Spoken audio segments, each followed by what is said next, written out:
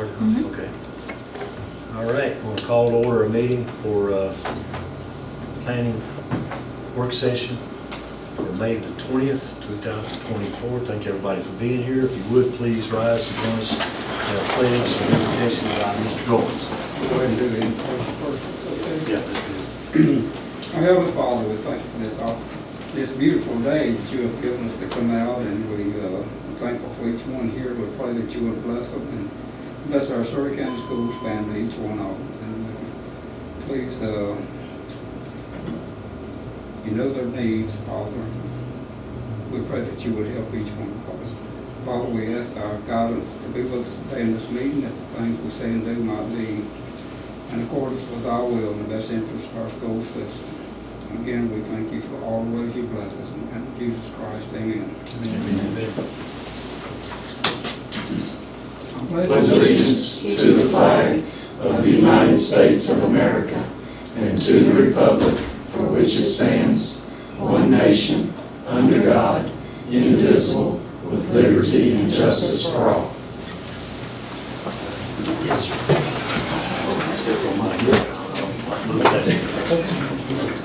Thank you, Mr. Goins. Appreciate you doing that. Each of you have hopefully seen the agenda. Any questions? Or if not, I'll entertain a motion to approve the agenda as presented. Motion. Motion by Mr. Hutchins. Second by Mr. Bledsoe. Any further discussion? All those in favor, please say aye. Aye. Any opposed, no. Thank you very much. All right, East Surrey Eagle Scout project proposal. Okay, good afternoon. I want to thank the board for having us here today, and thank the upper cabinet as well. So I'm here with Colt McMasters. He approached me a couple of weeks ago in regards to an upcoming Eagle Scout project that we are seeking approval for today, and he will take over the presentation. Good afternoon. Like Ms. Duplessis said, my name is Colt McMasters. I'm a Boy Scout, and this is my project proposal for my Eagle Scout project. So for this slideshow, I'd like to brief you on myself, an introduction of the project, then the 5 W's of my project. So a little bit about me. I'm a freshman at East Surrey. I currently have a GPA of 4. I participated in many extracurriculars, including Chick-fil-A Leader Academy, cross country, and JRTC. In JRTC, I'm currently a sergeant. I'm the supply officer, and I've been a part of the Raider team, the rifle team, the drill team, and the color guard. Outside of East Surrey High School, I'm currently in Boy Scout Troop 561, where I'm currently a Life Scout on my path to an Eagle Scout. So for my project, the reasoning for this project is that every day people walk into East Surrey High School with the American flag flying above them. This flag has stood the test of time and is still being flown to show our freedom every day. This is why I feel it is very important to respect this flag. To respect this flag, it's very important that we follow the flag code and regulations. One important regulation of the flag code is to make sure that it's not flown at night unless there's sufficient light source upon this flag. Where and what? The main idea for my project is to add a solar light source below the main flagpole at the front of East Surrey High School. It will be pointing upwards toward the American flag so that it is lit at night. Also, to tie together this project, I will be redesigning / adding beautification below the flagpole in front of the high school, right where the car rider line is, so that it is easier to access the flag and so that it looks much better. Who? The beneficiary of this project is East Surrey High School. To complete this project, it's going to require manual labor. Said manual labor will be recruited from either my scout troop or the cadets in East Surrey High School JRTC program. How? This project will be done by placing the solar panel and lights that are connected together about 2 feet above the ground underneath the cleat of the flagpole, and it will point directly upwards towards the very top, as you can see by the photo. The cleat right there, if you can see on the flagpole, is about 3 to 4 feet above the ground. So the light will be placed about 2 to 3 feet above the ground, pointing upwards. As you can see by this picture right here, this is a direct example of what the light looks like and how it will be placed on the actual flagpole. Pending any questions, this concludes my presentation. Any questions? I gotta ask a question. You said you're a freshman? Yes, sir. You're sure? Yes, sir. Wow. Great job. Thank you, sir. Any more questions? Congratulations on your GPA. Thank you. I do know, being a veteran, there's always been a challenge with making sure that a solar light source will reach the top. And if that's a 30-foot pole, it's only 2 feet off the ground. Have you tested or found a good light source that'll reach that far? To We have illuminate? not tested yet, sir. Okay. I mean, I'm sure they'll tell you the distance they'll go, but that's always been my challenge, even at my house, is making sure that it'll go illuminate the flag at the top all the way up. So it's commendable you're doing this, and not very many people know what you're doing. And it's really nice to see a young JROTC cadet stand up and say, that's not right, we need to fix it. Thank you. Thank you, sir. Any other questions? All right, so we have two choices today. We can either go ahead, if you have any questions, we can take the action to approve it, or we can ask him to come back. If you want to punish him again, come back again in one of our regular meetings to present the proposal. I'll make a motion that we approve it, and he doesn't have to come back and move forward with it. Okay, we have a motion to approve it, second by Mr. Whitaker. The only question I've got, and he stuck his head around the corner. Yes, Take a sir. look at it, Doug. Everything good with you? Absolutely. He sent me the presentation and it's good. Good, all right. And Mr. Police, everything's good with you at school? Yes, sir. We're Okay. excited about it. Yeah, it's going to be great, especially the dressing it up around it. Absolutely. That's going to be nice. It's time. Okay, we have a motion and a second. If no other discussion, all those in favor, please say aye. Aye. Any opposed, no. Thank you. You will not be punished and have to come back again, how's that? But we'd love to see you when you're done, so we mind getting an invitation so we can come down and look at it. I'd love to. Yes, sir. Great. Good job. Thank Good you. job on presentation. Yeah, I'm still, make sure you check those records again. I'm not sure you're a freshman. He just turned 15. Did he? Oh, gosh. Great job, job. Cole. Very Great mature. job. Great job. So should I do this in this deed or All right. We can handle the paperwork later, right? Sure. Yes. Yeah, Yeah, yeah. Do we? You'll do that with me. Okay. yeah, do it. And it's in our minutes, so you got it, it's approved. Okay, so we're good. Everything good. Thank you so much. Thank you very much. Are we on? Great presentation. Thank you all. Thank you. Okay, I'm guessing this is Mr. Dixon. That's your HVAC bids. Thank you. Would this be the one we moved from the last meeting? No, that's coming up. Okay. Yes, coming up. So it looks like this is either office or cafeteria for a few different places. He serves Westfield, Flat Rock, Franklin, and Sea Ridge Central Middle, and serves Central High School. Does that sound about right? 6 of them? Okay. Board, there's 6 places that we're putting this equipment in. You can look at your bid sheets, bid tabulations. Ottawa Mechanical did have a low bid from this. When we started off this 2 years ago, we had a good idea of what the cost would be, but it was a little more than what we thought. We broke this project down into 2 compartments, Project 1 and Project 2. Simply because the contractors wasn't sure if they had the manpower to do this project in the time frame that ESSER required. It came in a little bit higher than we were expecting.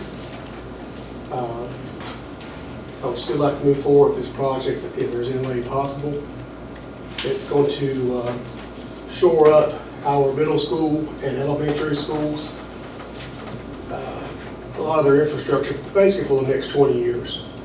So I know that the first project came in at 170, the second project came in at around 120. So it's around 290. We had like 195,000 left over in our ESSER funds. So we're a little bit over. So that would repeat that.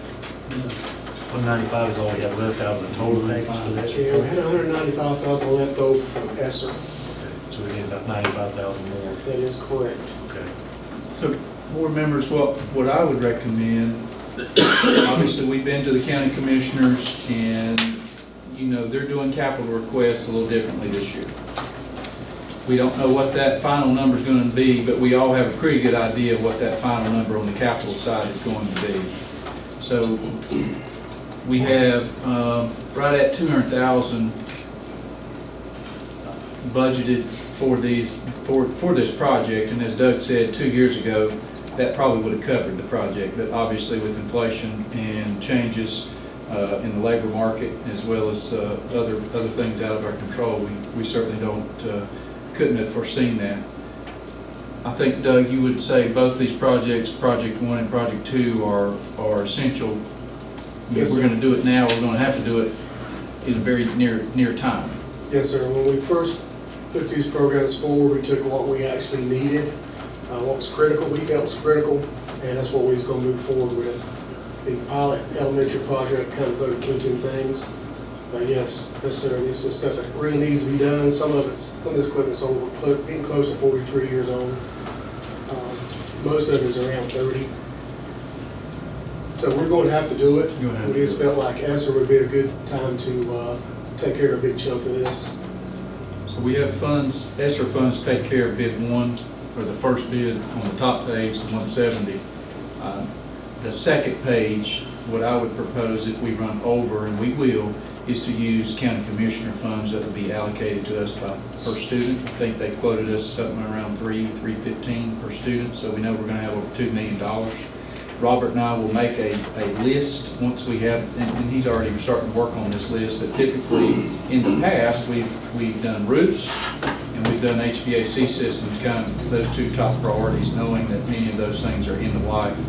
And so Robert will be working on that list. I would recommend we take funding from that to do the second list of items when that comes due.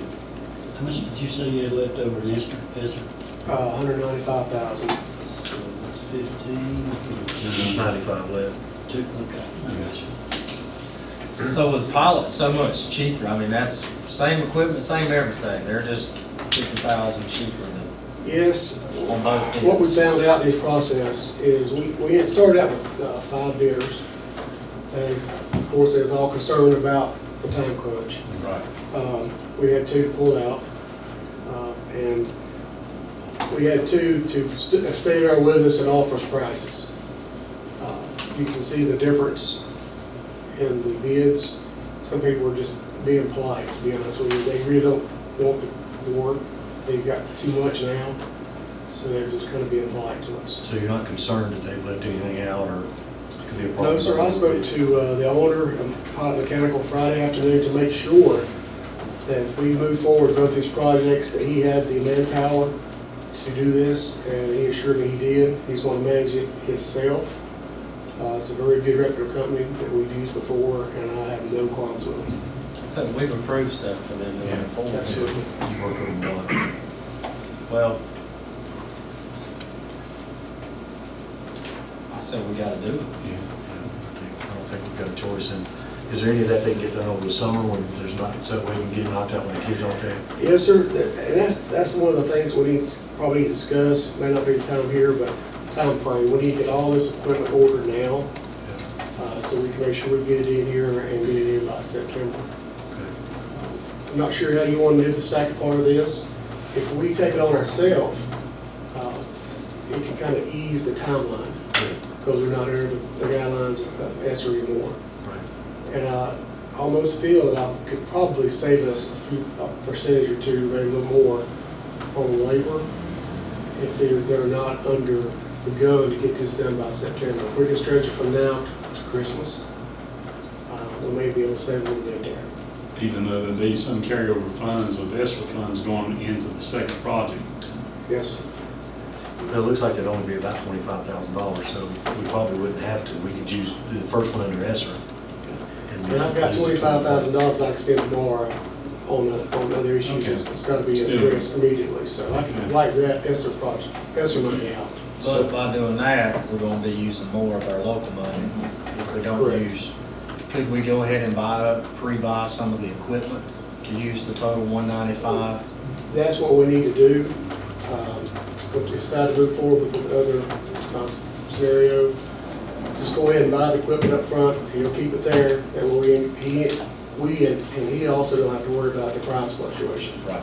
So, Then we can use all our 195, and they can still have till Christmas to get it done.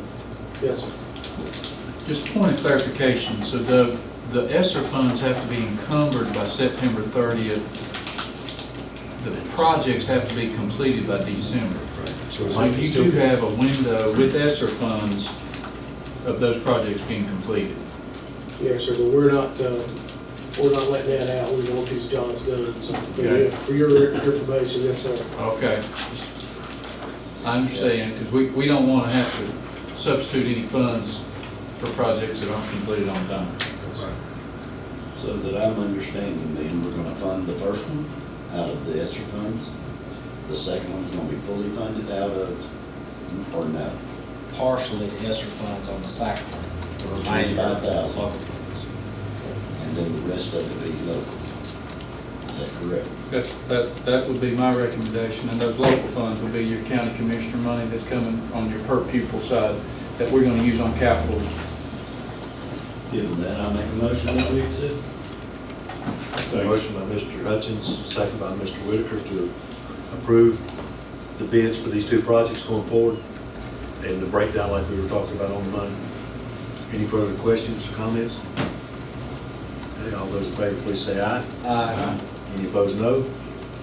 And so I guess the next step is as soon as you can get them ordered, let us know, and then we approve we've already approved them, so you can go ahead and get them ordered. Go ahead. Good.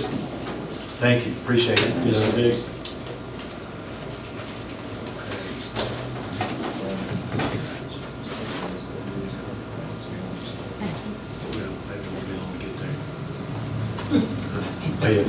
Well, these are contract renewals, so, okay.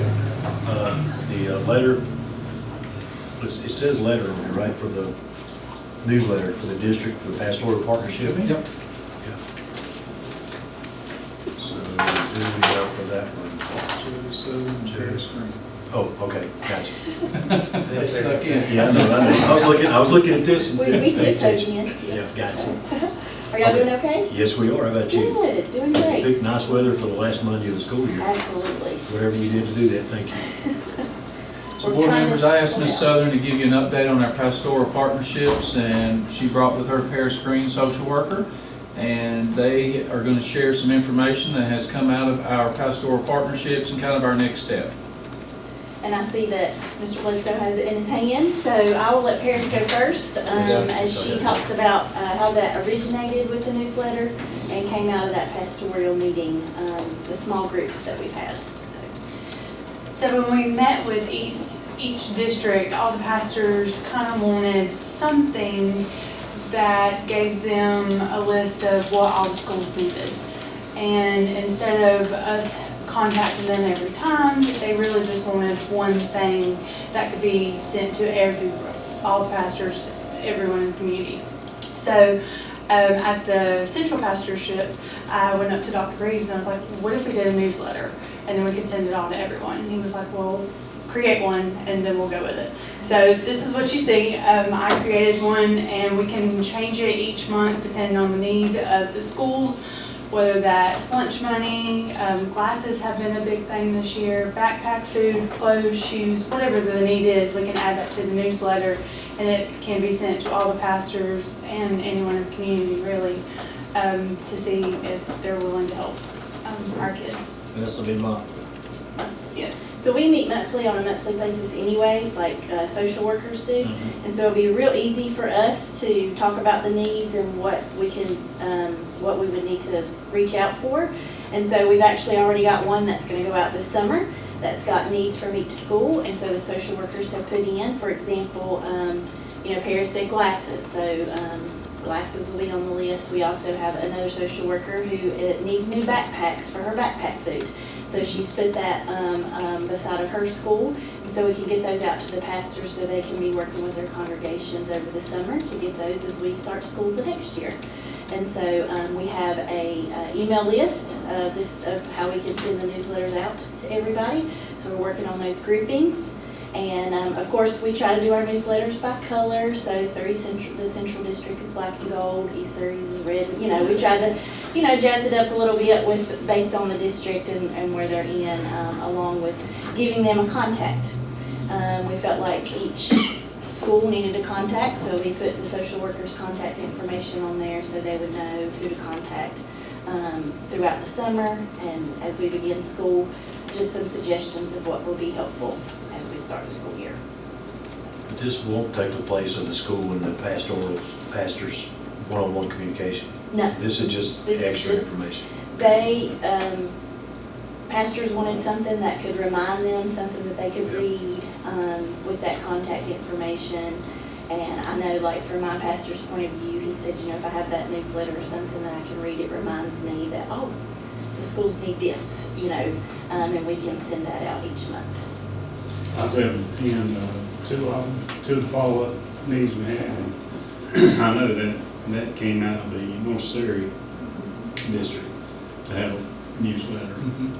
And so this is just a sample of like Surrey Central District Correct. schools. Yes, And the same format will occur for every yes. school, for 3 schools. So it'll be digital. So can you hyperlink each where they can click on that school and it would send them to that contact for that school? Well, what we did is we actually changed the bottom of it just a little bit. So like each school is listed and it's got their contact information and Okay. then what their needs were. So I love it. One page is not too much. Right. Yeah, we want it to be simple, nothing too complicated, but just something they can get each month to show. I like it. Maybe a little something on there of what they did in the past, like a success, or, you know, I'm not saying show the kid that they gave a pair of glasses, but you know what I mean, just to, maybe one church will be like, well, maybe we should do that. Like an appreciation of, Yeah. hey, they, Yeah. yeah. Mhm. I like that idea. Yeah. That's good. Yeah. How many do you have signed up? Oh, gosh, I have to see my list. It was over 30 Wow. that we had, so, and Dove's been helping me. She's got the list from Ms. Freeman when we first started, and we've got email addresses, and so it was quite a few. Impressive. Good. I have to say, I was a little concerned in North Surrey when we had, I think, 2 pastors show up. It was a Monday morning. I got that, and they're all, a lot of them have got full-time jobs too, so glad to see that we've got more participation. And they were, those 2 pastors were a little bit disappointed when they looked around the room and saw more of us than them. So, yeah, I think once they see it's successful, I think it's gonna be snowball. Good. And then our second meeting, we've had a lot of follow-up, but it's been between the church and the school, which is fine. Really, because that's where the rubber meets the road and where the real work is happening, and through our social workers. So I think you're seeing the support happen. I think this will help us make more people aware of what we need, when we need it, and who to contact. So we're trying to take it from that central idea down into maybe more scalable circumstances for folks to follow up on. I love it. And I would just say, from a social worker's point of view, we could not do our job if it wasn't for our churches and our community. I said glasses was a need. I'm taking a kid to get glasses tomorrow, and so I contacted the church last week. Hey, it's probably going to cost about $150 for glasses. Can you do it? Within 10 minutes, I've got a $150 check from a church here in the Central District. So they're right on it. They're willing to help. They just gotta know what the need is. So very thankful for our churches. And I can give you a real world. Last week when we had the family in Cedar Ridge where their house trailer burned right after the kids left to go to school, and 3 phone calls to 3 churches, and by noon they had food for their, in the motel room the Red Cross is helping with, clothes and furniture for a potential church, by churches. So that quick, before the kids got home that day, things were working out. So And they were in a house on Monday. exactly. Also like to put a plug in for the community center also for us, Surrey County, because I know, I'm a member of the Beulah Community Center, and we donated, and you know, we got, I'm trying to think of the guy guy's name that does the backpack program, Smudge it. Chester. Chester. Chester. Yeah. So, you know, Roden clubs and the clubs, you know, I know they're helping also. Yes. Could you incorporate the pastoral partnership newsletter that you send out to those community groups as well? We sure can. When you send one newsletter to all of them, Ruitons and community groups. I have to work on my email list for that one. Anybody wants to give. Yeah, That's right. great. So I don't think we need any action on this, do we? No, Just information? Just Okay. give you a report. Okay. So, yeah. Great, looks great, and I gotta say thank you to Dr. Reese for the idea to put this together. We started on this, I think there were several people that said to us and to you can't do that. We're hopefully a school system that says, tell me why I can't do it instead of why I can. And it was a great idea, and it's working well. They were doing it anyway. Now we're just strengthening that relationship, so thank y'all. And thank you for everything you do on that. It's, Thank you for your efforts. yeah, and it's just gonna get better. It is. Thanks. All right, thank you. Appreciate you. you did a great job, Ms. Green, Yeah. on that newsletter. Thank you. Okay, we look like we're going into four things now for renewal of contracts coming up for next year. And look who just appears around the corner. Just like that. So we're gonna talk about Gaggle, Go Guardian, and Dr. Dale, were you talking about Canvas? Lucas too, and Soft Choice? Yep. Okay, good. Okay. Right. All right, all yours. Yeah, so I'll just kind of go through these, and if you have any questions, certainly feel free to ask. So this is the time of year where we start renewing our contracts starting for the next fiscal year. So we have to get the approval in place so that we can work with those companies to get moving forward so that we'll be able to roll over into the next fiscal year. So that's why I'm coming to you now. So we'll start with Gaggle. Gaggle, as you probably are aware, is the tool that monitors our students' email and Google Workspace, their Drive, their presentations and so forth, looking for things like threats to the school, self-harm, drugs, things that are inappropriate and so forth. And those will get flagged by the system, and then those are reviewed by their staff to make sure that it is actually not a false positive, and then they reach out to the school system and notify folks so we can pull those students aside and work with those students or find out what's going on. Sometimes it's false positive, sometimes they're, our upper level high school classes might be writing papers and things like that kick off a false positive, but we've also been able to head off a lot of issues with this tool, and so. So wording and phrases trigger. Yeah, yeah. Phrases, certain kinds of images and things like that, and those show up, just trigger it. And like we've talked before, it's only on their school email account, right? If it's That's their correct. Personal phone. Yeah, it does not. And teen language, I like to say teen language, all Yeah. this stuff we don't understand, because I'll get a gaggle on, all that means blah, blah, blah, blah, blah, because they speak in a totally, sometimes different language. You have a lot of Riz? I'm learning, bro, Riz, get your Riz, getting it going on. Yeah. Lucas, help me out here, Yes, because sir. I'm a nerd that reads It's fine, contracts. go ahead. When students log in via their school-issued accounts on non-school computers, so it also monitors activity if it's on their personal. Yeah, because the blessing and curses, but the blessing of cloud-based email and all that stuff is that wherever they access it, whether it's on a phone, whether it's on a Chromebook at home, here, whether personal Windows device, Mac, whatever, it's been monitored. But it's by the not system. interfering with their parents' Nope. privacy if they use a home computer and check their school. It is email. not. It's only checking the school email portion, it's not going into the rest of Right. the computer. So basically, you can think of it like this. A student goes in and types an email. And they click send. Before that goes to the recipient, it bounces through Gaggle's search and stuff. And it scans it to make sure that everything's good before letting that go. Our students don't really email a whole lot. But yeah. So it's searching it, not. Yeah. Okay. That's right. I was just afraid that if we're monitoring people's private computers. Oh, no, just no. because they've signed in one time on the school account. No. From a funding perspective too, just keep in mind that the state legislature passed a funding bill, and basically the Department of Public Instruction has reached out to school districts to ask who might be interested in that funding, and so it's 4.4 million, I think, is the dollar amount that's allocated for this and the Go Guardian, which we'll talk about in a moment, and then based off of the number of school districts that say, yeah, we want some of that funding. This quote, I assume the way this would work, it would offset some of that cost for us.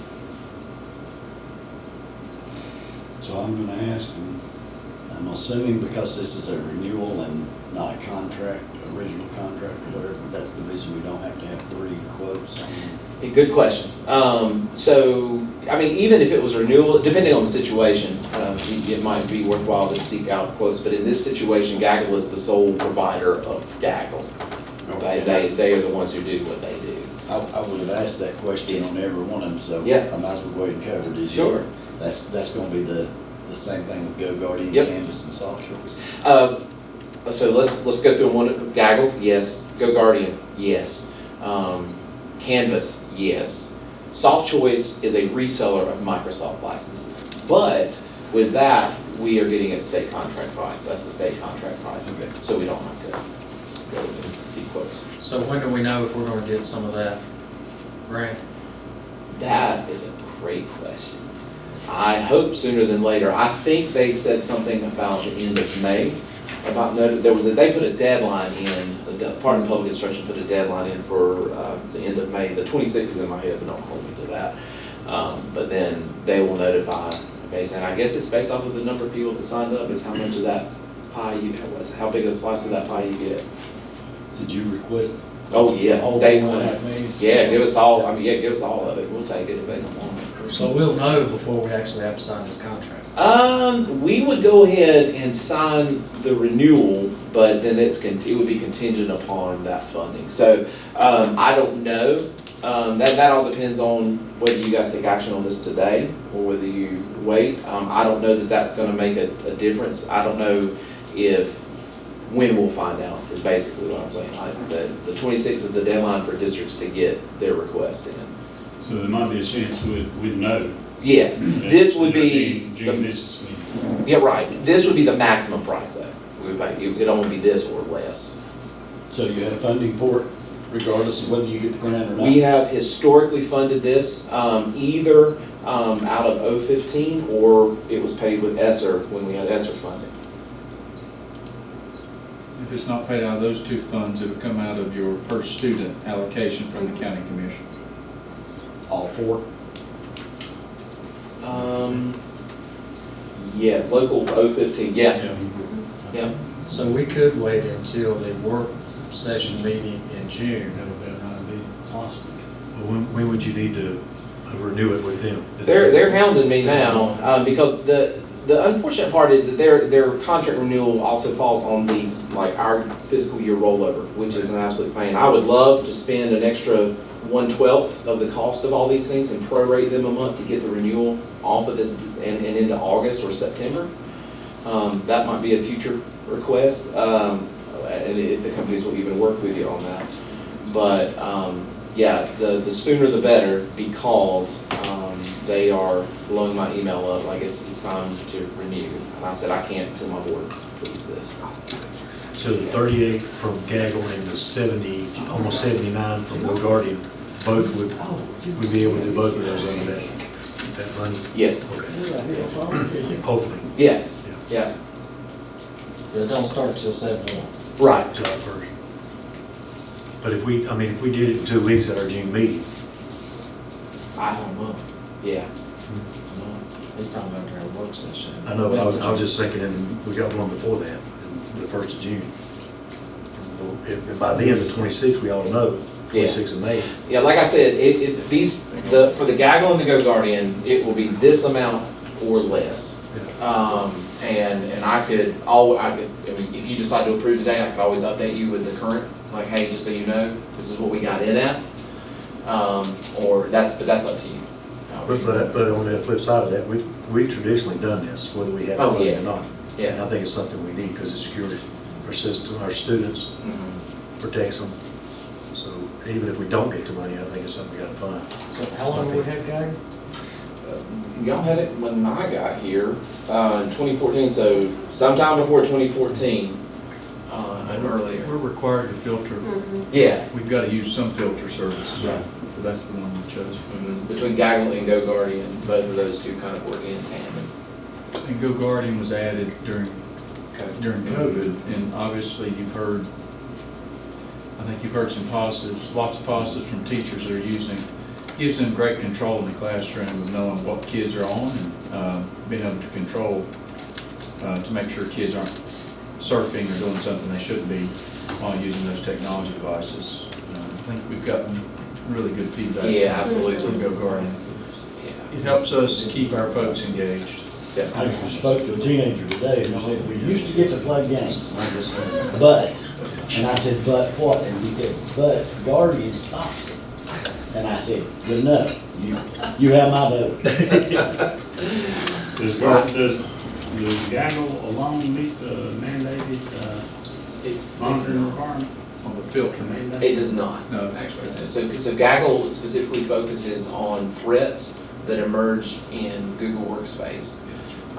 And so GoGuardian filters the internet. So that keeps students from being able to access, well, it's our best effort, as with any filtering, you know how that works, but it filters out basically all that's required under federal law under SIPA, which is also contingent tied to our E-rate funding and all that. We have to demonstrate that we can do that and that we're actively monitoring. So the GoGuardian is truly our internet filter. Gaggle is another layer onto that specifically looks for threats and issues and dangerous sorts of things and behaviors inside that space, in that communication space between students. No way either one of them can do both. So GoGuardian has a tool called Beacon that is their answer to Gaggle, but upon reviewing it, it is not worth the cost, and it's really, doesn't bring anything to the table that Gaggle doesn't already do, who we've been with for a while. And our folks are accustomed to how that system works, the workflow for that. So no reason to change and no financial benefit to making that switch. I would make a motion, we approve both of them if we can get an update whenever the grant comes in. I can do that, if that's your pleasure. Okay, so, I mean, is your motion contingent on that, us getting the funding? Or just saying Absolutely not, we're gonna do it anyway, correct? We need to, yes, we need to do it either way. So that'll we're just asking him to come Just back. with the request Gotcha. that we get an update on the I think, grant. yeah. Then the money will go right back into the pro-people, right? Or we can just spend it out of that, whatever happens. Yeah, that would be my assumption, yeah. We'll wait I'm emailing both, like, for example, GoGuardian and our reps at the Department of Public Instruction for updates and sort of anxiously awaiting their response. So the GoGuardian came out and the state was paying for it as sort of a pilot program, right? So, no, so GoGuardian came out and they allocated funds with ESSER, a specific PRC within ESSER, I think it was like 192 or 193, I think, that was designated specifically to cover GoGuardian. Yeah. And then now with ESSER going away, the demand seems to be there from amongst LEAs that the legislature has looked for ways to provide supplemental funding. But didn't we have a group come So, down and looked at it? We sure did. Yes. About state funding it for everybody? Yes. Okay, so that's probably where this came from, I guess. Yes, I would like to think so. Is it a private company or is it a state-owned company? It's a private company. Okay, so the state got us hooked on it, now we got to pay. So I think there's been a little back and forth between DPI controlling the funds that were in the budget for GoGuardian or for a program like GoGuardian, because I think it was actually named in the legislation, and I think DPI is trying to control where those funds are going. I think there's been some back and forth, so that's part of this delay. Yeah. But there is a good chance I'm that good with that. we'll be able to get some of the funding back. Yeah, absolutely. Okay. Because some districts I know don't want it, but some districts have other tools that they use, and that's their preference. Okay. Yeah. Okay. All right, so we have a motion to approve Gaggle and GoGuardian for the next year at those contract prices, or also coming back and telling us how we did on the grant? Sure. Okay. You got a second? I'll say. Okay, so motion by Mr. Hutchins, second by Mr. Whitaker. Any further questions or discussion? All those in favor, aye. Aye. Any opposed, no. Thank you. Now, Canvas. Canvas is A our. little bit bigger story here. Yeah, sure.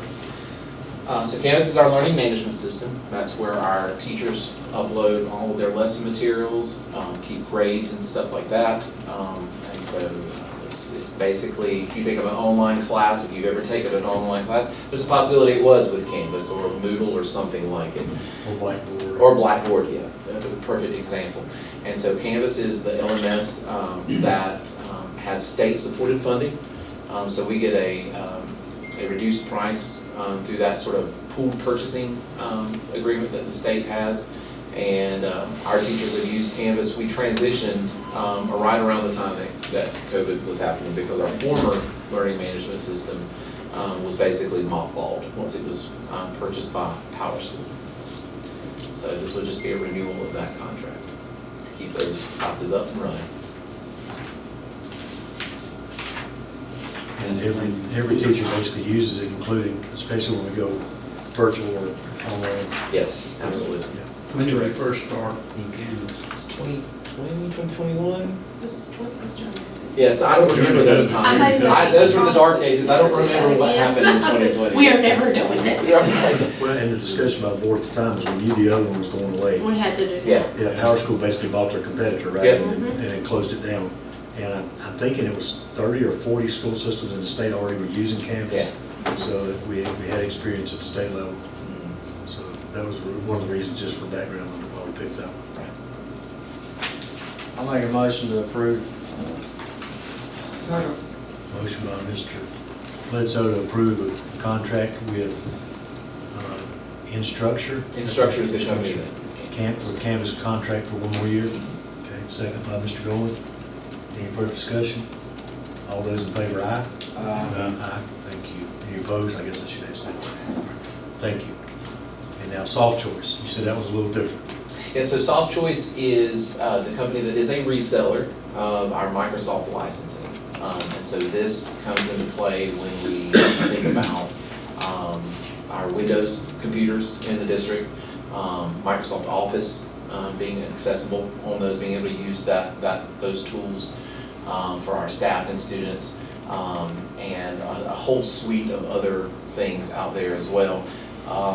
And this also rolls in our licensing for our servers. So all of our servers that are running Windows Server require licenses based off of the number of cores that they have, things I've learned in the last 2 years. So basically how many processor cores those have determine how many licenses you have to purchase for those. And so part of what we do to keep, not keep the lights on, that's electricity, to keep the internet running.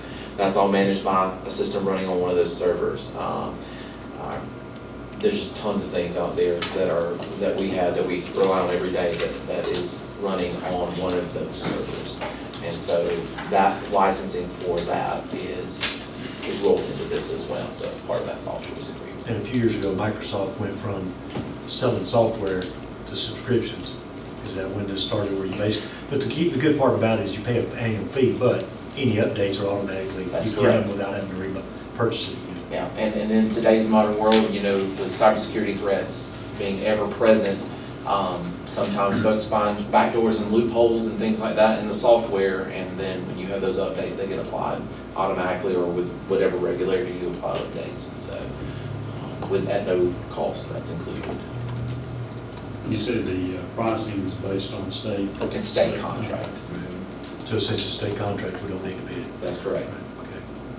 I move that we go forward with renewal on Soft Choice as stated. Okay, for a total of $60,849.02. Okay. Most at the very bottom. Oh, I see it. Yeah, actually, it looks like the server licenses is pretty cheap compared to the rest of them. Yeah, it is. Okay, I have a motion by Mr. Whitaker to approve contract for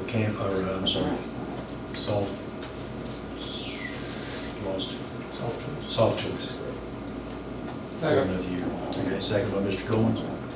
Any further discussion? And all those in favor, please say aye. Aye. Any opposed, no? Thank you. You're welcome. So we don't have to have all, any of these back at the June meeting. That's right.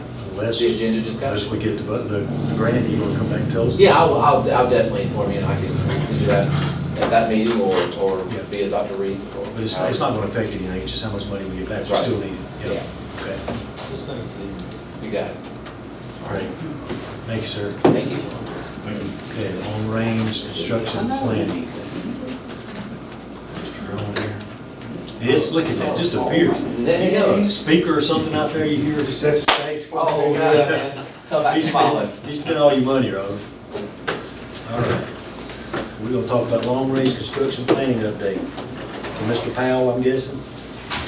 Oh, we've got a few things here. Mr. Powell's kind of at the end. Okay. Just wanted to update you on the few projects that we have in the works. First one being the one-lane road at North Surrey High School.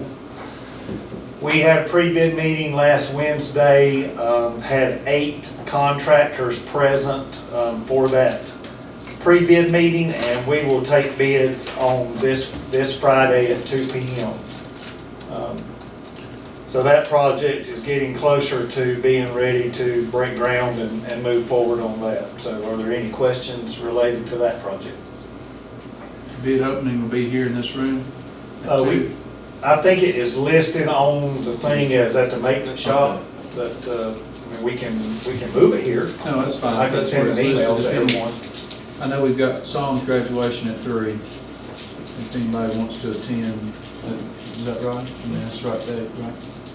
So if any of y'all want to attend. 2 o'clock. The bid opening at 2. Yeah, at my facility. Yeah. Any questions? Yeah, we welcome any of you to come to it. Any questions during the pre-bid meeting? Anybody come up with anything? Nothing really very, very big. Okay, good. They did ask some questions like,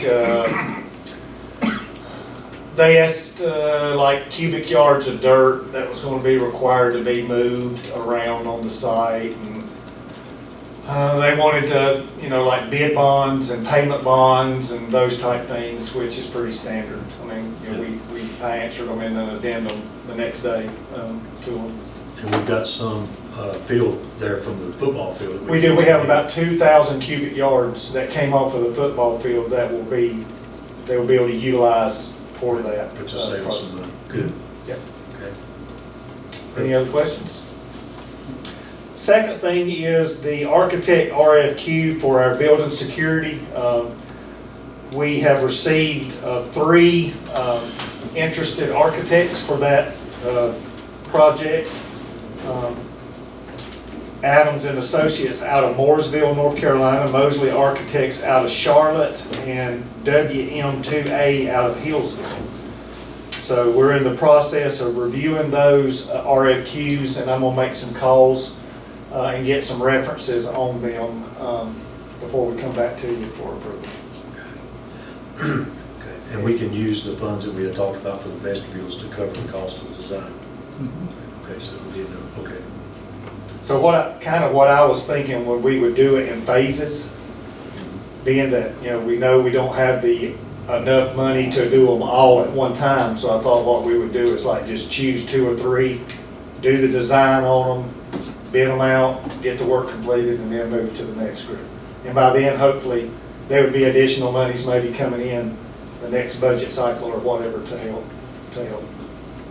How many schools again? 12? Yeah, there are 12. There are the 3 high schools, 3 middle schools, and the rest are the elementaries. And the most challenging is going to be the high schools and middle schools. I mean, the middle schools, excuse me. The high schools, I think we can do those pretty easy. But 2 of the middle schools are going to be pretty challenging. Yeah. Central Middle and Meadowview that have that long span to the office area. Yeah, that'll have to be kind of. So how are we gonna prioritize what 2 or 3 we're gonna do to begin with? Well, I figured we would do that by, number 1, my recommendation, elementary school, and probably the easiest which would be Shoals, Westfield, Cedar Ridge, because their prototypes are all the same. I think it would be a very simple fix to that. But whatever the board would like to do, it's what I will do, no problem. I'd personally like to see the elementary schools first myself, because they're all soft targets. I mean, I And they all hate to say should that, be but they are. pretty easily. Yeah, a couple of you mentioned are out wide.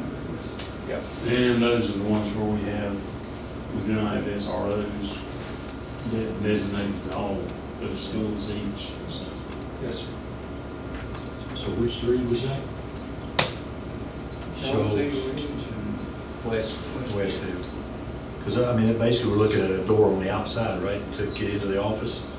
Well, it's really all which architectural firm we choose to go with and what their design is. Yeah.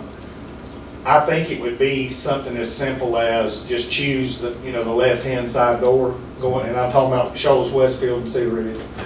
And then just put up like a storefront type Gotcha. vestibule that forces them to go in. Like Robson. Yes, it's very similar to Dobson. Yeah. And since the design would be similar, it ought to bring the cost down on the design. Yeah, you have one design for those three schools, so that should save some money. Right. White Plains is gonna be very easy. I mean, you just put a, kind of like we did at Franklin. Yeah. We It's just just put up one a door. storefront Yeah. wall, cut a door in. White Plains should be very similar to that. Okay. Flat Rock, same way. I think you can do that with just a storefront. That, and then maybe cut an additional door in and let them go in, come back out. So, no, I don't really see the elementary schools to be that challenging. I think they'll be very simple. Okay. And I would think that the three high schools, while they would be almost identical. Yeah. You basically just block that corner off, send them into the office. Yeah. Yes, sir. The architect may have some additional ideas at the high schools with storefront and increasing the size of those offices. I wonder with what we've got. But I think a lot of I think the architect will give us, hopefully, all three have experience doing some of this work. So hopefully they've got a pretty good idea what it's going to cost, and they can kind of give us an idea how far that money will go. And that would help us determine how many we could bite off in the first phase, and then maybe in the second phase. We're paying for this with R&R money. It is reoccurring. It's coming out of the lottery fund. We've got right at $800,000 in that fund now. And I think we're scheduled to get $400,000 in the next drop. And we may get that money quarterly, but it's usually about $400,000 a year. Every county's getting $500,000, we get $400,000 because we've got, 3 school systems, so it's prorated. So I think our share will be right at $375,000, $400,000. So whatever we don't do in phase 1, we should be able to do in phase 2. The second thing, on the selection architect, how does the board want Robert and I, to include you on the selection? We've got 3 folks. He and I spent an hour this morning going through those, their more or less application. Do you want us to bring a recommendation? Do you want, he's going to call he's going to call and get references on the 3, and then we're going to determine what our next step is, whether we bring them in and interview them, or maybe bring one in. But the way this RFQ works is we pick one and then negotiate the price on design. That's typically the way that works. So how would the board like to be involved in that process? Be a part of the initial selection, or do you want to be a part of the final approval? I would recommend that our chairman and vice chair sit in on the initial. Well, that was easy, wasn't it? They just threw us right up in there. The back's hurt a little bit with that bus on top of it there. So sit in on the initial review of it with Robert and Dr. Reed? Unless it might be a little intimidating to have all of us. And the same, we use a similar process when vetted the ones for the fields. Contractors. Yes. It was just a little more complicated with 3 systems involved, but yeah, same basic process. I think that I'd recommend chairman, vice chair. On the mission. You good with that? I'm okay with it. Y'all good with that? Though, is Robert good with it, though? That's a question. Yes, sir, absolutely. Okay. Does that sound Not good? any problem with me. All right. That helps us know, we'll get you the copy of the 3 proposals that have been sent to us. Then we come back to the full board with a recommendation on which one. Good with that? So when you call and get those references, just put them in a spreadsheet and share them with Yes, the sir. 3 of us. I'll get you those documents first thing in the morning. Okay. No problem. Good. I think I could just print them off of that, because I got it in electronic format. Make it even download it and just send it to them that way. But we'll get it to you. So we've never used any of these architects. We put the RFQ out, and these were the 3 that responded, so. But you did say they have experience in doing these. They do, yes, sir. All 3 have experience in safety and security design. Any other questions? So we're to the artificial turf projects. So at North Surrey High School, I was there about an hour ago. Fencing crew was there working on the fence. The electrical crew was there wiring up the play clocks. The actual turf install crew has, they're 100% finished and gone. So all that's left is the electrical tie-ins for the score clocks, fencing, and then there'll be some final cleanup. I'm sure that'll take place in some seeding and things like that. But the field is complete, ready to go. And it looks sharp. Yeah, I was up there last Sunday. It was, I think they were at lunch and they messed up and left the gate open, so I went in and went up at the bleachers and took a picture. Yeah. The only thing is now it's 60% chance of rain on Saturday morning. All this Aside work- from the threat of rain, Yeah. are we comfortable now with saying we're gonna do it? We'll announce it tonight. There you go. Good.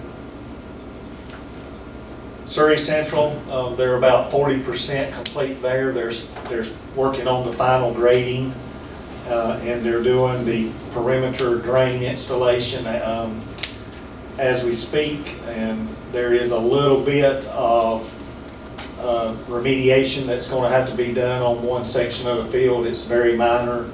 I got an email from Dustin this afternoon where the original remediation at North Surrey was like $45,000, where we got a $17,000 credit back to us for materials that was left over and labor.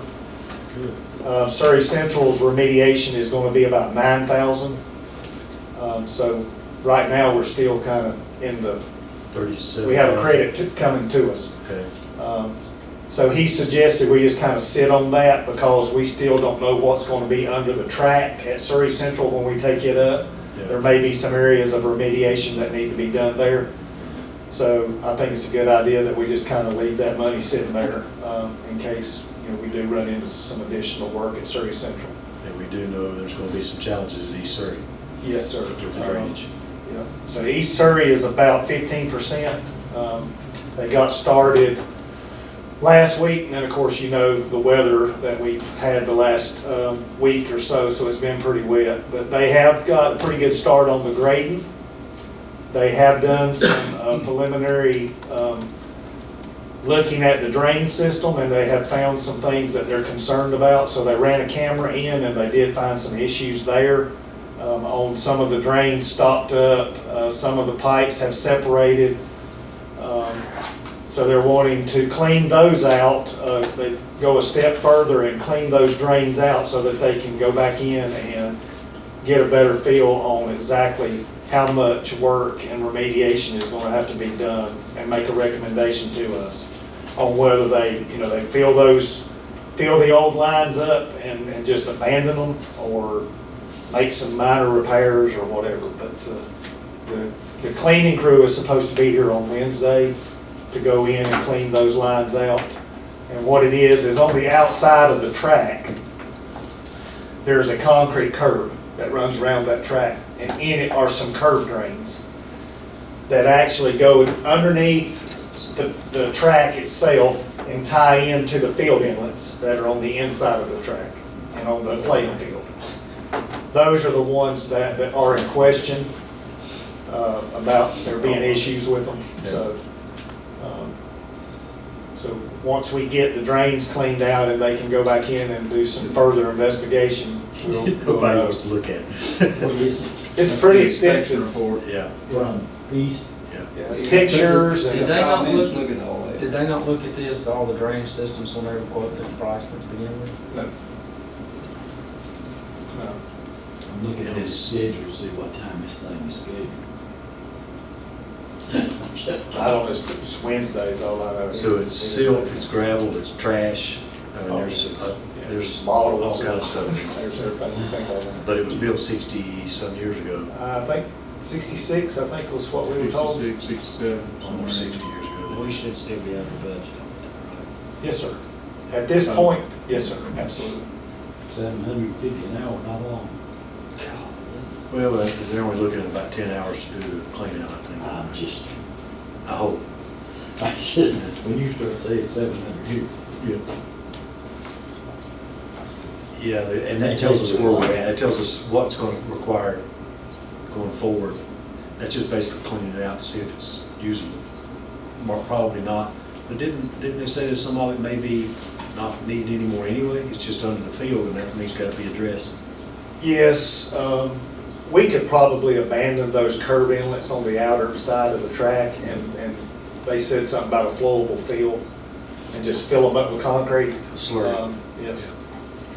But they want to see, there was a section of, along the inlet that they weren't able to get to and run the Camry, and so they want to look at that section, because that's going to determine, can we use that Yeah. in the internal field line, or are they gonna have to fill that too? So, Yeah, because we can't close something up that may be used by something else. Right. So we got to make sure that's correct. okay.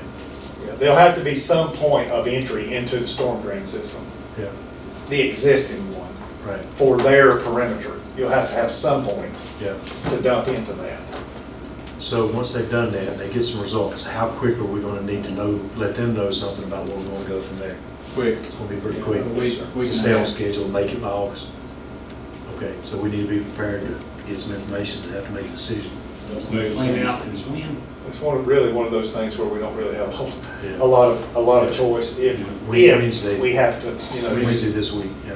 we're just hoping that it'll be minor, Yeah. and there'll just be a few of them that we have to remediate or whatever, and repair or whatever be the case. But yeah, once we get the report back, Yeah. we'll need to move on that. And I think the big deal with me is we're going to get some back from the contingency at North. We're going to get, there was no contingency at Surrey Central, so we're tapping into a little bit of North.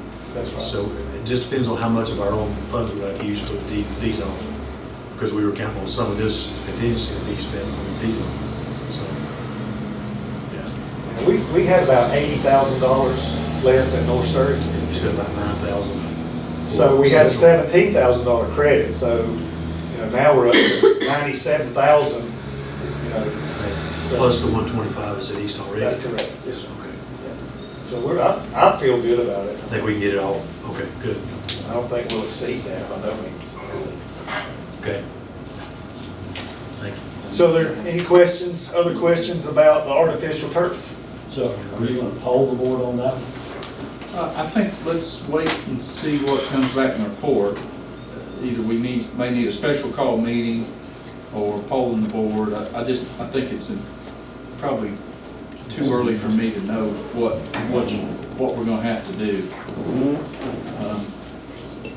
But keep in mind that we may not have a lot of choice. If we got to have a drainage system under.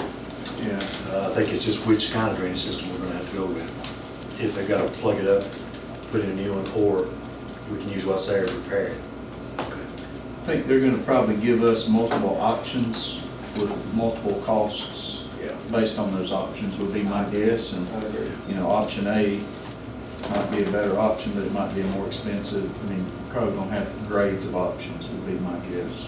And I'm not as concerned with some of the silt or whatever. I'm more concerned with the tile separating, because then that's that's a bigger problem. It's not gonna be fixed by just cleaning it out. Well, and another piece of that is, you know, it lies under the track. Yeah.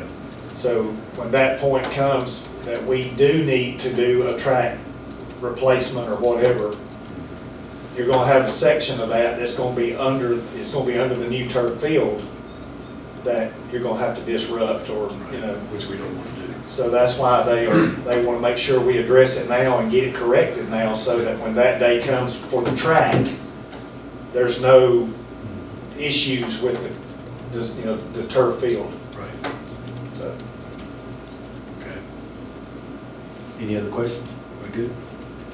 Okay. Last thing, I was just going to remind you of our summer ESSER projects that we'll be addressing this summer and taking care of, and those are at Pilot Elementary, of course, the chill water pipe insulation replacement. We'll be completing the chiller replacement at Gentry Middle School, which was the electrical upgrades that was going to be required for that chiller to be tied into the panel.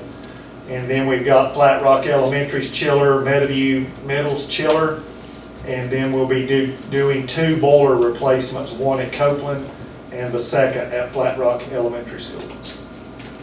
I do want to just remind the board that we had a change order at Gentry due to that electrical infrastructure, which did reduce that overall total ESSER funds, which then impacted what Doug brought to you earlier on those other HVAC projects. So And we're gonna be able to get the electrical service fixed at Gentry this summer. Yes, Okay. yes, sir. Good. Yeah, it's scheduled, ready to go. We're just waiting for school to be out. again, all things that needed to be done would have been required to have been done at some point in time. And that service, the new one that we're upgrading to, is big enough if we needed to add another unit to it, we still have the capacity, right? It's 600 amp. Yeah, we're going from 450 amps to 600 amps. So yes, you've got some. We got some room to play if we Yeah. need to. So the last thing is Mr. Powell's district 10-year facility plan upgrade that we're in the process of doing, updating. So I'm just going to let you know that in the next 2 or 3 work sessions, I'll be coming and bringing you some overview of the 2014 survey, just kind of prepping you for what Mr. Powell's going to come to you this fall and present to you for our 2024 plan. So that the new plan will be setting us up for the next 10 years. So just want to let you know I'm going to be working with Mr. Powell to get those little presentations together, and we'll just be doing about a 15-minute presentation on some stuff from the last one, just to kind of help you understand the next one when it comes through. So. We realize it's a lot of information to process at one time, and kind of, we thought what we did with the Finance Academies, January, February, March, would be good to space it out, give smaller chunks of information, and then if there's leading questions you want us to research between meetings, we'll certainly be glad to do that. This will lead us up to when Mr. Powell finalizes the next 10-year study. Have you got the original study in a digital format we can look at in preparation of looking at it? I don't know if If he goes. he provided us it in a digital format or not. I've got it in a binder. So. Bill's probably got it digital. Doug, can you look into that?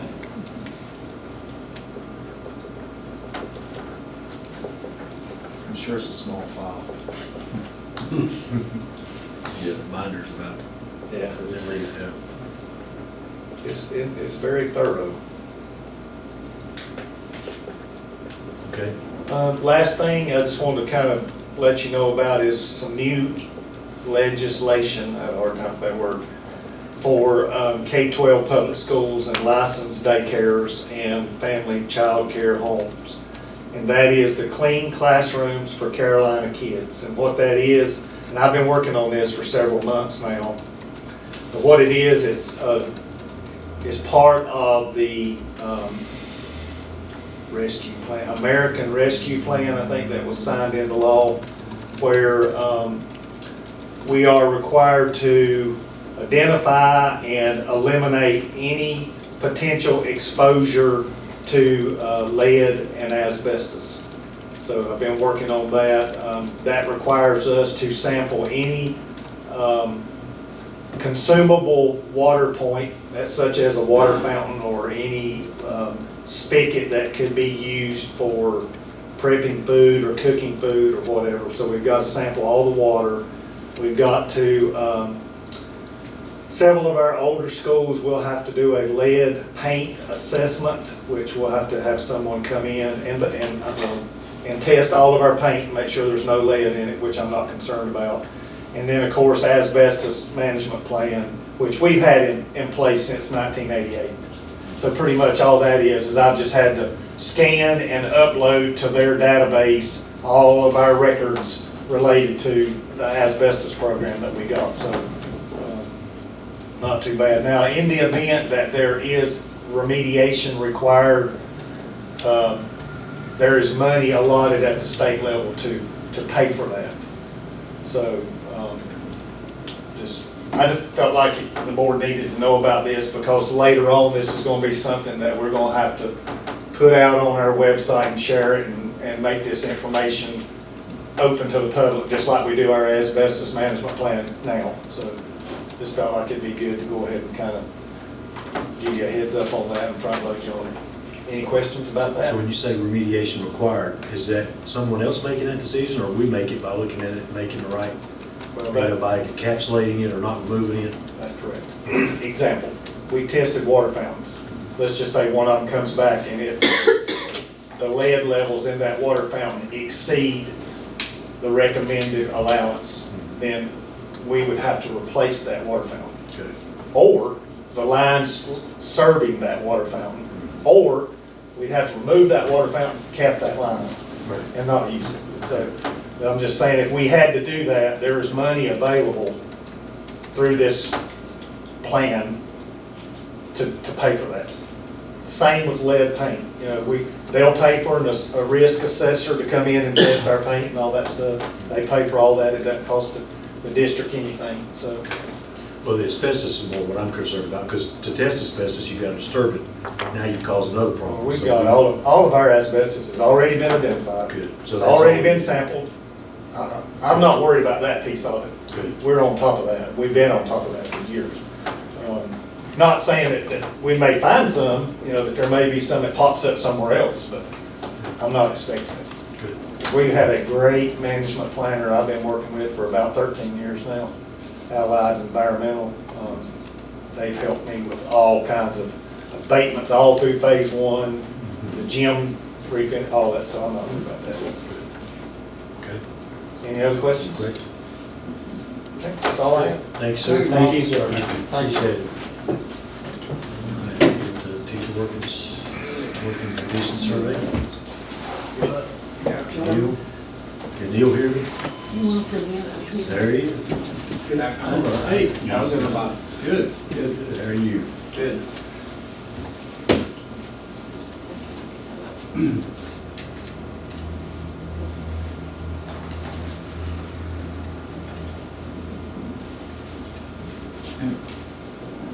It'd probably be more visible, Neil, if you catch that first light.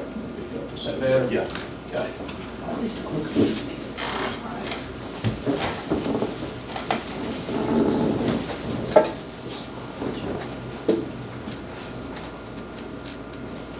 Okay, glad to be with you this evening. I'm going to give you an overview of this survey, and please, any questions that you have as we go through it, just feel free to stop me and ask those, and we'll do the best we can to make sure that you get any answers that you need.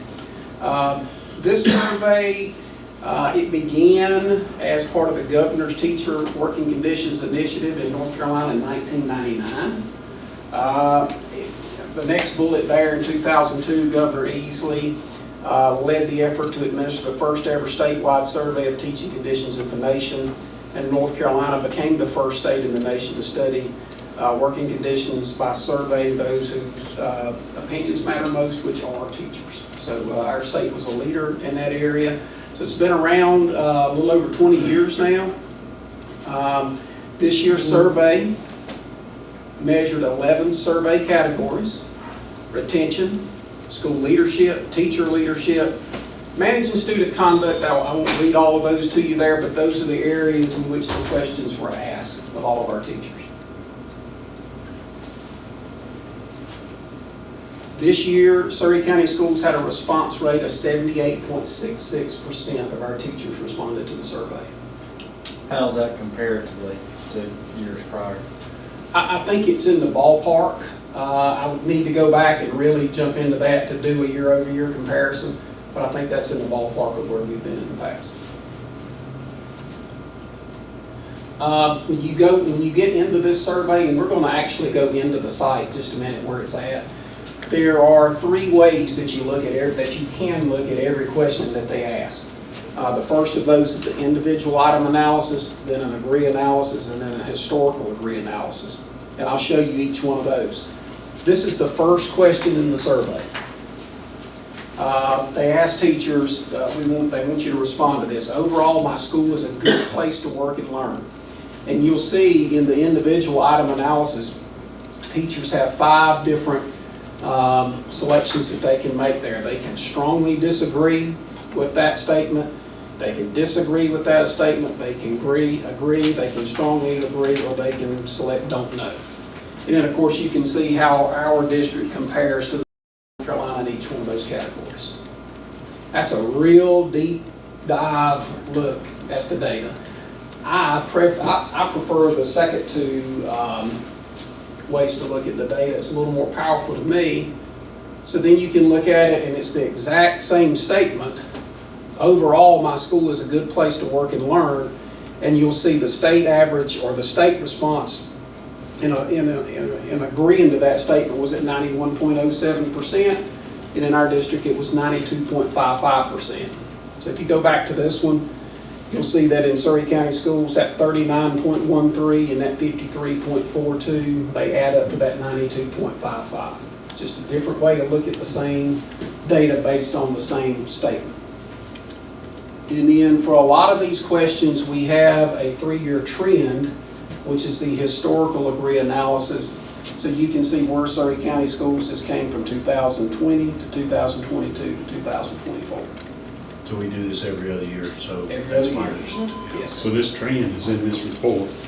If there are some questions that were new to the report this year, Mr. Whitaker, that'll only have 2024 data, but for questions that go back to 2020, you'll see it as well. Mr. Whitaker, I'll say this year they took the questionnaire from 200 questions to 100. So it was basically revamped. And then, like Mr. Atkins said, some of the questions they asked the previous 2 years were not asked. And you'll be able to tell when there's no data points for those years. Okay, so this is what the site looks like. You'll see we lagged a little behind the state as a whole this year. The statewide response rate was 85%. You'll notice when we get into a lot of these questions, they're color-coded. So for items where our teachers agreed at 100%, you'll see that color. You'll see it as we go through this thing. It'll help things stand out from each other a little bit. Response rates, if it's different for the district as opposed to the state and those type of things. But I simply come in here to the search bar and type Surrey, and it's going to pop up Surrey County Schools down here. Now we can look at this as a district as a whole, and then you can click the little schoolhouse here and dive into it school by school, if you want to dive into it that way. You could spend hours and hours in this thing, but I think our goal today is for an overview and to make sure that we know exactly what's in the report. Again, this is that individual item analysis way to look at this data. Again, I think that's a deep dive. I think that's something that we may not want to jump into today, but I do think that we can look at this type data here, and here's retention. And this is simply called the agree analysis. I made some notes here. You can look and across the state, 91% of teachers say that their school is a good place to work and learn. And, we're a little higher than that here in Surrey County. And in this area, we're above the state average in all of these areas. And I'll just slow down and let you glance at that and see if you have questions in those 9 statements there.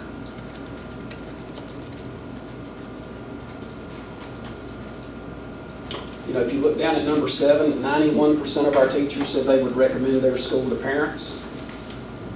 Right at 90% of teachers feel loyalty to their school. 91% of our teachers are proud to work at the school that they're at. Now, if we wanted to look at that same set of questions, historically, we would click this report. Oh, wrong one. And this is going to show you the 3-year trend. And this is just Surrey County Schools data. Some of these questions, like 4 through 9, were not in the 2022 survey.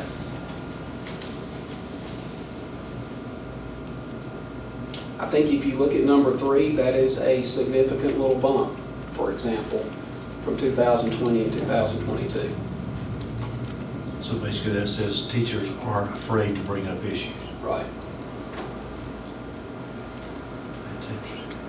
Okay? But we can look at it any way you want to. I prefer to start with looking at how we compare to the state average in some of these things. So we're through retention. The next section of the survey is on school leadership. A lot of statements here, and I believe that our response here in the district is higher than the state average on every one of these statements, unless I miss something.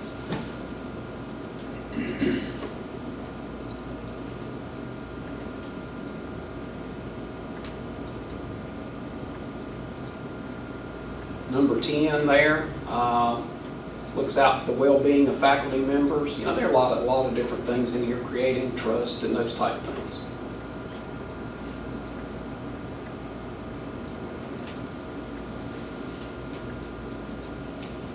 We can look at that section.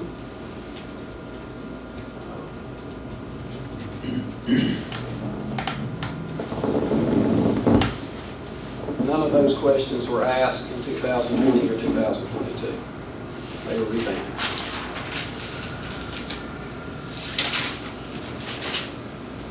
Okay.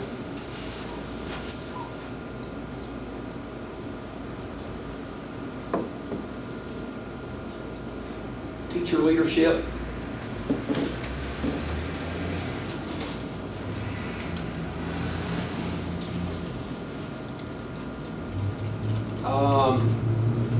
I think some of these numbers are indicative of a district where teachers do feel empowerment. Communicating the school's visions to students, we're up around anywhere from 92% to 96% in these areas here in positive response to these statements.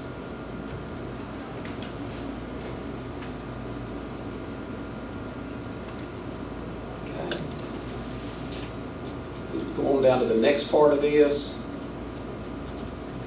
you will see some areas. You see how the different color on the response percentage kind of makes it stand out. You can see that in assisting in determining the school budget, 54% of our teachers felt like that they have an opportunity and a voice in that, and that's actually 8% higher than the state of North Carolina. You also see down here, you see the state's got a different color. That's because it dips below 70% in having a voice in establishing student discipline procedures, and then, of course, participating in the hiring process.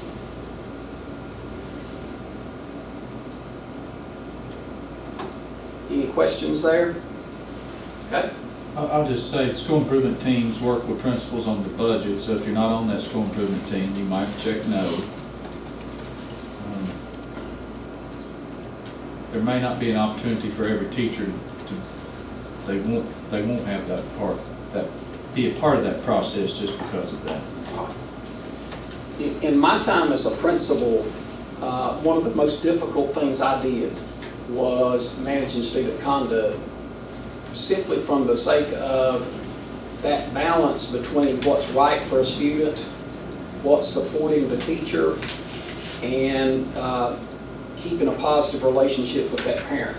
I think this data is encouraging that our folks, I think it's a really good reflection of the leadership out in the schools, that these numbers look pretty strong, especially when you compare them to the state averages.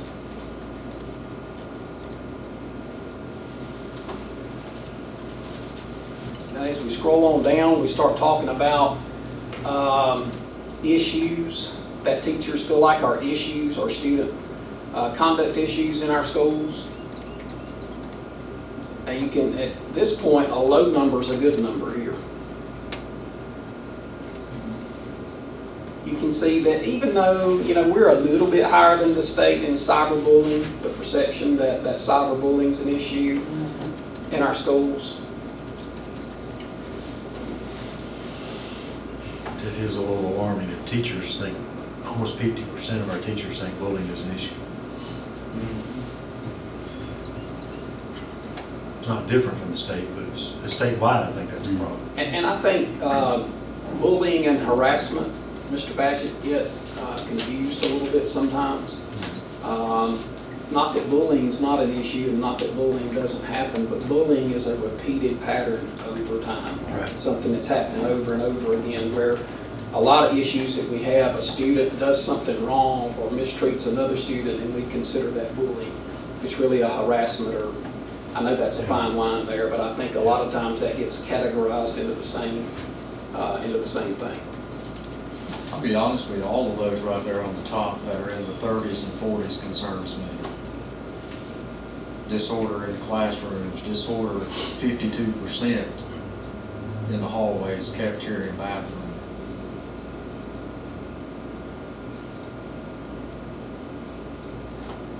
Do we have, can you see that in trends? We have this in trends.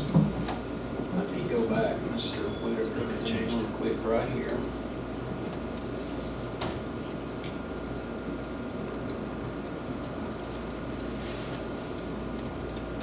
It was not asked that way before this year. Now, these questions. Scroll back down just a minute there, Dale. Go back down to that. That right there is really disturbing. Student disrespect for teachers, 52%.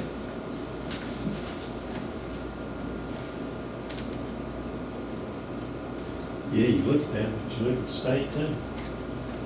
Well, I'm not, it's not just us. I'm saying statewide or nationwide. Yeah. Society, period. Yeah. Trending. Now I'll get back to this one. Yeah, that's 62% statewide. The state of Surrey and the teacher retention and the number of beginning teachers we have, the 0 to 3 years of experience. We have to wrap our arms around those people. Some may be coming to us from another profession with a 4-year degree and blank, but classroom management becomes a teaching issue for us. We have to help them understand how to manage students. But the days of respecting the teacher because the teacher is the teacher, that's something we really have to work on. Is conduct issues one of the toughest things in terms of retention, you think? It can be for some of our teachers. Sure. Yeah. We gave a survey, Amy did, to our beginning teachers, and we're going back just based on the data and going back and looking at youth mental health first aid training and looking at classroom management. Teachers requested some additional support for students with different needs. And so our team has been working on what adjustments can we give to beginning teachers next year. And I mean, that's the catch-22 that I'm always in, and everybody that's ever been before me is time, professional development, but then they've asked for the support. So we're looking at what's the good balance of that and really give them some choice. what do you feel like you need? What would help you best? So I think that supports that survey that they completed for beginning teachers. I Because think, it's different. I think too, in speaking with principals and even teachers I work with, when you have a teacher in a classroom that may be a real expert in their content area, but they just struggle with managing students, and you can have a student that goes to second period with maybe even be an English teacher, and that student behaves fine 90 consecutive days in a semester, but when they go to third period, that teacher can't manage them. Those teachers that struggle with that and constantly feel like there's disrespect happening to them, it's a tough environment for them to come to work in every day.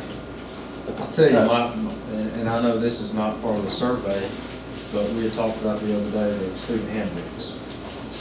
I really feel like with all the teachers that come to me and administrators across the county, that student conduct is an issue. Everybody needs to follow that handbook, across the county. These are the parameters that are put forth in the handbook, not just for conduct, but for dress code as well. I know we talked about dress code. And it's not up for interpretation. And if you follow it consistently across the county, I believe, I talked to a high school principal the other day, and there was a child there it's a bad situation. But if you're not following discipline and conduct consistently when they're this size, when they're in high school, then you've got a kid that's about to drop out, and you can't control it. So that's my 2 cents on the student handbook. We live in an age of TikTok challenges, and we see things on TV that we didn't used to see on television, and I guarantee you, had this survey been taken after the latest story, the big story that went nationwide, then teachers would have answered it probably differently or more highly than even 50-some%, because it would have been so fresh. Those things are raw in our face where they didn't used to be. If something like one of those things had happened in my time, my dad would have handled that. Now you can't handle it that way. But I'm just saying, so I think sometimes they feel a little hopeless when you've taught all day long and you've had little disruptions, and then you go home and all of a sudden there's this huge news story about somebody getting their bell rung. I can see how I can see why that number would be 52. I can see why that number would be 75. But I'm just saying, when we have TikTok challenges in our school system, and I think that may be one of the reasons we brought up getting in on that lawsuit with certain ones. Some of this technology stuff is not good inside the school. All these students don't have a father home. Yeah, this is true. Yeah, this is true. And that's why I want our teachers to know that no matter what happens, we're behind them. We're going to, that's, TJ said it a minute ago, we've just been talking about this handbook. You stand on what that handbook says, and that's the end of it. We got you back. I think therein lies the issue, is we have different interpretations of it, different ways in different schools. And so if you don't have a consensus following it across the county, why do we come up with it? I mean, if, you know what I'm saying, and even on the dress codes, if we're gonna come up with a handbook, and this is the board's handbook for you to follow, if we don't follow it, why do we do it? But that's a topic for another time. We'll talk about it. Well, I think a handbook is sort of like a board policy. You've always fall back on the meetings. I mean, when there's gray areas and disputes and so forth, if you fall back on the handbook, or you fall back on the policy, you're on good ground. Yep. Well, I had a principal tell me that teachers are uncomfortable sometimes to push that dress code policy or to push a conduct policy because the parents, a lot of them, are so crazy. And I said, well, if the teacher knows that the principal's office has their back and they're following the policy, the principal knows that the county office has got their back, they're following the policy, and the board has the county office's back, you can always call us. fuss at us because it's our policy. Well, here again, some students just they probably don't have a real I know. dress code. But they gotta have accountability somewhere. Well, I would just recommend that, you know, I'll walk into a school and say, and on the walls and stuff, that stuff that was put on the walls and stuff, I couldn't believe it. You know, some of the paintings and pictures on the walls. So,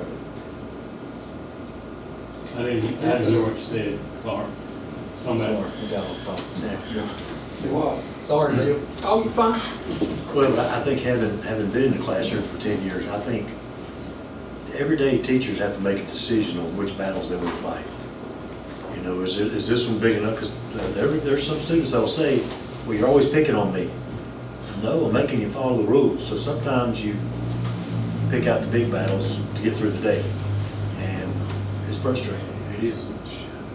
I'll say this, we get questions regularly from our principals on handbook, on discipline, wanting to make sure they're disciplining correctly, their interpretation, our interpretation, and I know also they're talking to their peers to see for consistency's sake. Now, I can't say that for every single situation, but when you get to unusual circumstances where the handbook is not real specific, but it's not real specific because, I mean, there are levels of violations and we try to list as many specifics as we can, but also that handbook is a guide and there's always going to be gray.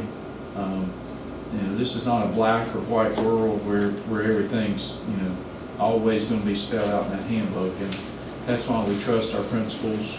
And they've been trained, and I think consistently try to do a great job maintaining that order, discipline, respect.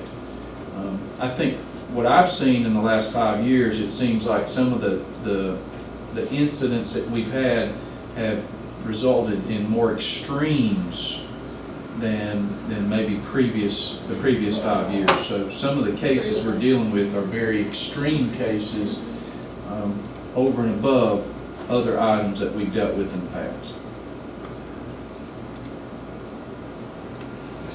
The sad part, I fear it's not gonna get any better. This is what you see on TV, and the structure of the family is falling apart. You don't have a father and a mother, both in a lot of households now. And the day of, part going to get in trouble at school, and, you know, I'm like paddling in school. And I know you did too, but the man told me you did. He told me he paddled. Anyway. And when you get home, being in trouble again.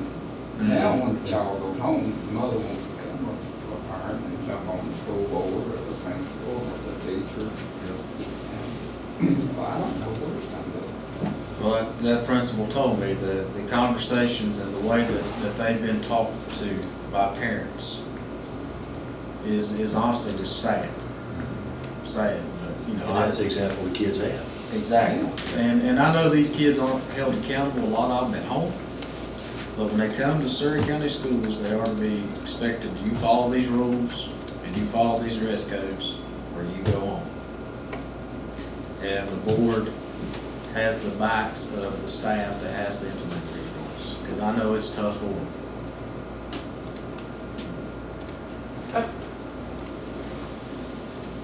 Safety and well-being. If you look at number 4 there, I think that's a,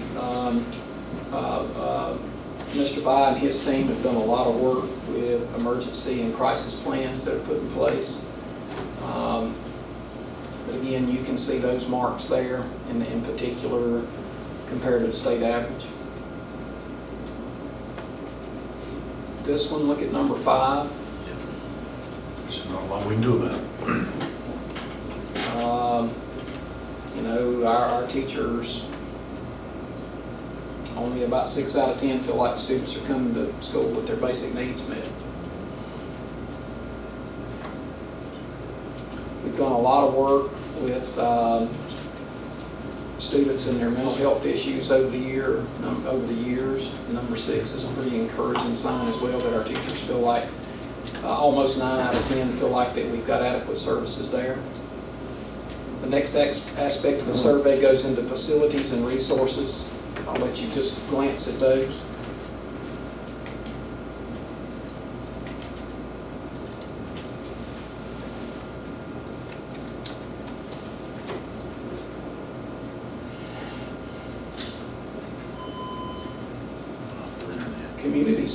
Community support and involvement.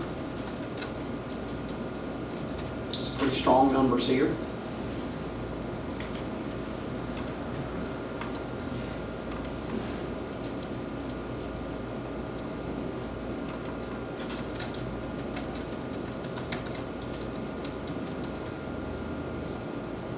Okay. The next section deals with professional learning and support. You can, of course, see the different color here on number 2,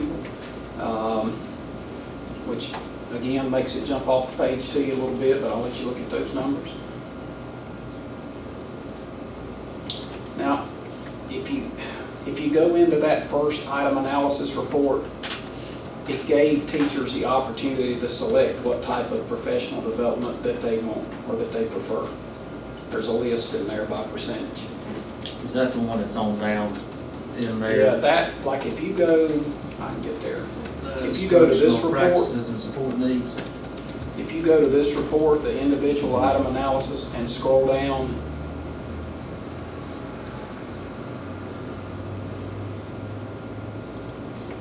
we're close. And scroll down to here. Then you'll see how, you know, in all of these different options, how our teachers responded in comparison with the state. A lot of it's real similar.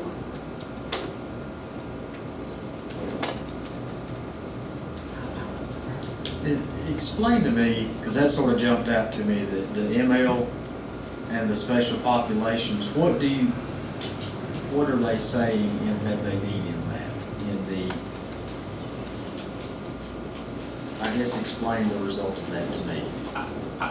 For the, you know, MLs, I feel like with our growing Hispanic population that come to us, a lot of times they can't speak English. I feel like our teachers sometimes feel helpless with those students. And then if you go on down to special populations, and I'll say this, in my experience as a teacher 20-some years ago, my team at Gentry Middle, we always had all of the EC students in 6th grade. And sometimes as a young teacher back during that time, I lacked the expertise to reach students with exceptionalities. And I think that's what teachers are saying here, that some of our harder students, that they need a little more training with them sometimes. And you got the flip side there too with your academically and intellectually gifted students.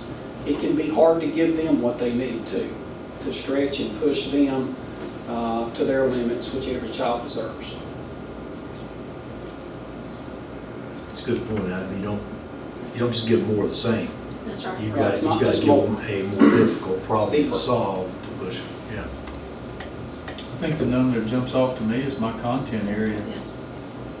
42%, that's 8 percentage points higher than the state.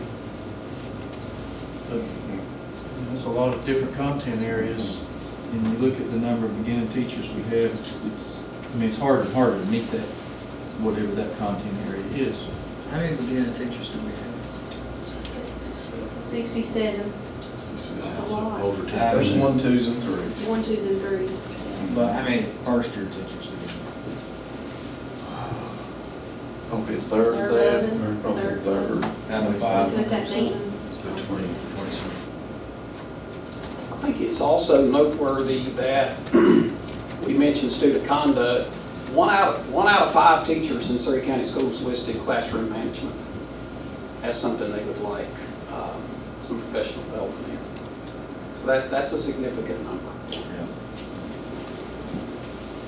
Did they have, okay, they had 3 choices they could choose? Yes. Just like the next one? Okay. Okay. So I'm gonna go back. Well, let's see, I think we got to. Here are your instructional practices and supports. Again, I think this validates our principals and our assistant principals out in our schools. Most teachers don't just love the formal evaluation process, but I think you'll see that in Surrey County schools, compared to the state as a whole, that process is much more valued here. I think there's some real strong numbers here that validate our school administrators.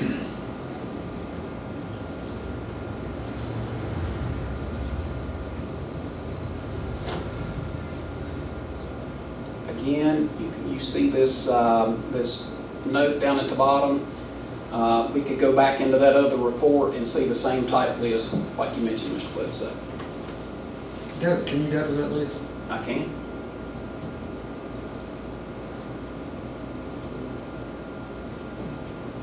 Let's see.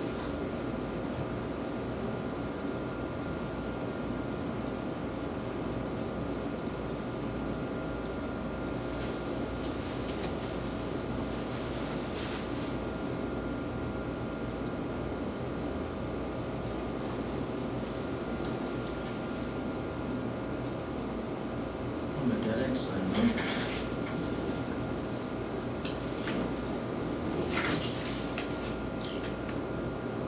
This is the list that goes with the instructional practices and supports. I mean, that ain't the same numbers as this that I got. It says district/charter. That's got charter school built into it? I think it would be a chart, if you were in a charter, it would be a charter compared to the state, if you were a charter school looking at this. Mine's just got the district.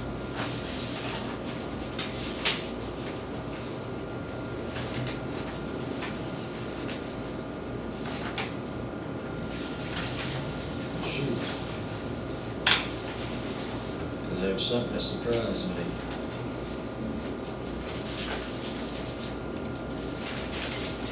I like to loan you for common plan. That's your PLCs, right? Yeah. Working with other teachers. This is one that sort of caught me off guard. Time to observe other teachers teaching.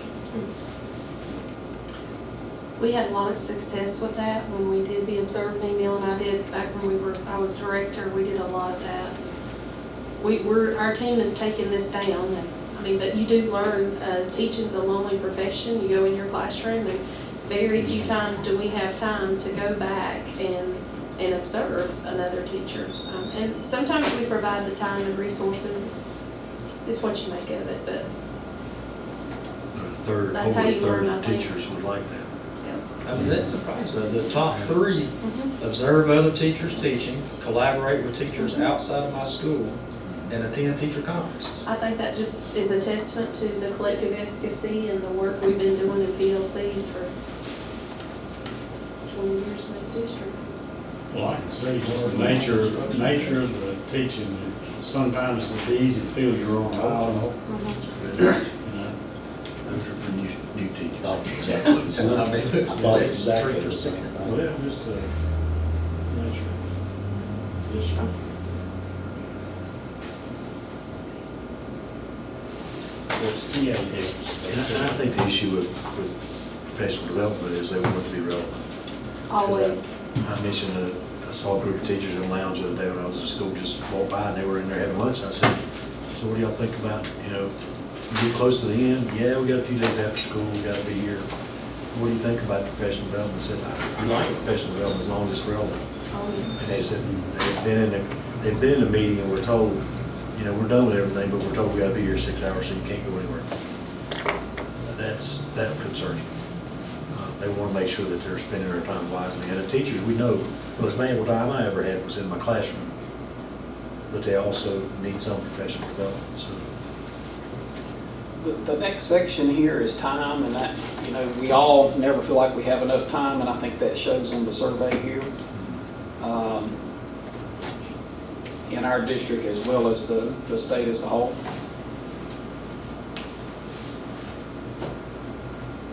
Non-instructional, they're talking planning, Cranford.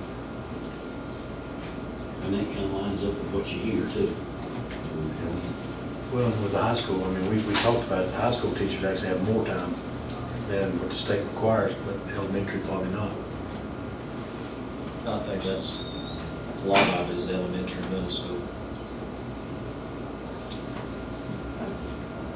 The last section, I don't hear as much from high school. I'll let you look at those 7 statements.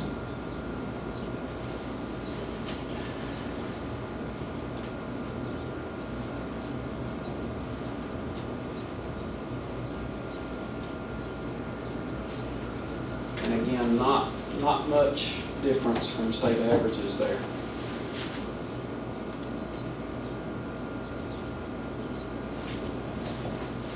You can see, again, there's 3 ways to look at the data, but you can easily look through this data from all 20 schools by clicking the little schoolhouse there. You go through the same report school by school, but it's going to give you district data, school data, state data. You're going to get an extra data point there when you start looking at it school by school. I will say that overall, I was pleased with the results that I saw from the working conditions survey. And I looked at each individual school. There was some schools that I had some areas of concern, but overall, I think it was good. There is some concerning things though that's not Surrey County specific, it's statewide. Countrywide, I guess you could say, but overall I thought it was good. Seems like when I went through it, our teachers are a little happier, feel a little more supported, feel like we got their backs a little more, and that makes me happy that they. I think y'all did a good job. We just really need to pay attention to what they say that they want, because like you said at the very beginning of this presentation, we wanted to ask the people whose concerns matter the most in the system, and so we need to listen to their recommendations. Well, you know, we're talking about the being afraid to give feedback. Well, we had 70–80% said they were okay with it. Maybe we need to realize too that maybe the ones we're hearing from are the minority, the ones that are having issues, and not the majority. Because 80% of them said they did feel comfortable doing that. But now that minority could be 20% of 600, 120 teachers. A pretty big minority. Yeah. Do y'all preface the survey with encouraging all the staff members to participate in it? I mean, promote it. Yeah. They receive emails. Obviously, the principals, they come from the principal when it comes from this organization. Sure, and each school has a representative that contact person from the state, and they really try to push it out. The teachers pushing teachers to do it. This is just student-facing teachers that are taking the survey, or Certified staff. certified staff? No classified. I mean, that's 78, almost 79%. It's pretty good participation rate for any kind of survey. And the state sends out a lot of emails, but I mean, it's well, and people that did. Yeah. I saw one school there, looked like they were so happy, I started to quit the bank and go work there myself. I don't want to talk about it. I know, I bet you do. Be careful. I did that. I don't think that, I'm not educated enough to be rich. Okay. Any other questions on? So we're gonna, is this the report to the board, or we're gonna go over this again at the June meeting? That's up to the board. Would you like for us to put this on the agenda, or I'll tell you next steps for us is to, we've already started working on this with principals at the last leadership team meeting. We'll continue to do so. We asked principals to meet with their school improvement teams, obviously to look at the data kind of do a SWOT analysis, understand what are the strengths, what are the opportunities, what are the threats, look at the data, just like they'll look at test data, just like they'll look at any other data, and then set goals. When you look at individual schools, you can pick out some things that X, Y, Z or school needs to work on, and so those would be conversations we have individually with principals. But it is a growth opportunity. It's a way for us to understand what is actually happening in our schools and a way for our principals to take action. So we follow up on this every 2 years, and even in the off years, we still ask principals to look at the data and try to understand, especially with the school improvement teams, what is it that we can do to work on this together. All school improvement teams come together in the summertime. They'll have a meeting, they look at their test data, they look at this data, and kind of disaggregate it, break it down, set goals for next year, work on the school improvement plan, and all this kind of information informs and really helps build out those goals for next year. We did talk about EOTs at a later time. Yeah, when we have all the final results, we'll give that data to the board. We don't have, we just got all preliminary stuff. We don't have high school data, and we don't have retest data. What if you all come back to the board like before school starts back and after you've met with your principals and everybody and sort of just report to the board how you all are attacking it? What is your plan to address anything? And That's it should my be in their guess. school improvement. You want it in the school, it should be in their school improvement plans that would be to the board in October. If that Is that good with y'all? Absolutely. One of the things that was mentioned, one of the questions that was asked was about having input toward the budget, that kind of thing. And the statement that you made was that some of them are on the school improvement team, some of them are not. Do the ones that are not on the school improvement team have a place to report to? Like, can they report to that team? Mm-hmm. So that they haven't, I mean, at least they have a voice that way. 'Cause I've been at the place where I felt like I didn't have a voice. So maybe we can make that a little more clear that, yeah, hey, come tell us. That structure's in place. When it comes to the budget, there's not a lot of wiggle room and I'll just be honest with you, you saw what the principals asked for. Some asked for very little because they realized there's not a lot of ancillary money to be spread around for X, Y, or Z. There just isn't a lot. But to your point, they do have that structure in place. And there's also a rotation on even years, odd years, who rotates on the school improvement team, who rotates off the school improvement team. So there's a way for people to serve on that committee. It just may take a series of years for them to do so on that faculty. But that's really true, not just with budget, but with other items too, as far as that input structure. And typically, each department has a representative, so all the teachers in that department can go to that teacher and tell them I want to bring up something. And I never had them tell me that I couldn't come and sit in on school improvement team, just listen. As a teacher, when I went home. It's an open public meeting. Yeah, so there's options there. Yeah. Just a question to be out there, because we probably, everyone in this room probably knows what it feels like to have one group meeting and feel like they're out of it. Yeah. I spent a long time in the military, that's where they do business. So, yeah. I just had a question. Has anything that popped out to our superintendent, assistant superintendents, senior staff? Well, As far as the survey? I'll say this. One, when you just look at overall, those first three pieces, those data points, overall is my school a good place to work and learn? And my school is safe? I mean, I think that's reaffirming that we've got good schools with good leadership and good people working in it, point number one. I need a lot more time to really dig into the school by school data and really have time to process that.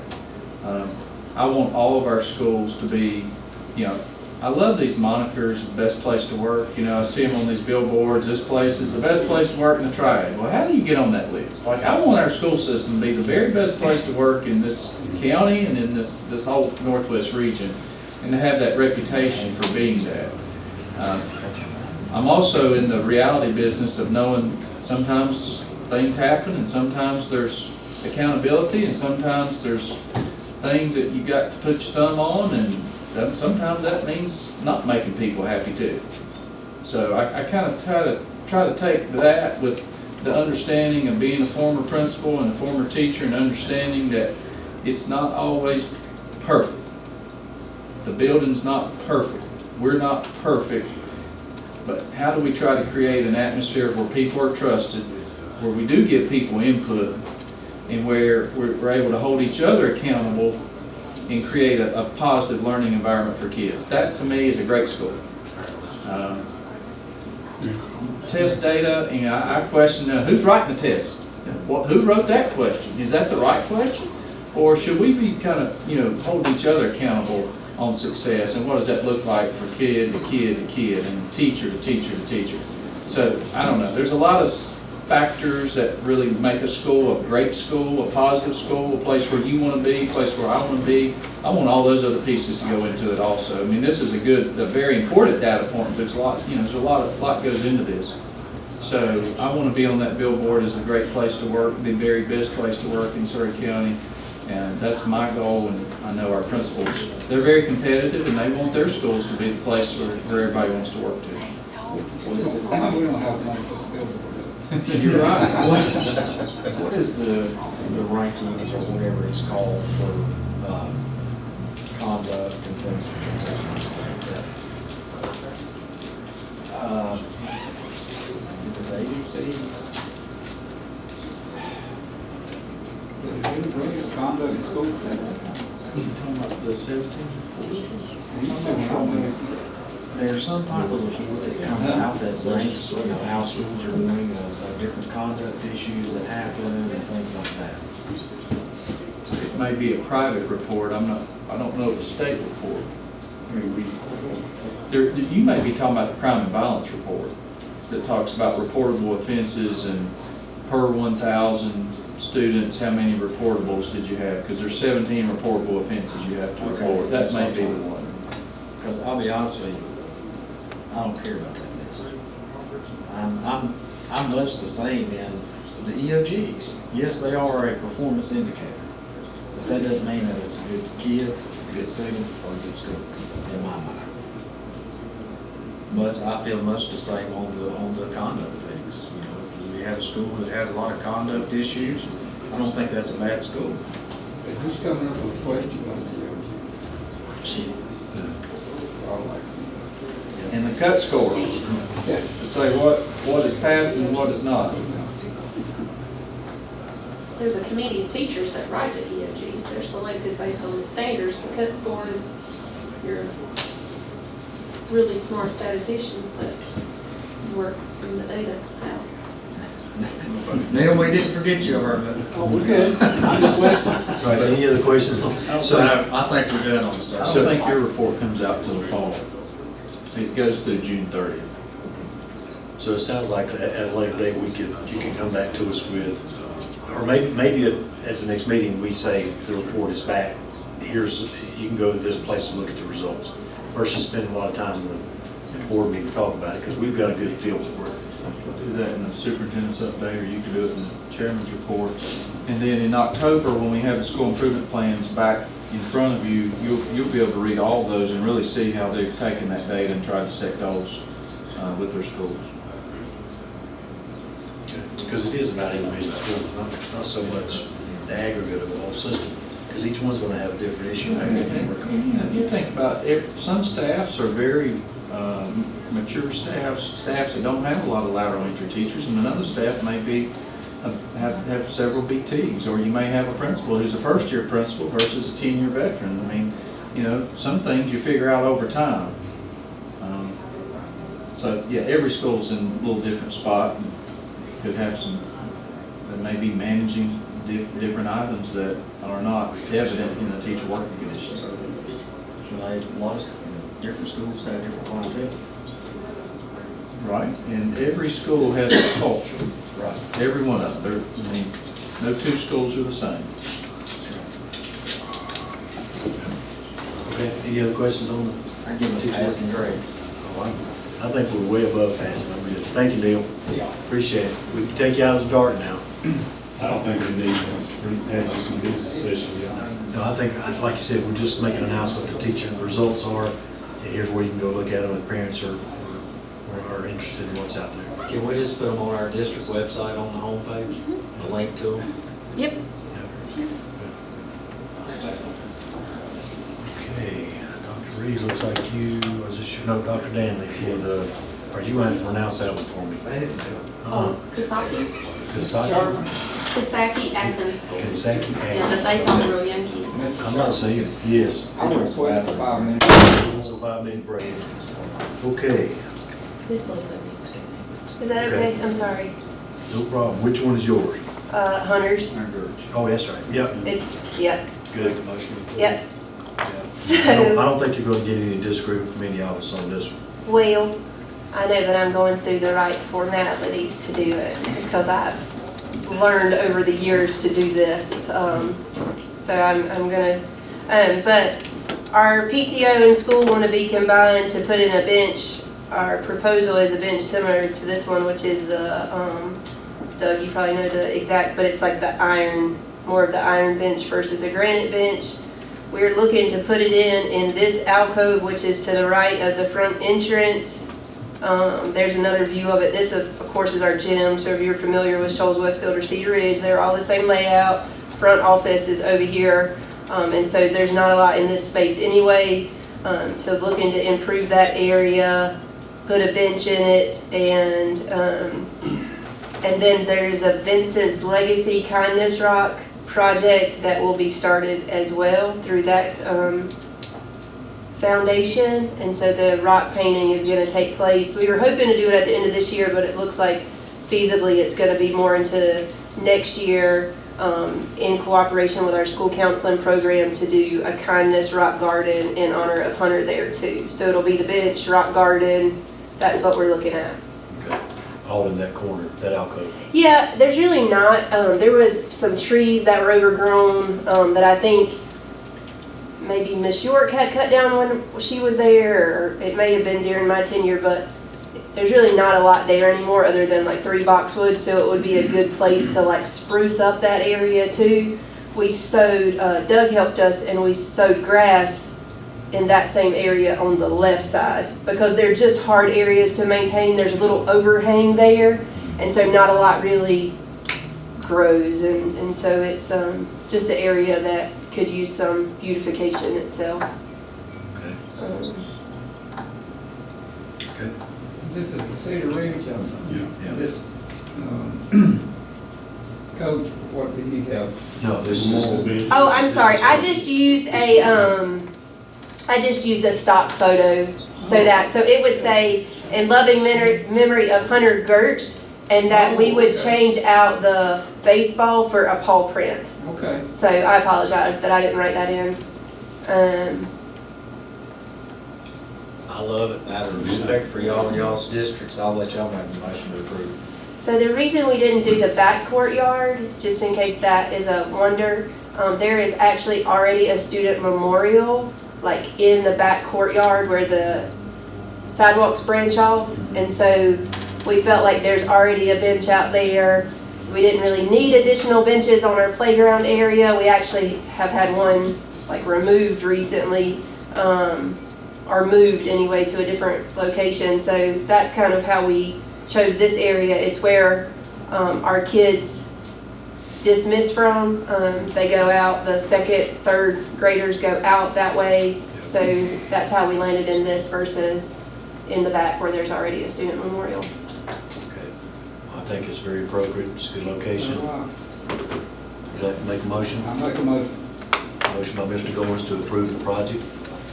I'll second. Any further discussion? Okay. All those in favor, please say aye. Aye. Any opposed, no. Will that hold us over for the rock garden too? Like when we put it in? Okay, thank That you. entire corner. Yes. Okay, thank you. I just wanted to make sure I didn't need to to do anything else on that. And I appreciate the late ad. This is something our PTO's been working on, but kind of settled on, and I didn't want it to run into the summer any more than I had to. So thank y'all. Thank you. Please say thank you to your PTO. Thank you. Well, thank you all. They've been wanting to do something, but we wanted to wait on the right time with the family too. Yeah. Thank y'all. Thank you. Okay, now we can go back to that word you said before. Coxsackie? Yes. Yeah, it's up in New York. So one of the things that we've had that Dr. Reeves allows me to be a part of, he's a part of AASA, but one of the things that I have learned truly is to learn and to grow, you have to stretch yourself. And you do that by taking yourself out of Surrey County and out of North Carolina to see what's happening. And so I am a part of a cohort. We meet online virtually 6 times across the year, and it is the Career College Ready, Life Ready, Career Ready cohort. And we look at national college and career readiness indicators. A lot of the work, and I'll go over it at the end, that we've been doing, especially in CTE, is aligned to this national work. So I was able, I have to save a lot of money and be really tight on budget to be able to attend any conferences. We follow goals set in our strategic plan, make sure we have alignment. And so this year I was able to take Amy Harris, Ms. Duplessis, and Dr. Paige Badgett, and I went and we went to upstate rural New York. And we were riding from the hotel to the school system, and I looked over at Dr. Badgett and I said, well, I feel like I'm riding on 74 from Mount Airy to Pine Ridge. So when I say rural, I mean it is just as rural as we are. This is the school system. They are a lighthouse demonstration system, and they are Apple Distinguished School. And so it was really good for us to see innovative practices that were going on in a rural area. So what did we learn? And I'm going to go through this quickly for the sake of time, but our guiding question is, how do we empower all learners to be prepared for tomorrow? We just sat here and spent an hour about how schools are different, how kids are different, families are different. So what are we doing to equip them for the future? So a couple of things that they had, I'm not going to go into a lot of it. They have digital badging for students. We've seen a lot of this with adults, but they have a great digital badging goal setting for elementary students. Through student-led conferences, and as students set their goals, they earn stickers and they do digital badging. They have a win time very similar to our flex group time. They have it in middle school as well as elementary school. They have, one of the things that every student participates in is a pathway project. That sparked an idea about our leadership framework, service learning projects. How can we do? But these are projects that students work on year after year. We talked a lot about discipline and student code of conducts, but they do a lot of restorative practices. Coming in, looking at zones, how do we regulate ourselves? We saw that in K-12. They have an alternative learning program that they talk about. They call it RISE. And I'll talk about the cash system in just a second. They are old buildings. So they might be funded a little bit more, but the buildings we were in, I was like, okay, this reminds me of home. So what they've had to do, and what their board have had to do, is they have had to do inspiring spaces over time. And we met in their new front entrance media center area that they have designed. They've decided, kind of like we're looking at, taking it piece by piece at a time. They have an area called Dream Fab, and you can see the before picture and the after picture. They used grants to update their CTE areas. Much like we did at Surrey Central, Dr. Reeves, when we did the kitchen. So they're taking it a piece by piece and updating that, and they call that their Dream Fab, fabricating welding area. They have lots of design work areas. This is the Dream Fab wall that they have. Wanted it to be inspiring. Kids are also designing robotic arms.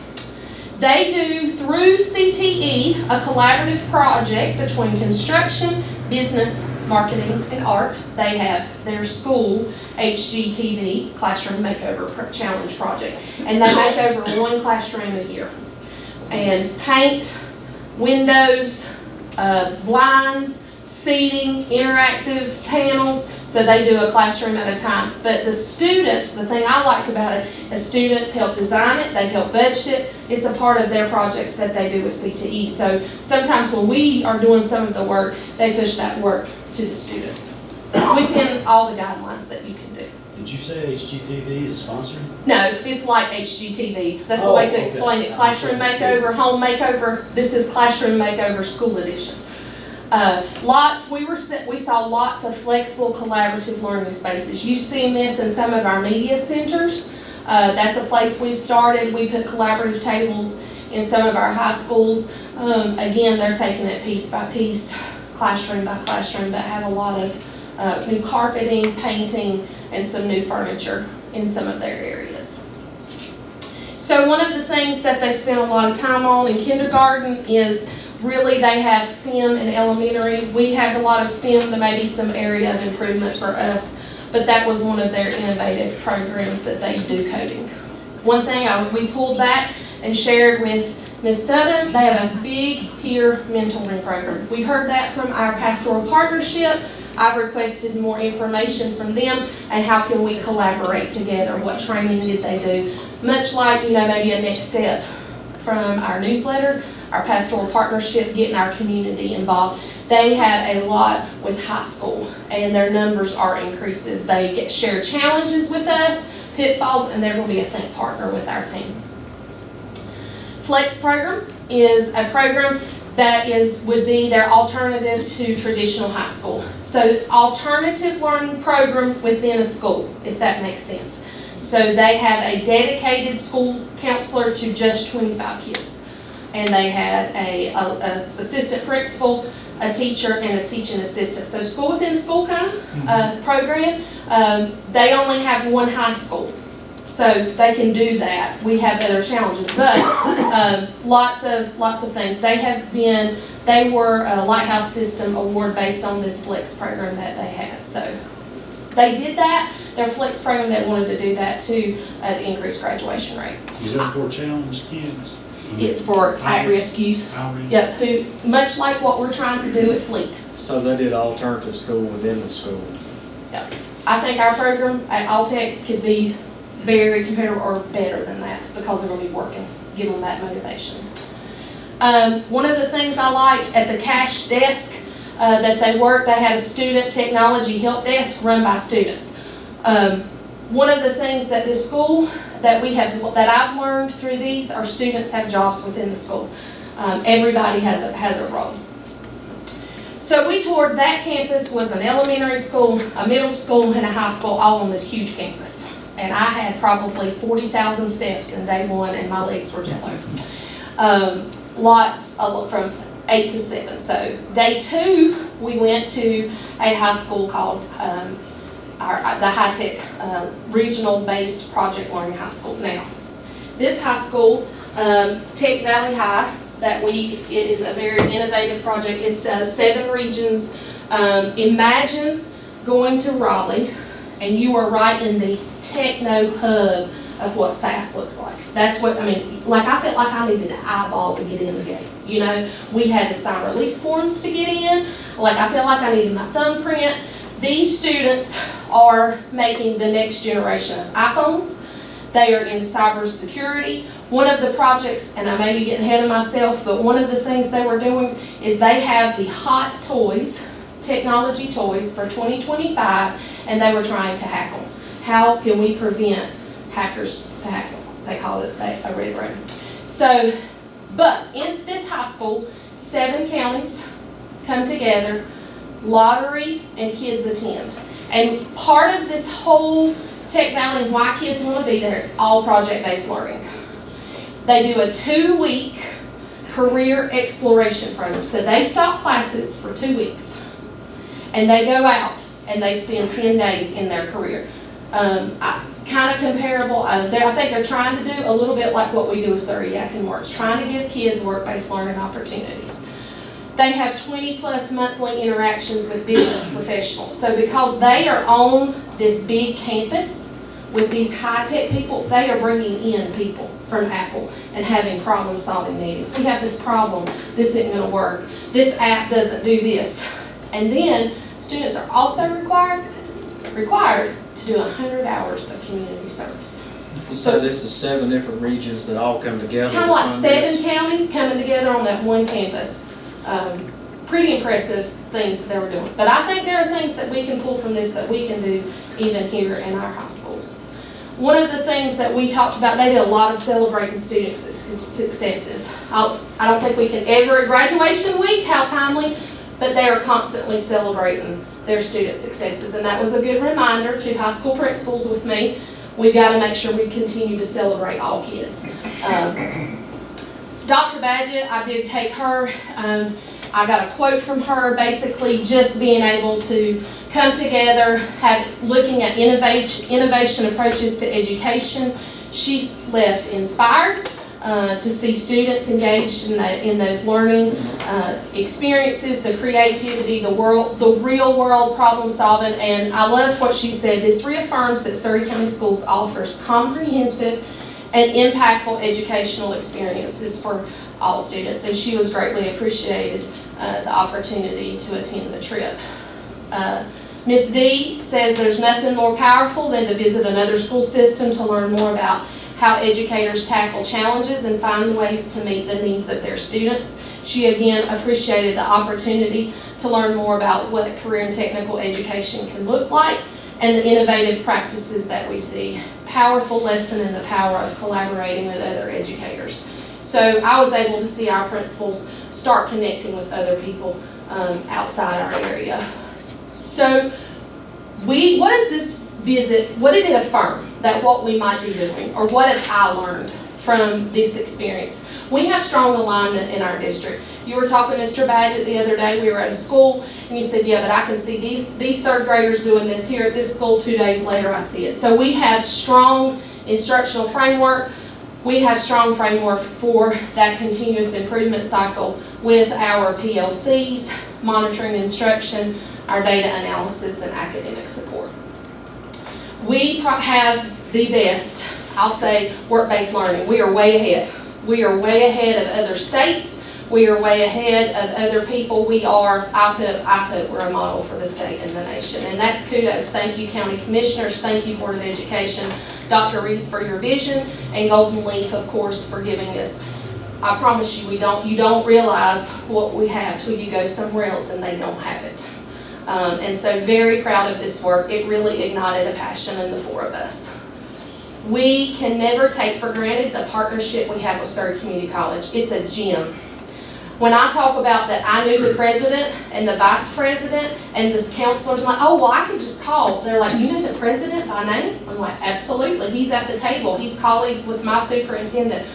To be able to have that strong career in college promise, we're affording students opportunities that other students across the nation are not getting. So let's don't ever take it for granted. And we need to continue to support it and continue to make ways for students to take that opportunity. Agriculture, we've worked several years on that, but we have strong, like I was showing their superintendent our ag barn, our barns and our labs, and talking to him about that, and we've had a follow-up phone call since then. But we have strong implementation of ag programs, horticulture, culture, small animal labs. They're just starting in ag, and commend them for the work that we saw. But we walked in and we're like, okay, affirm the work. Make principals feel good about what we're doing. It affirms what we need to do. So what have we learned, and what have we already accomplished? So a couple of things that we have done in the past 3 years, from learning from not just this trip, but just being a part of the Redefine and Ready cohort, is we have a K-12 plan for CTE and careers. It starts in elementary when they go visit the farm and their field trip that you approve for them to go. When they go in 2nd grade and they have ag day. In 5th grade they do touch a truck. So we have a plan. Not everybody has a plan. We know that kids need lots of exposure in early grades to help them.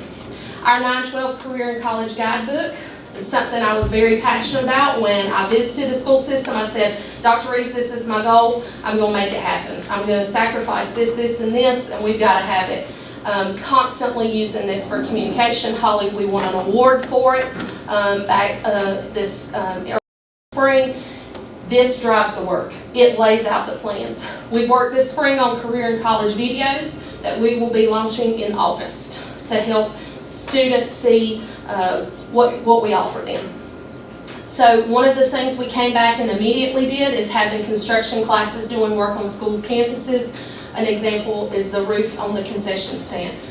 Real based, hands-on projects that kids can do. Also, we came back, we have teacher, student, district data scorecards.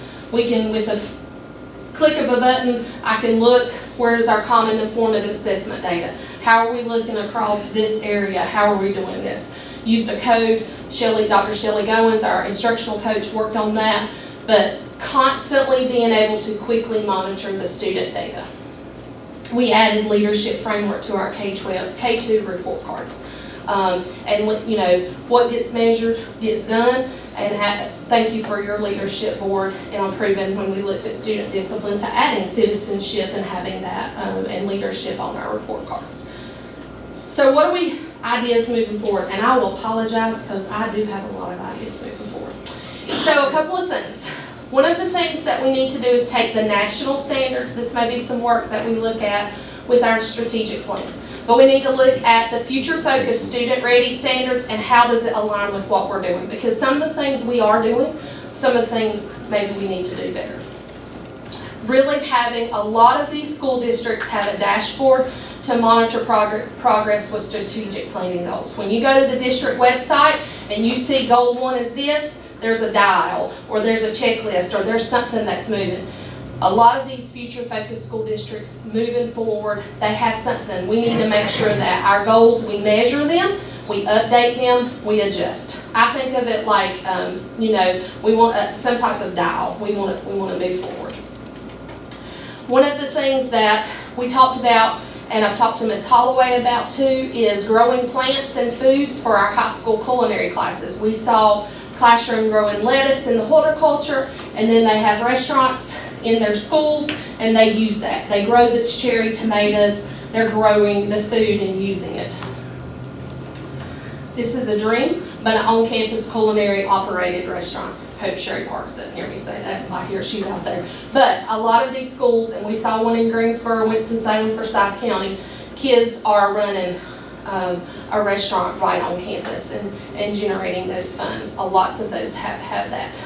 I think we're going to have a good opportunity in the new hotel in downtown Mount Airy to partner with them in culinary and marketing partnerships. I would love to. You're getting ahead, aren't you? Yeah, I'm getting ahead.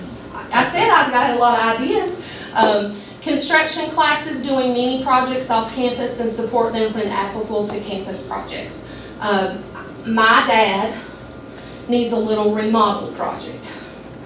And he's had a really hard time finding somebody to do it because it's little. But my dad's almost 80 and I'm not letting him do it. It's just an example. Great little, I don't know all the technical details, but it's an idea. How can we serve our community? How can we give kids hands-on projects? How can we get them outside those 4 walls?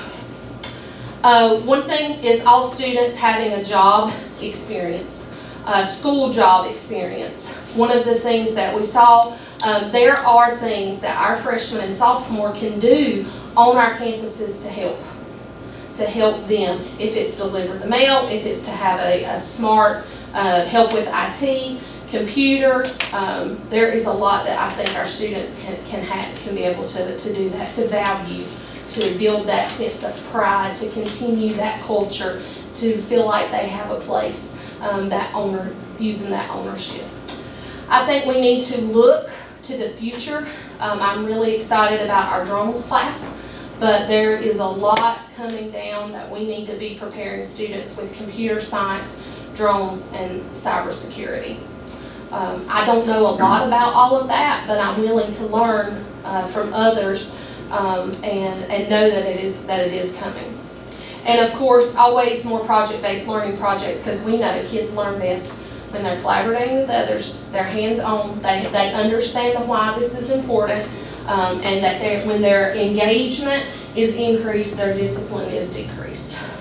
And then, technically, you talked about teachers, Mr. Bledsoe, I didn't add this in, I had this in prior, but having our teachers do CTE learning walks. And what I mean by that is our buildings look different, how can they collaborate together? What do, how do you do this in your CTE? What does your marketing classroom look like? What do you have? Is your equipment, is it the same? How do you do this? But basically increasing that collaboration. And you could say all, but this visit was really a CTE heavy focused visit, and that was one of the things they did. And principals came back and feel like we know teachers learn together.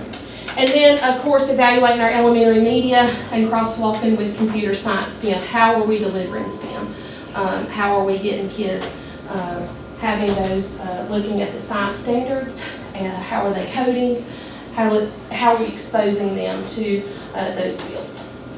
So again, I thank the board for the opportunity for us to, allowing us to look outside our box, because that's how we grow, that's how we get ideas, and it's always nice to be able to affirm the work that we're doing. Yeah, and I think one other goal that we potentially need to work on are all these credentials that we're giving kids. I think, I'm not sure all of our industry people understand what that credential is. Okay. They may not know it by name, they may recognize it by another name, and then the same with the kids, which could lead to a part of that digital badging program. So I think that's a real opportunity for us, because I do think we're doing great work with the credentials.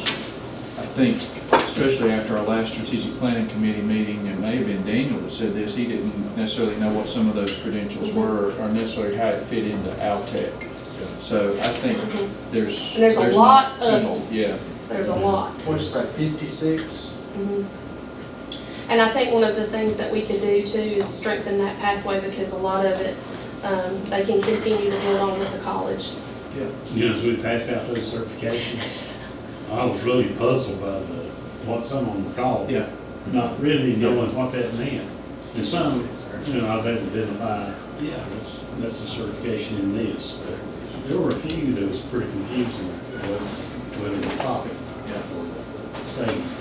Like in reading those architecture RFPs this morning, one of them's using Revit, R-E-V-I-T, and that's one of the certifications we're given for students in Darren Atkins' Architecture 2 class.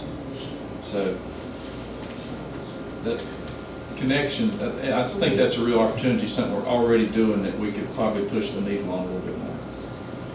I think it was great that y'all went and done this. Because like you say, we have to be innovative. Education is not going to look the same in 10, 15, 5 years as it does today. It's changing. Surrey County is ahead of the curve on a lot of it. This is, the only thing that I would ask is give us a heads up next time before a trip like that. So whenever somebody comes up and says, hey, y'all had a group in New York, I don't know what you're talking about. You know what I'm saying? Sure. I mean, it's not like y'all were in Times Square at New Year's Eve. All dropped. Nowhere near. You were in rural New York getting ideas for Surrey County. Yeah. And so that's all that I ask. Sure. But kudos for taking the initiative to do that. This group, Redefine Ready, has put together several of these trips to best practice districts in rural America that are really doing some good things. And I think secretly Deanne and I feel like at some point in stage we could host one. They'll come here. Yeah, I mean, not that it's a huge secret, but I do think we're doing some good work. But if we don't seek other ideas, we're not doing what we need to be doing for our kids. Because I tell you what I'm seeing, and you're starting to pick up on this, the regionalization of work, education. We've got to share resources. Look at what Surrey Atkins Works is doing. We could have done a version, but never to the level of scale that we're doing Surrey Atkins Works or sustainability. because I'm going after money and other districts are too. So that's just a good example. And now Fleet is the second iteration of that regional work. The third thing that I wonder where we go is this teacher shortage and how we educate. You saw that regional high school concept at that Tech Valley High. You know, I don't know where that goes, but I certainly see with the community college being the catalyst, there's some opportunities. And we're already, I mean, that's kind of our regional partner that's pulling in these others that we're already utilizing that, but what else could we do? How do we employ teachers? I need, you know, a great math 1 teacher, math 2, math 3, science, biology. We've got some people, but how do we scale that 10 years from now if this shortage continues to go and increase? You see fewer people going into profession. We've got to figure that out. So, can you still go through Zurich or Police McCrary and Appalachian? K6. K6. K6, they don't have a Secondary program. Is there something that we can do to sort of like have almost like a high school incubator for those? We've tried. We met with, like one of this all the other day at the awards. You had mentioned that y'all had saw one of them or somewhere, and that's how you offer her a contract. Yeah. And Kevin and Ken had saw a lady, or a young lady. I've had conversations with the president of Police McCray, and then we've had 2 follow-up conversations, or 3, with their academic dean, and really trying to get something going on the secondary level. And maybe we just focused on math and science, STEM focus areas, because I think with all the school systems focus on math and science, I think maybe there could be an area there, because obviously they have to have the numbers to put a program together and hire a professor. That's kind of what it boils down to, is numbers for them. They do have a K-12 EC program. I think it was good. But y'all, I'd like to know more about that mentorship. Okay. From the high school to the middle school kids. Well, we know on the feedback from pastoral partnership, and I think that could be certainly a goal when we look at some of the things from the strategic plan. I know we're doing it, for example, elementary, within the school. The 5th graders going down to read to kindergarten. But this will take it to the next step to go. Yeah, so if you've got some high flyers in high school that, you know, they could go down, maybe some kids that are struggling a little bit in middle school, and be that mentor to them and try to help get them on the right track. Because for anything like, I can't say my daughter because she might watch this video. They might listen to other people better than they listen to me. We even take a high school senior to a high school freshman. You know, listen, you gotta get these classes in. When you get this done, then hey, I did this work-based learning, I did this, you know. I have some ideas actually on that, but one of the things you mentioned was the 100 hours of community service. I'm going to assume that that's over the course of their high school career, like 4 years, 9, 10, 11, 12, 25 a year or whatever. I think that's probably a really good idea. Phase that thing in. Maybe the seniors only have to do 25, and then the next year the juniors and the seniors have to do 50. You know what I'm saying? Phase that thing in. But is that a requirement for graduation? They did, this was it was one of the things that they had to do. I don't think it was a requirement for graduation. But it's something that the school, that they do there at that school, that the kids talk to us about it. So. The kids liked it? Yes. Sir? They don't time take school, did they? Yeah, it was only Tech Valley High, was the only one that had that. I will say we are hosting Washington County, Terrell County, and Hyde County Wednesday. They're coming here to discuss Surrey Action Works and our CTE program, and be touring our ag facilities. When you start meeting about the mentorship thing, I would really like to be involved with that. Really like to be involved with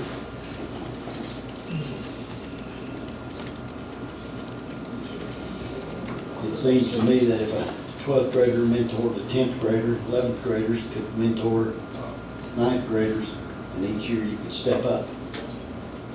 So that eventually the the ninth grader that was being mentored becomes an 11th grader, and he is now mentoring the ninth grader.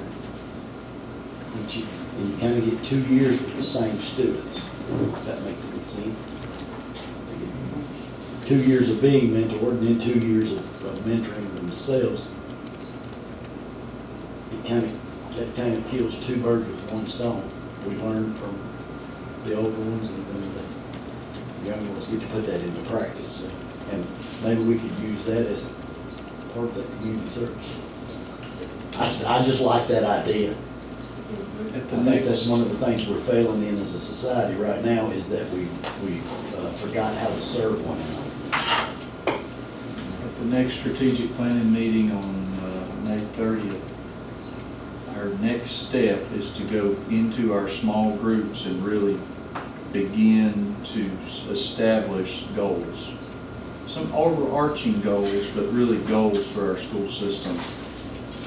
These are kind of some of the, well, I mean, these are ideas obviously, but you know, these are things that you can bring to the table.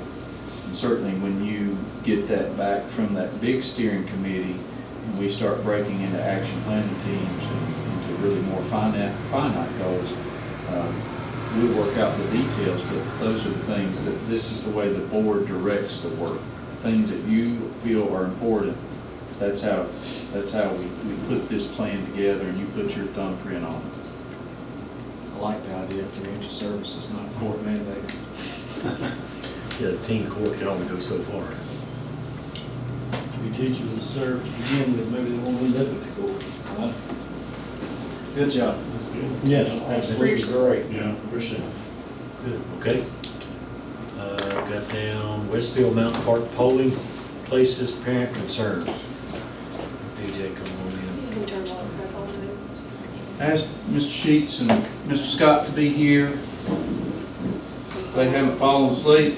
Yeah, they're out there, so. Mr. Sheets, Mr. Scott. Sir?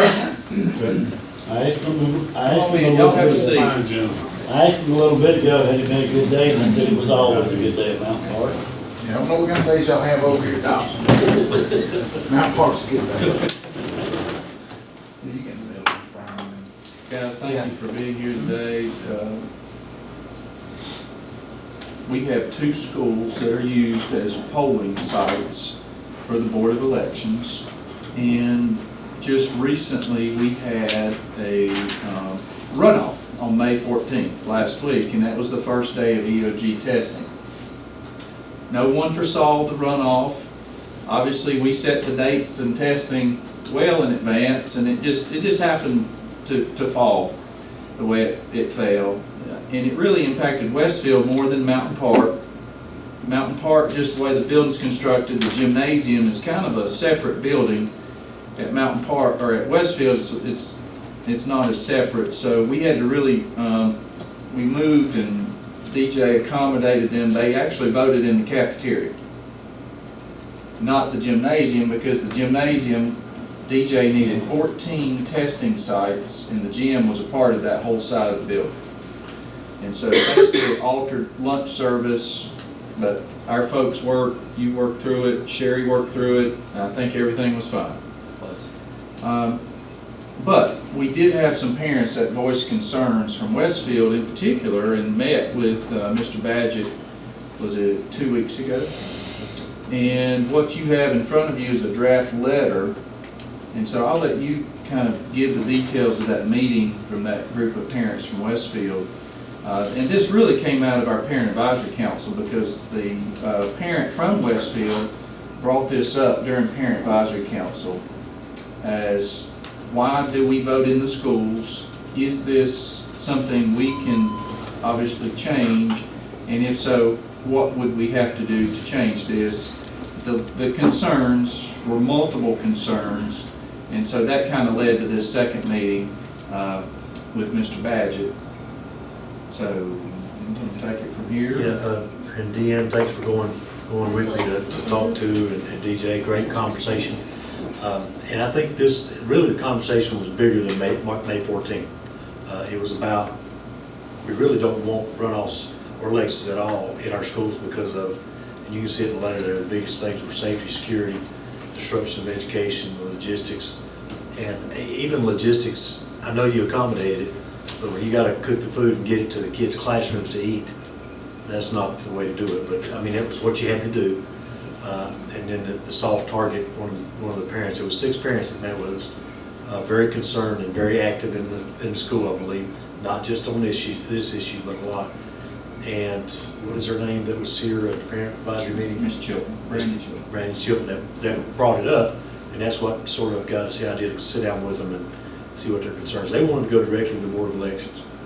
And we talked to them about, let's sit down together and put a reason together that we can go talk to them and say, it's not just a school system concern, it's parent concern. And in the day we live in with crazy people that want to disrupt our country in all so many different ways, what better way to do it than go to an elementary school and cause a ruckus during an election. They also had some concerns with, I think we might have brought this one up a little bit, but made it even a little more involved in the parents, where you got a domestic dispute. That parent could come in and say, I'm here to vote, and then they find a way into the school through that way. And I think you've done a great job putting law enforcement at the cafeteria where they couldn't get into the rest of the school. But all that just brings a bigger issue is how do we try to find a way not to let this happen again. What we have found out from Dwayne Carter, Chairman of the Board of Elections, is by state law, the Board of Elections can use any public facility, period. They don't have to ask. But there are other options out there, and I think, did we hear back from their proposal to the church? Yes, so the deacons approved the measure at Jessup Grove Baptist Church to hold elections there. Okay. They are just going to bring it up in front of the church because the church will have to vote on it as a congregation. So, and that's something the parents went out on their own. They went to the church and said, would you allow this? I could see it Mountain Park, the fire department. To me, I know that across the road during renovation fellowship, all of that other church did it 4 years ago, and the church said, we don't want you back. Yeah. So, but the fire department's right there beside it, so to me, that would be another option. But again, a bigger picture is what's going to stop them. When I was in school, they voted in the field house at North Surrey every year. I don't think that's something we can even think about today with having people on campus that we don't really know, we might not be able to trust, the security thing, biggest deal. So that's basically a good meeting with the parents. They had some good ideas. You'd already had a message going out on Sunday night because a parent pulls in on Tuesday morning to drop off their kids and there's 3 extra deputies there. Why? So that was a good idea, and appreciate you doing that. And I think you even mentioned maybe a letter out to them, or somebody said it. They said, parents don't read letters. Don't send that out.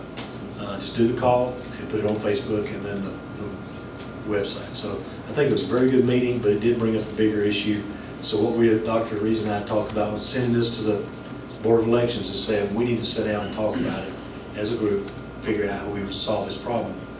Because I don't know that I'm going to ever be content with having elections on our campus. I don't like that. So that's where we went. DJ, anything else you got out of it? No, that's pretty much it. It's been an issue. Jessica Yarborough, one of the people on my PTO, she has a son that's in high school, and she's been concerned about that ever since he was a student at Westfield. And so I think it just became something that where the political climate is very much different than it was even 5 years ago. It's just not the appropriate place to have an election. Did you have any parental concerns in Mountain Park? I haven't heard of any. I don't know if he's come over here. But like Dr. Reese says, we really separated it. The only concerns I had were people who didn't know what we sent the message to, but the people that didn't know what the extra. I had one of my officers down at the end, and I wanted everybody doing voting to go into the back. That way they didn't even see them through the windows. I was worried about interruption to the testing. So I told DJ once, my deputy stopped everybody that came and said, you got school business, you go this way, voting, go this way. So, but I had a couple people, or maybe one call, asking about the extra police presence on campus, but that was the only thing I had. I think that's good. I'm supportive of it, especially if there was no other spots for to voting to happen, it would be different maybe, but there's other locations. I commend them on reaching out. That's wonderful. Well, they made a great point.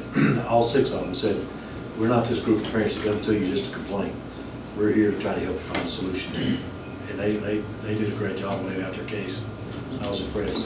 With the fire department being beside Mountain Park, I thought, well, there's at least an alternative. I didn't even see one in Westfield. I mean, basically, we're out in the middle of nowhere. Yeah, so they do vote at the Westfield Fire Department, but that's not in the precinct where Westfield Elementary is. But Jessup Grove is a mile down the road from the school, so it wouldn't be in that precinct. You just shook your head when he said that. You don't think the fire department would I be? don't like that idea. That's still people on our campus. That's right. That's close. So is there an alternative The location? church across, the only other place I looked at in the Bryan district is on the edge of Bryan and Elkin. There's not a, What was that place? it's, what's the church out on 21? Mount Pleasant? Yes. The big one. Yeah, the three ones. Three identical Yes. churches, bigger. Yeah, that's, and I mean, the district runs through their graveyard actually. So I don't think they would move, because when we met with them, she mentioned it, and Mr. Carter mentioned it being more centrally located. But I mean, I've tried, I've asked, unless the church, and I've asked the church, I think the church, they didn't even want to hear it. But like you said, they. Where's the building that bridges Charter County? What is that being used for? Ooh, I don't know. That's I don't even know where that building is. That's a wood. I kind of thought it was across 21. Yeah, it's across, just barely across the line. And it's privately owned now. And that's it. The church don't have to accept it. Correct. Because they're not funded by the government, but, yeah. But you see what, I mean, the problem with, for this election especially, because there were gonna be so few, I thought I could hide them in the back of the gym. Whereas with them coming in the front, over there by the fire department, I thought that would be more of a distraction. So we kind of hid it this time, but I mean, November. It's gonna be the biggest election we've ever had. And it's probably going to be one of the most contentious and most potentially dangerous with the candidates we've got running. Right. Out in Mount Park. So have we met with the Board of Elections at all? Has there been a meeting with them? Dr. Reed did. I met with Mr. Carter just to talk about the runoff. But no, we've not sent this letter. This is a draft. Wanted to have this conversation to get direction from the Board of Education on next steps. After hearing the conversations from the concerns from parents. I mean, one other option we have is just not to have school that day at 2 schools. You could have a remote day. I do think and what I've told these 2 gentlemen, when they have this presence on campus, it creates just a different stir, and you get into phone calls and people are nervous, and it's better for us not to even have school. If we keep it where it's at, or if they keep it where it's at, I think it's best for us not to even have school those days at those 2 schools. Well, I vote if they won't move it, then you go to vote. Yeah. Well, and I think the parents, number one, move it was their number one, the ones we met with. Number one, move it. Number 2, not have school. The challenge with making that a teacher work day is because of where it lays in that semester. You know, you've already got not a lot of days of school in November because of Thanksgiving, and we have to have so many per month. So Well, it'd still be a regular school day. it would be, but the next thing I would like to see is just make it a day off for the entire system. It ought to be a national holiday. It should Not be. 4 months of voting up to it. You vote one day, and everybody's off work that day. Go vote. So anyway, that was their biggest concern. But if y'all were okay with it, Dr. Reed and I've talked about it, and I asked him to put the letter together, and he wanted to, but for us to send it to them, because this deal is 45 days before the election, you gotta do this, 30 days before that, you gotta do this. So we're getting close to this, we can't wait much longer, and not work on it to get it resolved. Do we need a motion to send it, or just a consensus? I think consensus is fine. I'm good with it. It's a draft. If you have you know, see anything you want changed. So you're gonna change the wording about the 14th runoff? Yeah, we need to change that, because we wrote it obviously before. So it'll be in November. I think it's a good idea. All right. And then whatever the board's preference would be, I would recommend maybe one person out of that parent group go with us. I can go with Dr. Reeves. I mean, I don't want to overwhelm with the entire board, but if the board wants to have more representation, I'd see what you like to do. Obviously, you know, the two principals are going to tell them what the concerns they have. And I'm thinking, like you said, students are creatures of habit. They love routine. And when you can't get to go to the gym one day for training, you know, the whole day's messed up. You know how it is. It was raining. Yeah. And we were testing, so I mean, kindergarten teachers come out of there at 3 o'clock. Yeah, exactly. Because they didn't get a break. 7 hours in there with them youngins. I mean, trying to keep them quiet and. Well, my K2 kids, I said, I don't want you to even come in the hall and hit the bathroom near the cafeteria. Yeah. So y'all gotta use your bathrooms in your classrooms, don't leak. So yeah, they were down there all day. So that disruption is not the best. So if y'all are good with that, go ahead and send the letter. We're changing the wording to any future. Yeah, I mean, the future. Dub and I'll need to work on the tense. Yeah. Because we wrote this obviously before that long. Not just mention this November, but. Yes. Yeah. Yes. And I would like us to focus on the entire district, not just those two schools. Because if we don't, then it could come back later and say, well, wait a minute, Franklin's a good location. It's right beside that church anyway, you know, which is the voting site. So, I did see there's maybe a General Assembly member from Yadkin County that's floated a bill so that schools can't be used as polling sites. I don't know where it stands in short session, but I do think a bill's been filed. Good. And with our capabilities, we could just say, you know, if they don't agree to change it for this one, just to sort of prevent this in the future, we just go ahead and mark election day as a remote day for the county.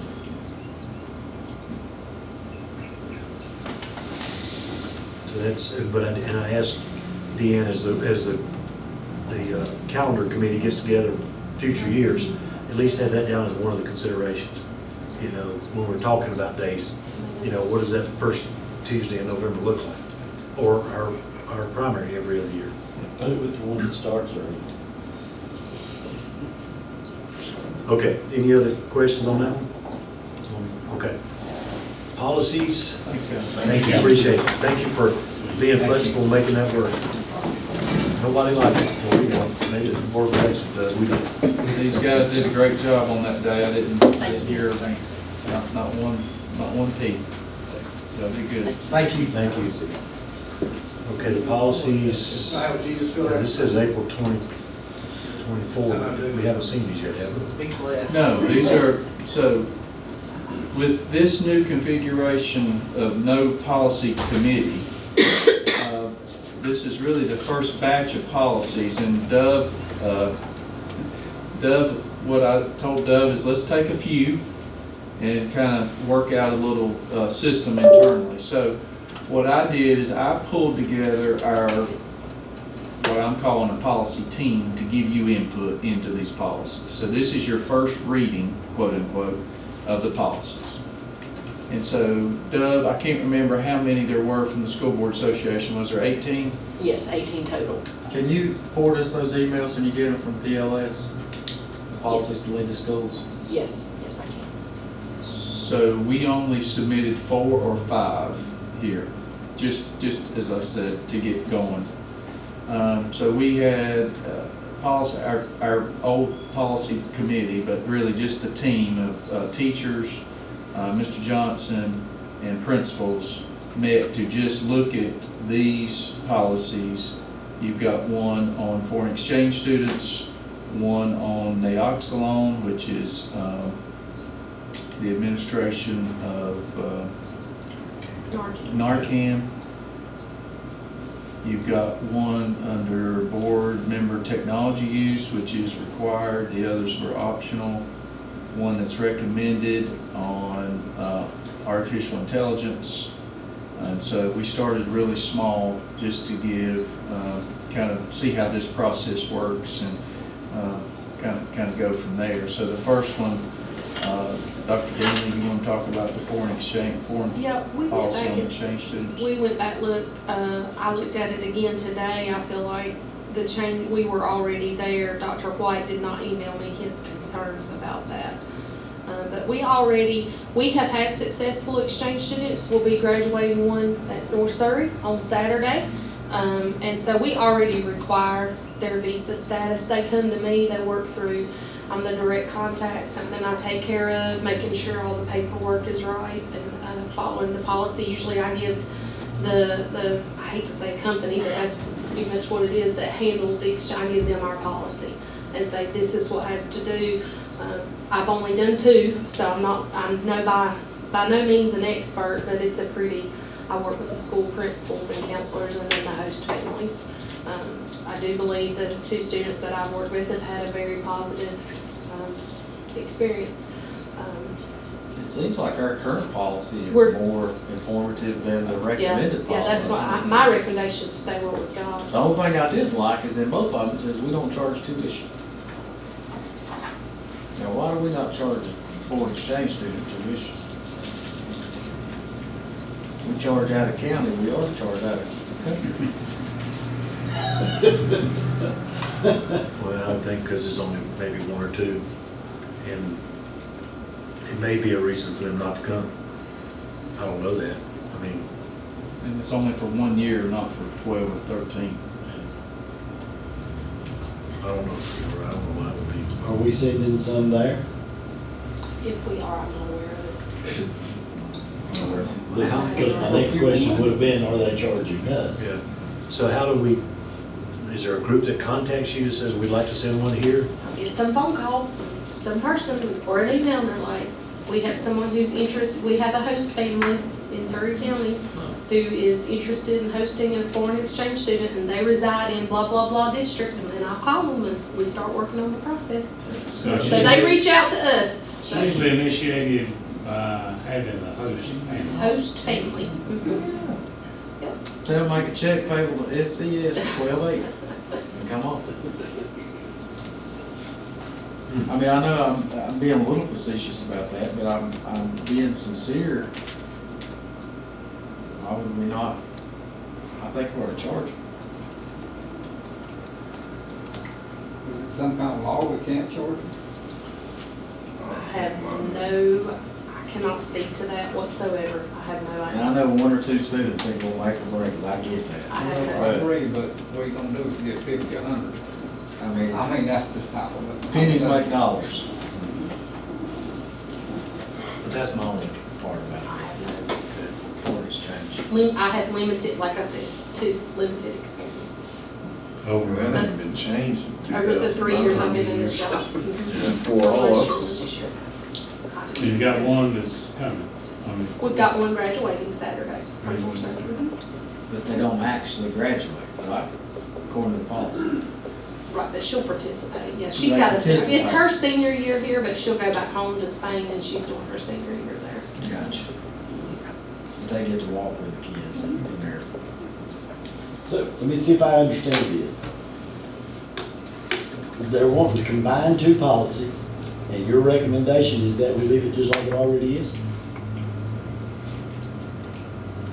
That, I believe that our current policy is strong. So, Yeah. we have to make a motion? Not today. No, we don't do Well, that's what anything today, that's just what give I'm me your trying to feedback figure out. today, yeah. Yeah, Those are our notes from our 30-day meetings, yeah. Okay. Yeah. We have to look at them for 30 days. Well, actually, it'll be 30 days from our next meeting. Right. I vote we leave our current policy, except we charge tuition. Good.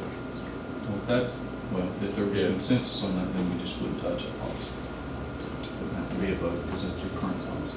Except we got changes in it, charge tuition. Oh, well. If there's a consensus. Okay. That's something we can research. We can research it. Okay. Yeah. We'll research that and report back to the board at the business meeting. Because these will be on the agenda for review. And then they go public for review for 30 days. Yeah, at the business meeting. Okay. On the next policy on naloxone, we did share that with the lead nurse. I have concerns with the storage of the materials, the cost of the materials, the training. Mr. Johnson also, we felt like this was a policy we should defer. He's going to research other school systems to see how they are handling it with policies. And then he wanted to verify insurance coverage with our carrier with the administration, the liability, our employees. So this is a optional new policy. I think we don't feel comfortable moving forward and would like to defer it until we get more guidance from Mr. Johnson. I would like to know that the option was there if we had a student that was, you know, but then my concern becomes, number one, who can do it? Because if that happened right here in the floor, I know what Narcan is, I just don't know that I know how to administer it to begin with. Are we gonna have a training for all the staff? I mean, that was my question when I come up to it, but having it there, it just seems like it would be nice. It just seems like there's a whole lot more to go with it than just having it there. You're right. We have, well, if you think about this already, we have several AEDs in our schools. There's training on AEDs. We have EpiPens. Students have EpiPens. There's training there. There are other students that have other medical needs that we do have training, and this would be one more. I do know that our sheriff's office, I believe, carry Narcan. So the SROs have it? I think so. Yes, I think so. Pretty sure of that. Not sure, availability. I didn't understand a secure but unlocked and easily accessible location. Secure but unlocked and easily accessible. Where you store it. Well, it's my understanding Narcan's not that dangerous. That's what it is. Fault. I don't know. I don't know nothing about it. I've heard that. They talked about it like sometime before in the school system, and it's not something that's dangerous at all. The fact that there are 7 or 8 full-grown adults sitting here asking these questions kind of puts it right back to where I said, where maybe we need to do some more research. Yeah. Yeah, that's exactly why we thought it was best to defer. Well, you open yourself up to liability. You had situations where you should have used it and didn't. If it's available, you expose your liability on that regard. I just like to check into the danger of it, because it's been a while since I was at some meeting we talked about that. It's really, I've got the understanding that we don't want no danger in it. You take a defibrillator, you push that button on there, it tells you what to do. And Narcan pen does not. I mean, I know EpiPens go in the leg, I know that. But where does this Narcan go? I don't know.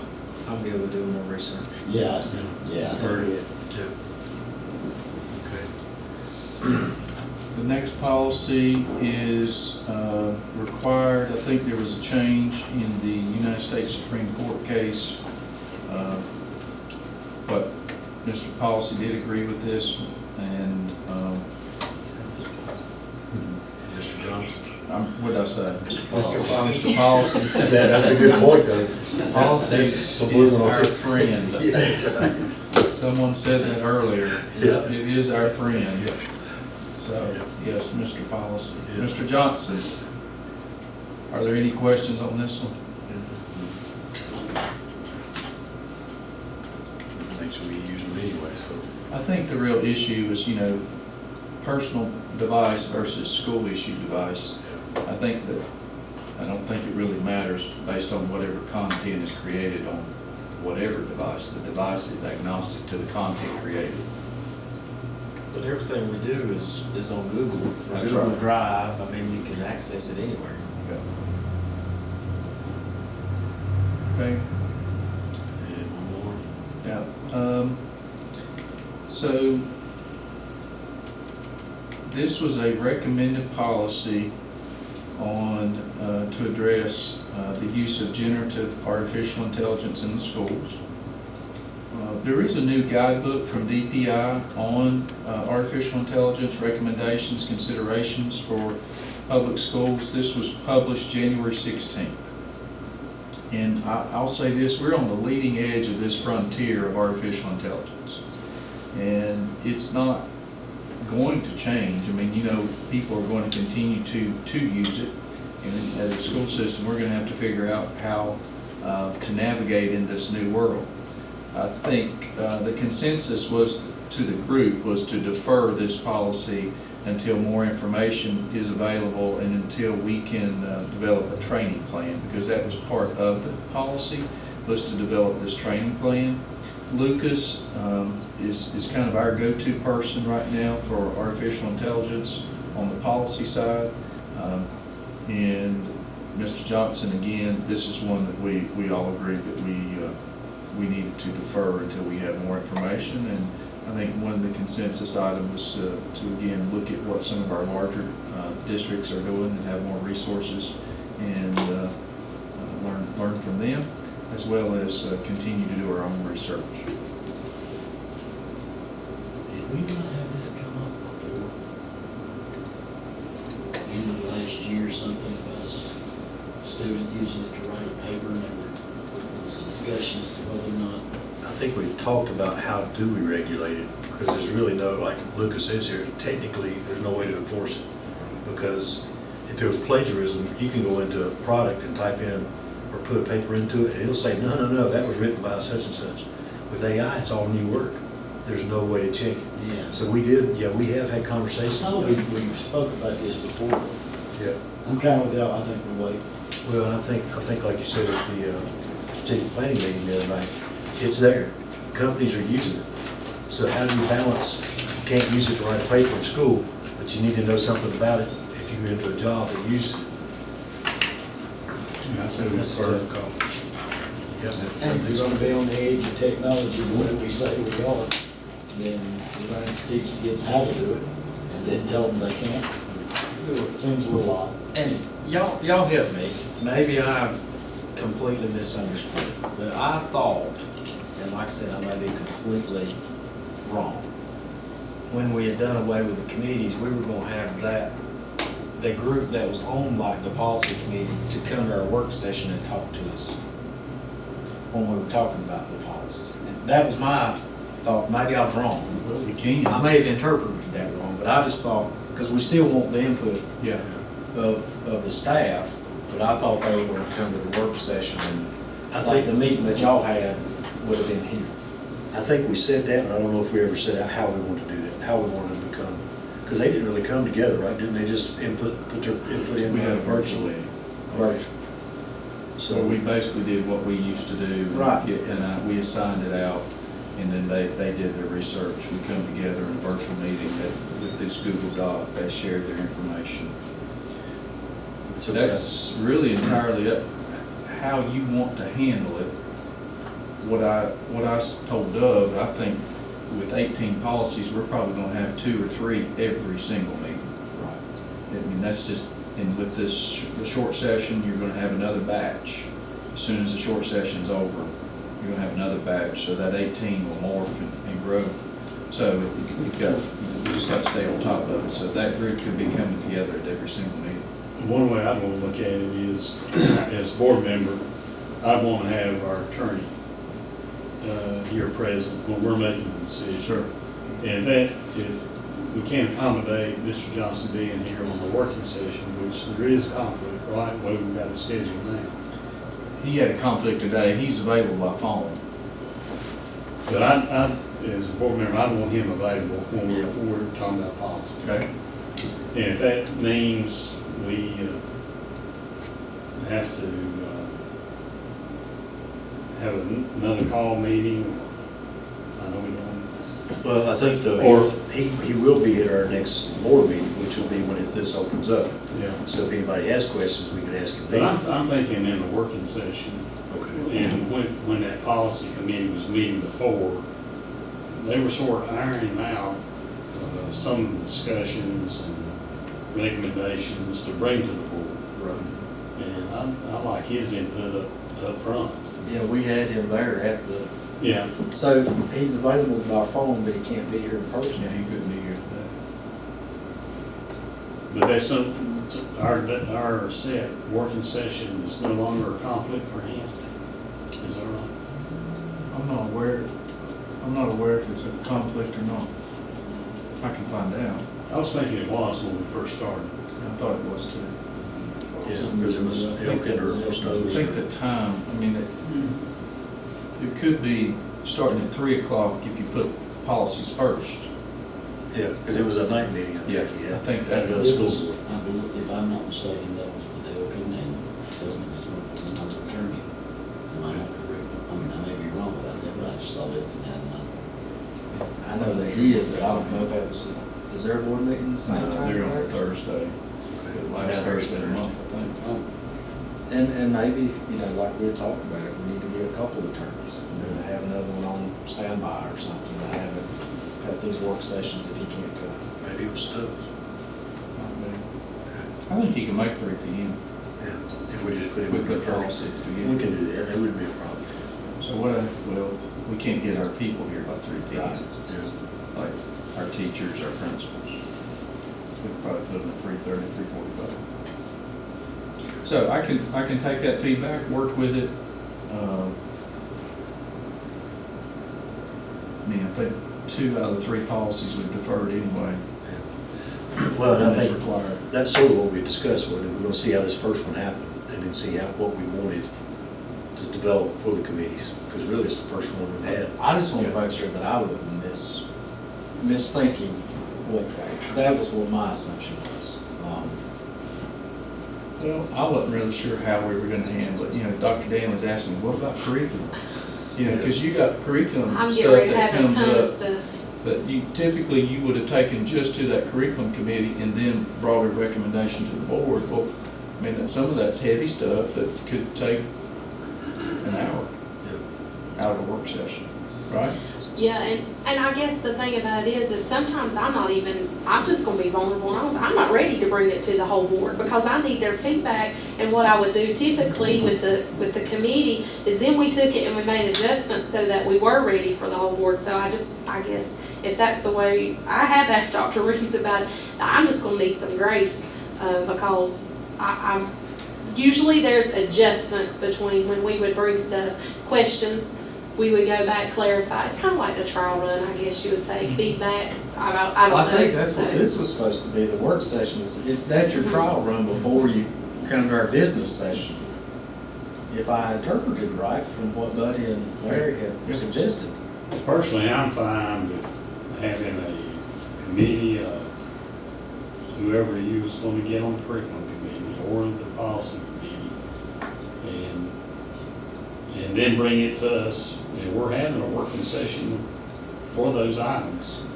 But I'd like to have Mr. Johnson here for the policy part. Got it. Now, that's me. And I don't feel like I would necessarily have to be in the session that brings it to the working session. I think the working session serves, it's not the business session, it's to ask questions and. Well, we need Unless we got people here that's Right. experts here that Right. cannot answer our questions. Well, I agree, especially having the board policy. You know, somebody's just not gonna move and make a decision without discussing it with Mr. Johnson first. Well, we gotta think about it. The reason that we are having this work session was because we're done away with committees. So if we still have committees, we don't need to have this work session.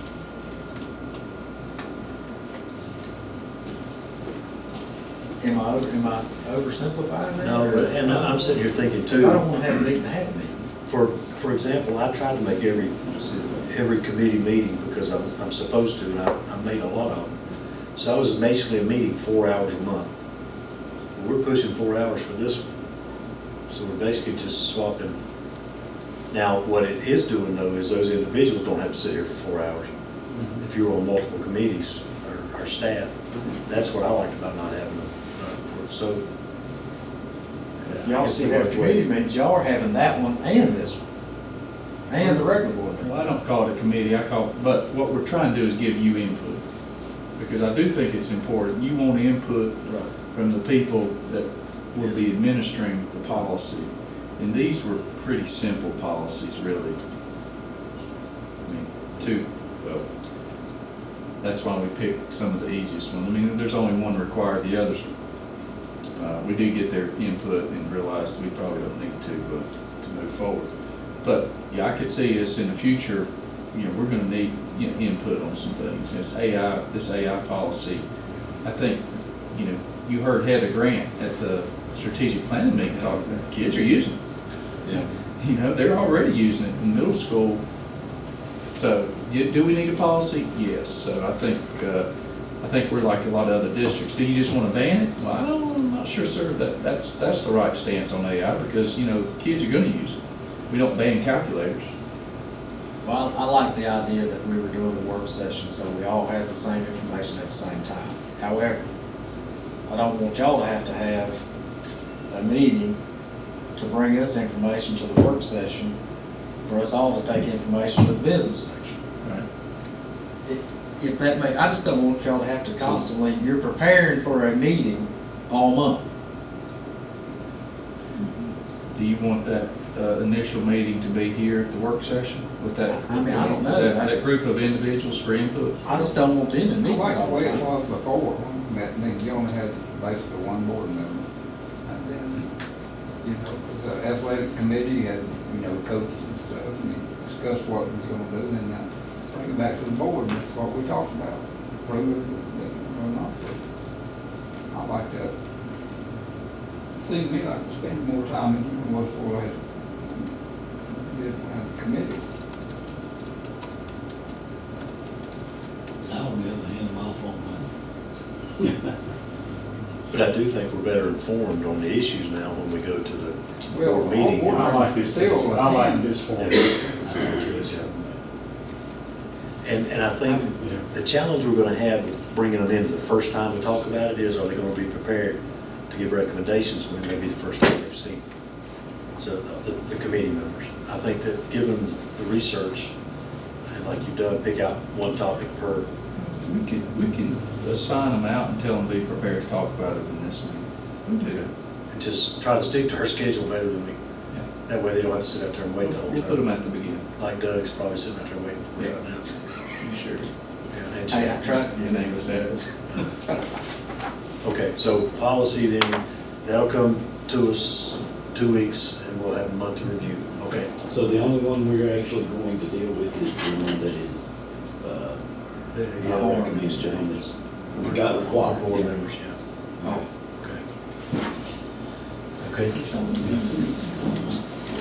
Board meeting dates. Okay, I think everybody's seen them.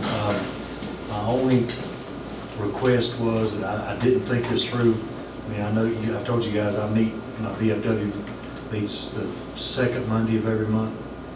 And when we had a holiday on Monday, we moved it back to the next Monday. And every time we did that, 4 times this year, I had conflict. And I couldn't get there. So my request would be that if we have a holiday on Monday, we meet on Tuesday right after that versus waiting for a week. And it still allows people who want to come to the meeting to come if they want to because it doesn't conflict with the next meeting. What was that Monday that we, when we done the survey, what was the, it was a Monday that we chose.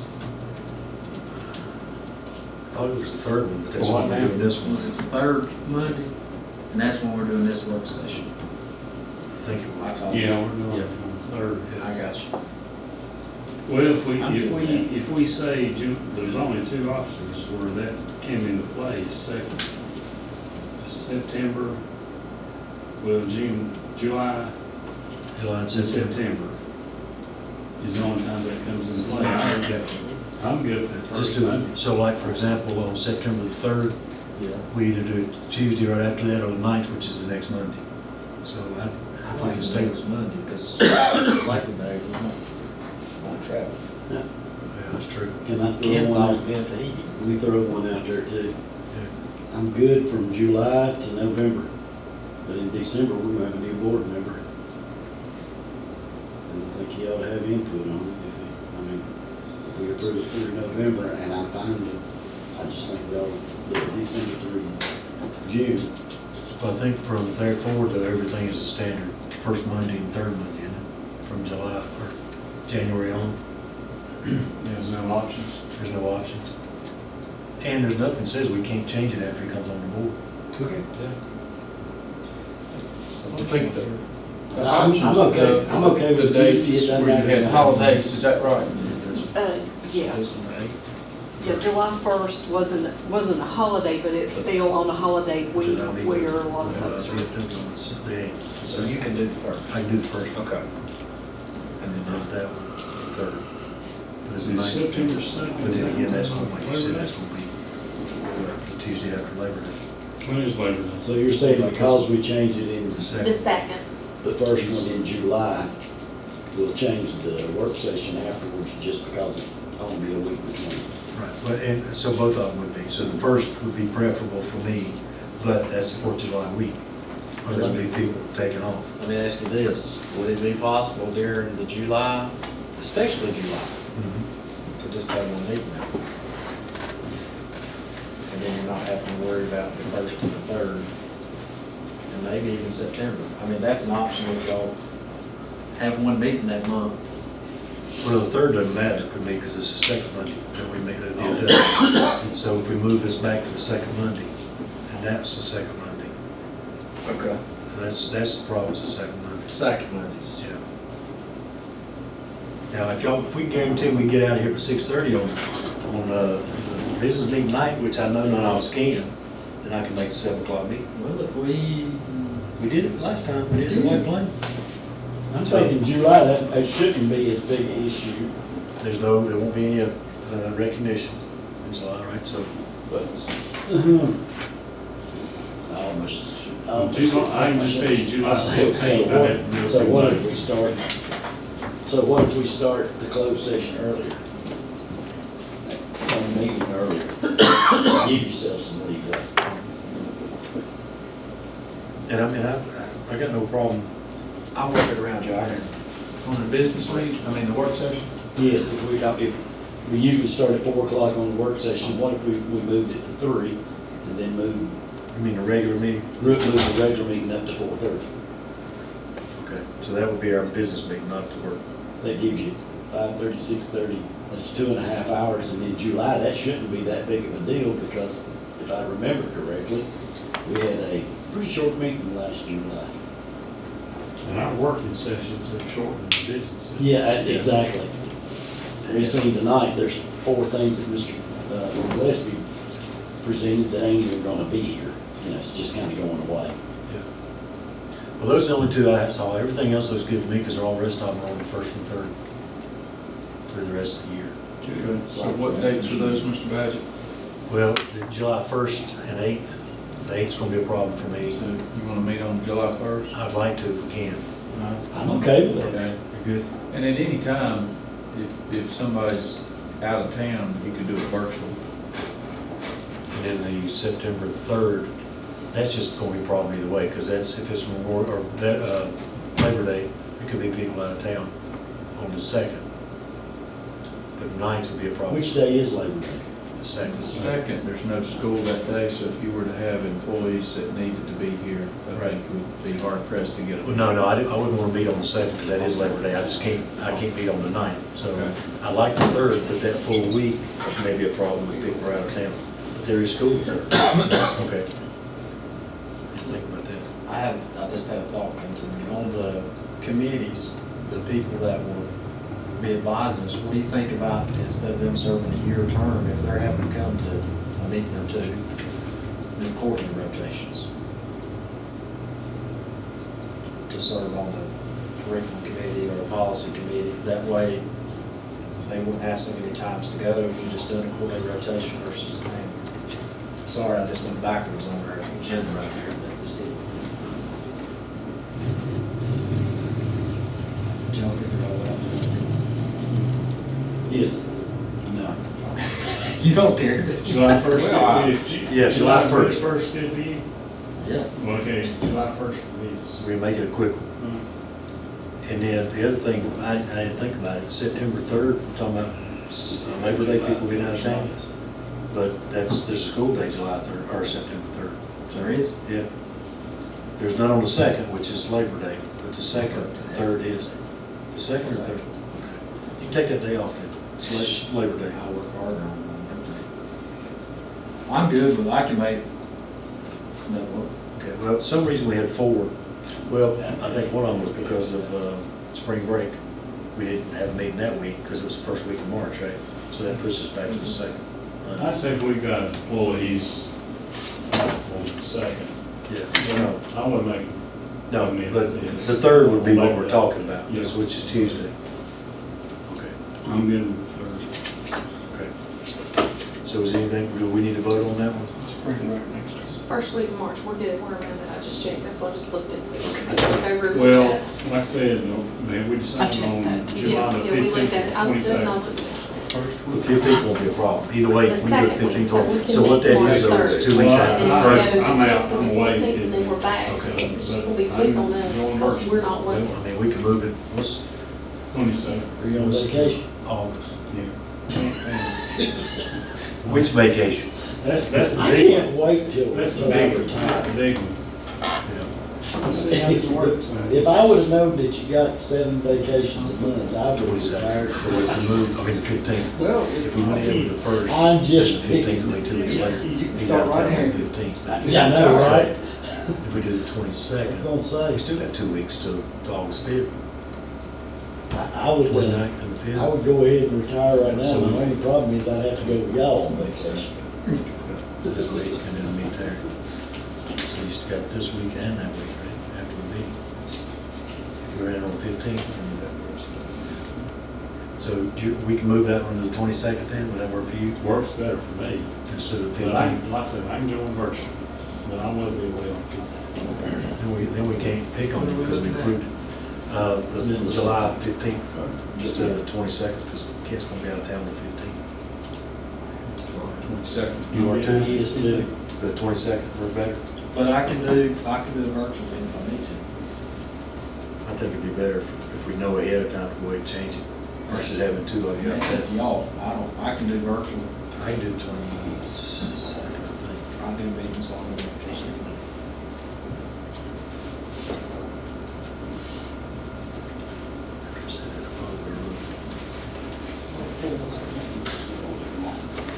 Yeah, okay. So is everybody okay? September 16th. 16th will be fine with When y'all get it all done, then tell me. before I me. July start. 1st, July 22nd, September 3rd, you're the only ones we've decided on, right? July 1st, September. July 1st and July 22nd. I've updated the September 3rd. screen And then as well. September 3rd. And September 16th. Yeah, she's September already got 3rd and those. 16th. Yes, Okay. there's still 2 weeks between all of them. 3 weeks in July, but 2, because July's got 5 weeks this year. Right. Okay. So Mr. Jones said December 2nd, 16th, January 6th, 20th, thereafter he will be here. Who said it? Oh. He's voted, Okay, yeah. I'll make a motion. Okay, make a motion. I'll make a motion that we meet July 1st, we meet July 22nd, we meet September 3rd, and we meet September 16th, and all the other dates is shown. 1st and 3rd Is shown. Mondays, okay? All right, any questions, comments? Second. Motion by Mr. Whitaker, second by Mr. Bledsoe. Any further discussion? All those in favor, aye? Aye. Any opposed, no? Thank you very much. Now we've got one more before we get to carpet, right? Budget work session. Yes, board members, auditor is requesting a special call meeting on June 27th for a budget work session. This is a year-end cleanup, much like you're accustomed to. We have to have a year-end meeting. at the end of June. Does this date work? And it will just be for, well, unless, primarily the purposes of just for audit and finance. This says 5:30, but I thought what I got down is 3:30. What time do you have for this meeting, Doug? 5:30. Before, we didn't set a time, I was gonna let you do that. Okay. Oh, I just seen 5:30 PM, that's when. It's showing 3:30 on. Yeah, I got an on this invitation agenda. from Doug for 3:30. See, that's not. I think I just reserved a spot on the calendar for that. I was asking my court to do I can schedule myself to leave work early, I just need later the better. Okay. See, not sure when. Been there a while though, I think. That will be here. Yes.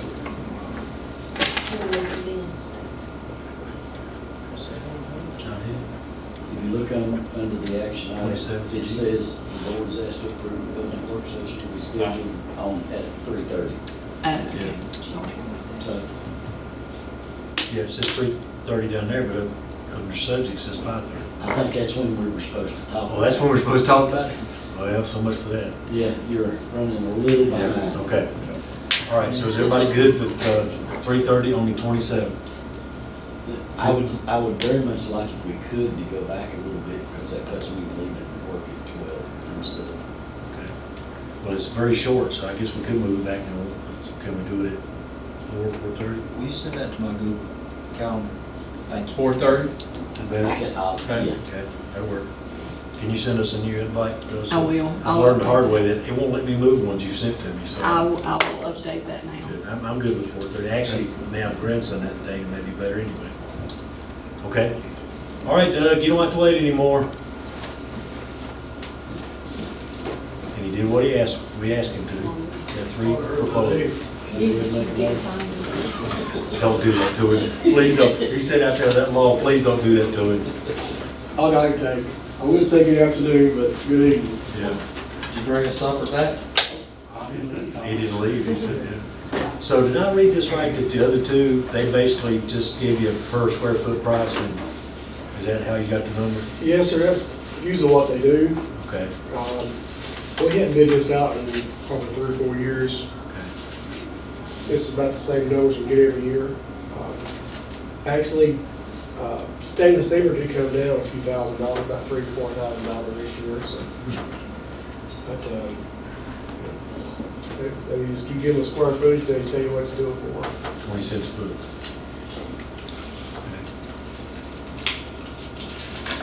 Okay. So these, and we need to make a decision because you need to get these guys under contract for the That's summer. correct, yes, sir.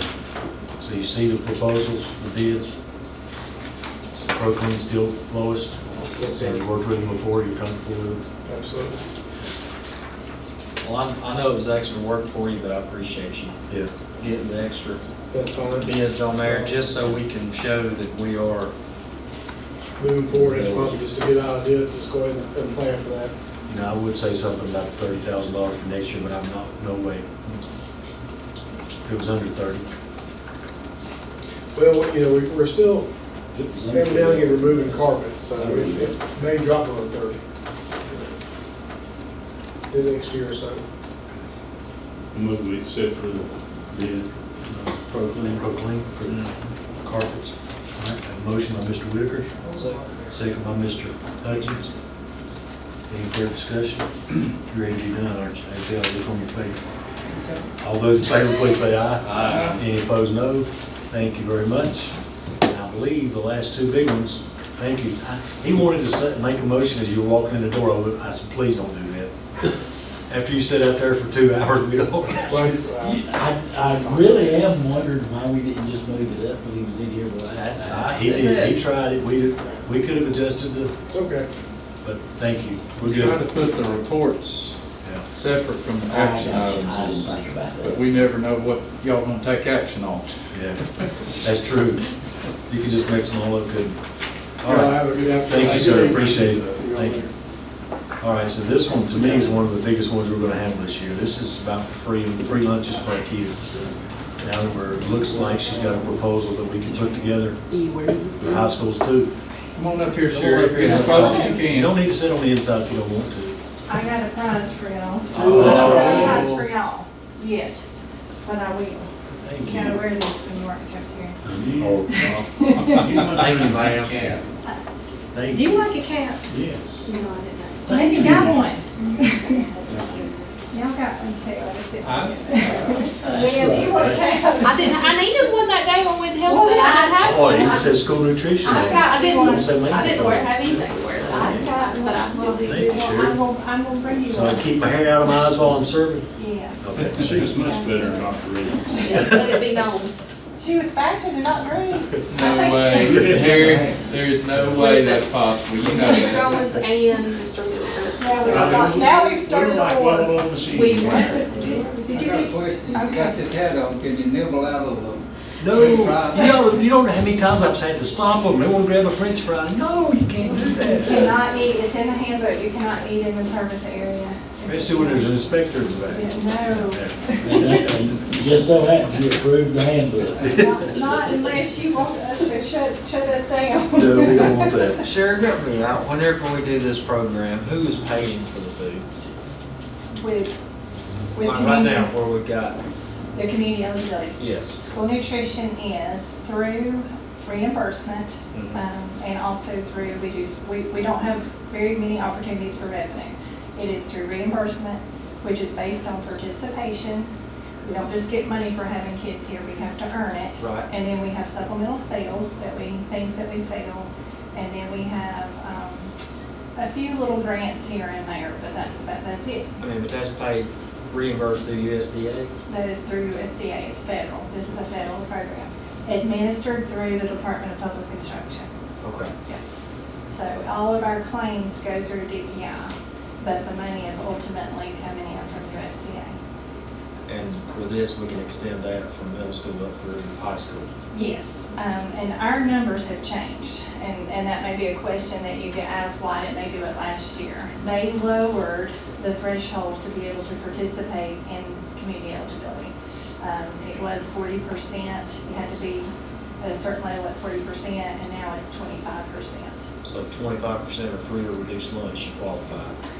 It's not necessarily free and reduced lunch. I know that's going to get complicated, and I don't want to muddy the water, but it's We've been called. sitting here a long time. I know you have, so we're not going to do that.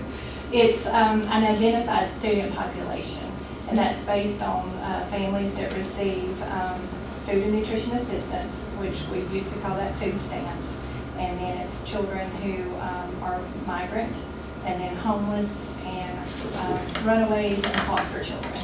And it's not what we call income applications. So it's mostly students and families who get assistance through DSS, Department of Social Services. So one of the things that I have in my information that came to you is the data worksheet. Because we have to submit this data, yes, based on April, we have to submit who is eligible on April 1st of every year, whether we're gonna do this or not. And so, one of the things that we get to do is that we get to take this ISP. I may not have given you enough information. I'm just showing you kind of how they identified out with their identified student population. But we get to average all of these schools together, and we get to group and average together to get the best case scenario. And believe it or not, when we group every single one of our schools together, we come up for next year at 96%, which is really high. And this year we're, Sorry? this year we're 92, correct? This year we were 90%. So it's 95.86%. And so this year we had to pay 10%, which is the difference for those elementary and middle schools that are doing CEP. We had to pay the difference of 10%. This year. Still better off than if we would have charged. Yes, yes. But this year, but coming up for 24-25, if we group everybody together, average that out, we're right at 95.86% who will be eligible for free reimbursement from USDA we have to pick up the 4% difference. So we'll be in much better shape. So you're 6% better off. So it'd be 4% of all students, though, right? Because now we're adding the high schools versus 10% of just elementary and middle. However, having said that, I did want you to be aware that this is based on participation. You can qualify, but you have to have kids eat to draw down the money. If they don't eat, we don't have the money. And that's why I wanted to show you a participation report based on this year. Yeah. So I've got the schools in green, the middle schools in an orange color, and then our high schools in blue. And you can see for breakfast what our participation is, and for lunch. And overall, we're at almost 57% for breakfast, and then we're almost at 80% for lunch. Now, Psalms kind of brings down the numbers, and so does early college. That brings down our average. But I did want you to see what this participation is, because obviously our high schools are much lower than our middle schools and our elementary schools. And so just because they're approved does not necessarily mean financially that we're going to be in this great shape, because if they don't eat, we don't draw down that money. And we're still have staff hired, we still have to buy all the food, the chemicals, and everything that we do has to keep going. So it's just going to be a fine balance, but it's all hinges on participation. We don't just get money because we want to participate in this program. We have to we have to draw it down. And we draw it down through kids eating. So what's your recommendation? Well, my recommendation is that we do it, that we go forward and we do it, but we still have to be mindful and be careful about our expenditures and our labor and all the things. And this year, our labor has been relatively high. We are spending as much on labor as we are on food and supplies. We don't have a ton of ways to make money in school nutrition. We have reimbursement, we have supplemental sales, and our expenses are basically labor, benefits, food, supplies, and equipment. Well, since we're paying for the elementary and middle, have you seen supplemental sales go up? We haven't really, it's about the same. I know some people would disagree with this, but I have always been pretty consistent with, I don't think young children need to get a lot of snacks. I think a drink and something snack, I don't love let them buy what they want to. Now, I know our middle schoolers like to buy a lot of snacks, and our high schools do too. And that's a different ballgame. But we have lots of parents who communicate with us on a regular basis. No, do not let them do that. And we try to honor that. We do honor that unless we overlook something. But we just don't believe that young children should have free. And you're in those you're eating with your grandchildren, and you are too. I mean, y'all are there. You see them. They don't need all of that food. So we try to be sensible about a la carte. But we have seen. I mean, it's about the same as it was. Okay. I think it'll go up in high schools just because they'll have the money to spend on, on their snacks. Right. I make a motion that we approve to go into the community eligibility approval process to increase free lunch, I guess is what you would say, free meals. Free access to all students. Free access to all students, to expand that up to include K-12. So that I'm understanding, you're going to get 96% reimbursement on 79.58% participation. And then we need to encourage. How do we encourage more participation? In some situations, Mr. Hutchins, I don't think we can with high school, just because if they're at Surrey Community College, or if they're taking classes, they were at school, but then they have to go. I don't think they're at the Pilot Center, for example. They're not going to rush back to East Surrey High School to eat lunch. So I think we can do all that we can with quality and encourage them. I think for at middle school, I would like to add maybe a breakfast cart when the children get off out of the cars. We have that at Gentry and at Meadowview, we have it at Gentry and we have it at Pilot, and our participation is higher in those schools, and we need to add that at Central Middle and at Meadowview as well. You talking about the car ride? Just have something when, as soon as they come out of that, out of those cars, if they could have access to their breakfast. Kids like to congregate and socialize, especially in middle school. They do not want to be where their friends are not. And if we put them in a place where they don't want to be, they're just not going to eat. So I'd like to do some of that work. Our high schools do a bigger breakfast than our middle schools. And so if we can get Second Chance, just continue to do that. Keep working on our food quality, keep working on our facilities. If we had 2 new kitchens and dining rooms, I honestly feel like our participation would go up. Well, if you've got free lunch for high schools, then participation's obviously going to go up. Yeah, it should, it did in COVID, and then hopefully our a la carte sales will go up as well. So I think you're exactly right about the facilities with crowded, the rush. I think you'd see participation increase significantly. Can you do like some satellite serving at lunch in the lobby at the service center? we have done that before. We did it for years, and where we are right now is that we didn't see a whole lot of participation up there, but the kids, we don't have a lot of staff. We just to hire more people to stand there, it's just not affordable. We've tried a lot of different things. I feel like that we have good participation at Surrey Central and North. Our participation at East is lower than the other 2 schools. And I don't know if that's just because their schedules are closer to the pilot center. I really don't know what the details are there. But it's just a little different down in the East. Sir, we don't have no options. That little station right outside of the serving area is at Surrey Central.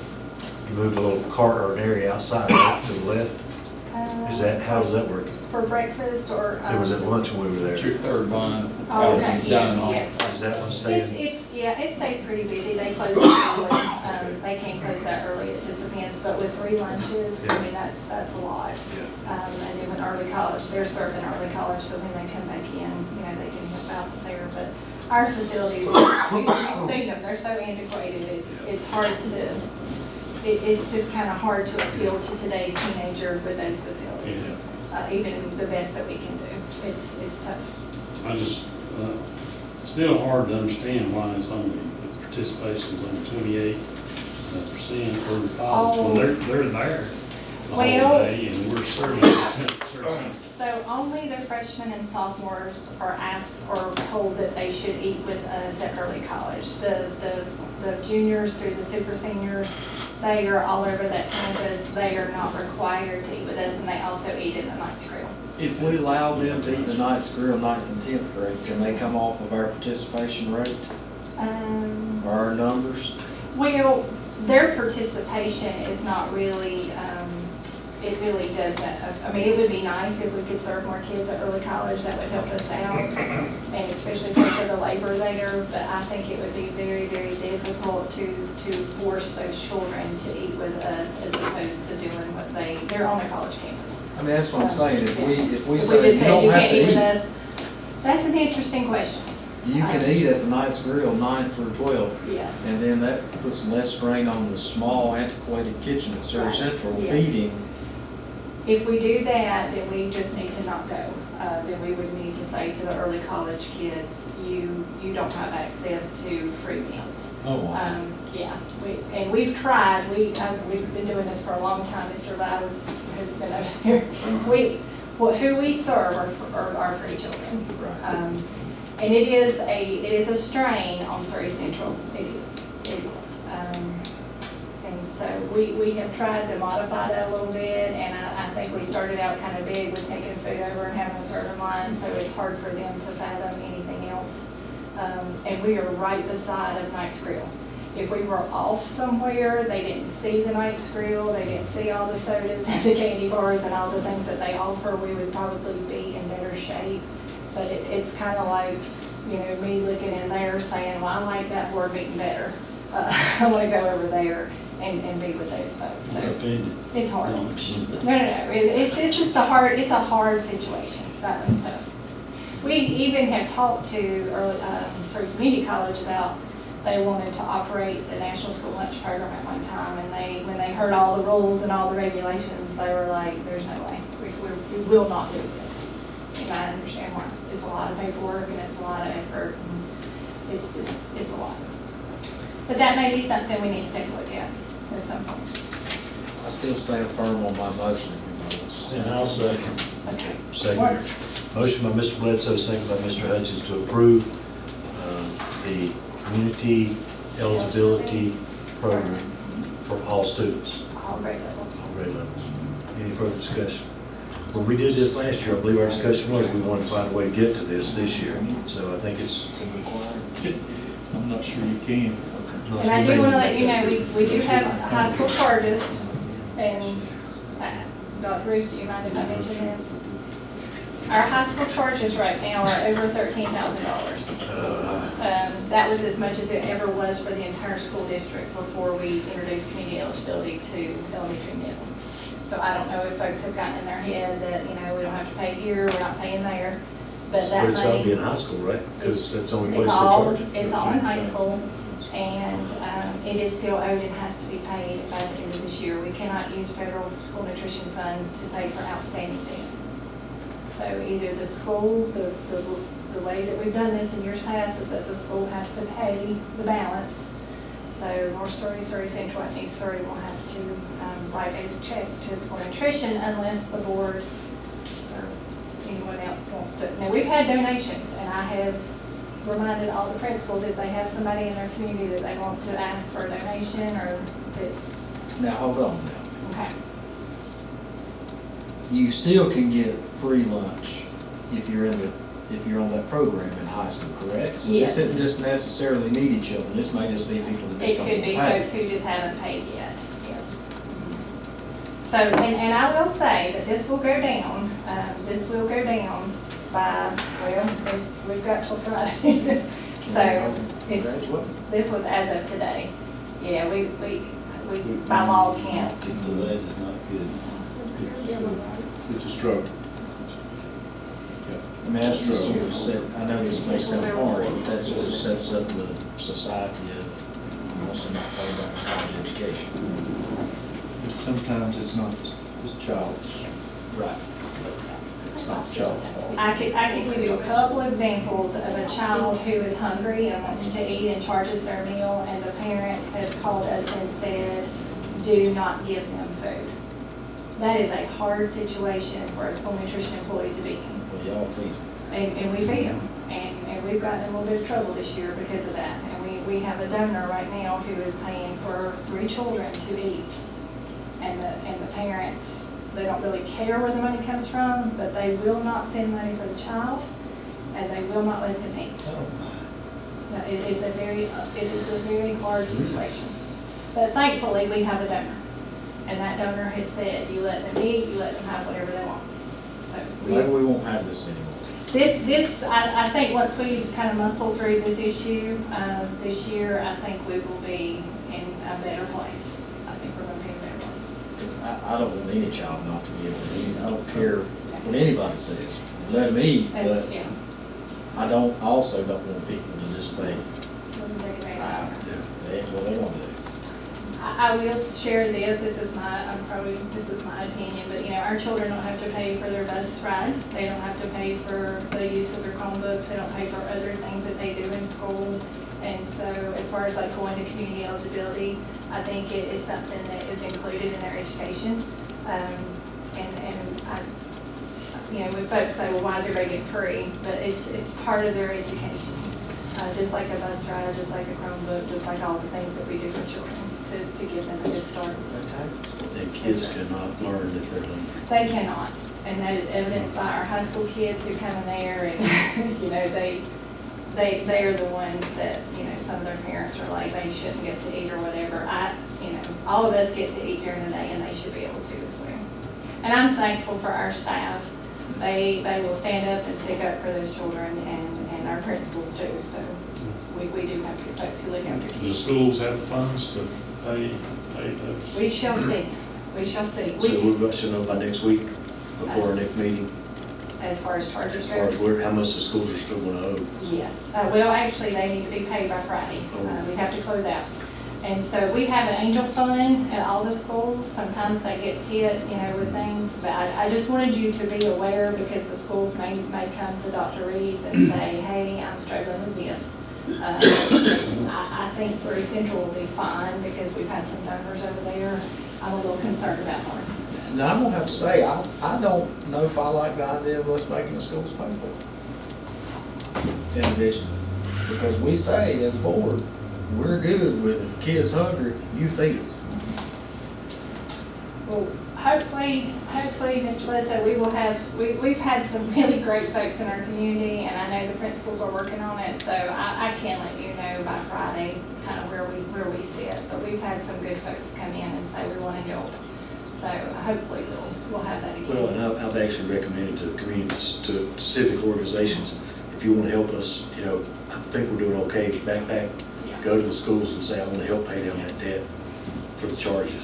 And then a lot of our churches donate money as well. I don't think we've had as big a response because they know that elementary and middle are free. So, but, yeah. Ms. Parker, and Gary, what happens if a child is not paid by Friday or the bill is not paid? Or Nothing happens to a child.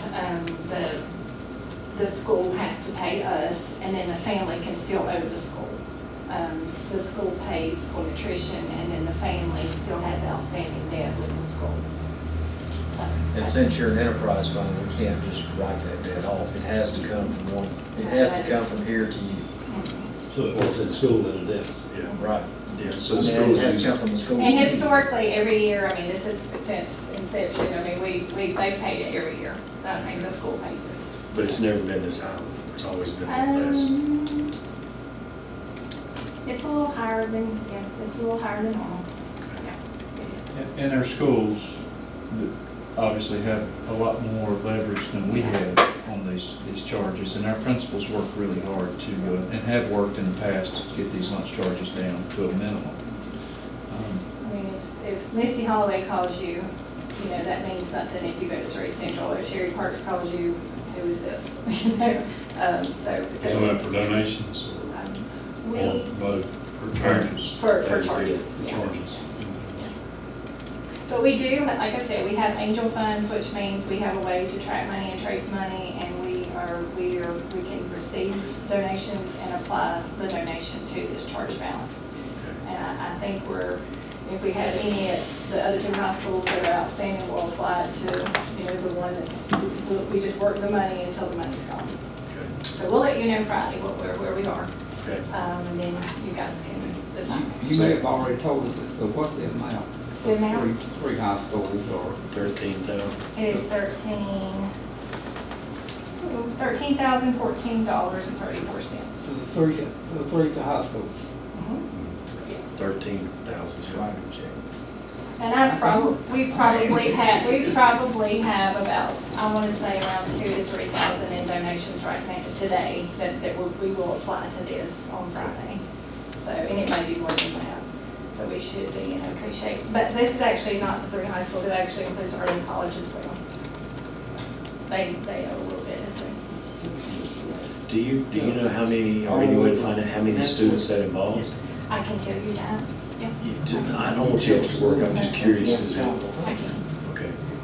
All right, so we had a motion and a second, we never voted on approval. Sorry, I didn't mean to introduce that, but that's happening on Friday, and I know that's stressful for the principals. Well, I think what we need to do then is, let's see what it looks like Friday, and we need to discuss it. How do we help the schools if the number's still high? Okay, sounds good. All right, all in favor of the motion to go ahead and approve the community eligibility program for all K through 12? All in favor say aye. Aye. Any opposed, no? Thank you. Thank you. Thank you for your support. We sure do appreciate it. So, Millions. okay, so we have one more, I think. Yeah, activity bus reimbursement rate. You have been out there patiently waiting. Well, I wasn't sure if I was supposed to bring supper or if y'all were gonna have supper for me. I wasn't, no. Where do y'all want me? Good question. How about we see you Thursday? They said that you had the bus, you had a way of hauling. What? Oh, the whole meal was gonna fit on Yeah, the they bus? said that, well, they said you had a bus, so you had a way, we couldn't haul it in our little That's vehicle. what it was, that's what it is. I know, Miss Sherry Parks comes in here bearing gifts and all the things, and I'm standing between you and being able to accept her, I guess, so. Oh, no, you just bring it with you. We still have closed session. Sorry. So, board members, Ms. Samples has come to me with, obviously, a report on activity bus usage and reimbursable mileage rates. And so as with everything else, we have inflationary costs. I think what you're gonna see in her report is what activity buses are local, funded locally, operated locally, maintained locally through local dollars. So obviously, there's some charges and cost incurred with activity bus usage. So she's got some information here for you to consider and potentially take action on. Pam? Yes, sir, thank you, Dr. Reeves. Our current rate, as you can tell in the first slide, is at 60%. That was raised in 2019 in June. You guys went from all trips costing 30 cents per mile, raising that to 60 cents per mile for all field trips, 35 cents per mile for trips that are athletic, band, chorus, and ROTC. You can see there in that bar graph, the blue is the number of miles that each of those trips every year are. This is as of last week. Then the cost associated with the miles driven for those particular trips. And in the yellow is the funds that we in transportation have charged those different groups and what they've paid back to us. So that could be the school for a field trip, could be the school for an athletic team. Correct, that is correct. You're exactly correct. It costs, the average cost per mile of trip is about $1.28. And when I'm saying cost of the trip, so the things that are calculated into that are, of course, fuel, but also everything it takes to maintain and run that, but to continue to run that bus. So tires, tubes, oil, repair parts, and a mechanic's salary for working on that, which the state sets that rate. It's currently $25 an hour for every hour they're working on a local activity bus. They don't make that much per hour, let me be straight about that. They do not make that rate per hour, but that is what the state sets that we charge. That is, on the third slide, if you'll look, that's getting ready to go up in July to $27 an hour, and then in 2025 to $31 an hour. So where does the money go, the difference in what we charge and what they're actually paid? Where does that go? So where's the difference in what the schools pay the transportation department? Okay, you've got a mechanic making, for easy math, 20. We're required to do 25. Where does that $5 go? So that goes on a TD-19, which is reimbursed to the state every month. Because the state pays the salary of the mechanic. Correct. Are we responsible for managing open activity buses? We are, but they pay for and fund their own activity buses. So anything that's a white bus, they pay for that out of their local funds. We just did the yellow buses then. Yes, that's right. The state only funds yellow buses. Because if you'll look, well, there's a couple of slides later, but that $25 that they make us charge, that also pays for their benefits, because we can't use state funds to pay the benefit portion of a local salary. So we have to track time spent on yellow buses and time spent on white buses. So the 2-year deficit does not include Mount Airy Delta? No, That's sir, it just does Surrey not. County Schools? That is correct.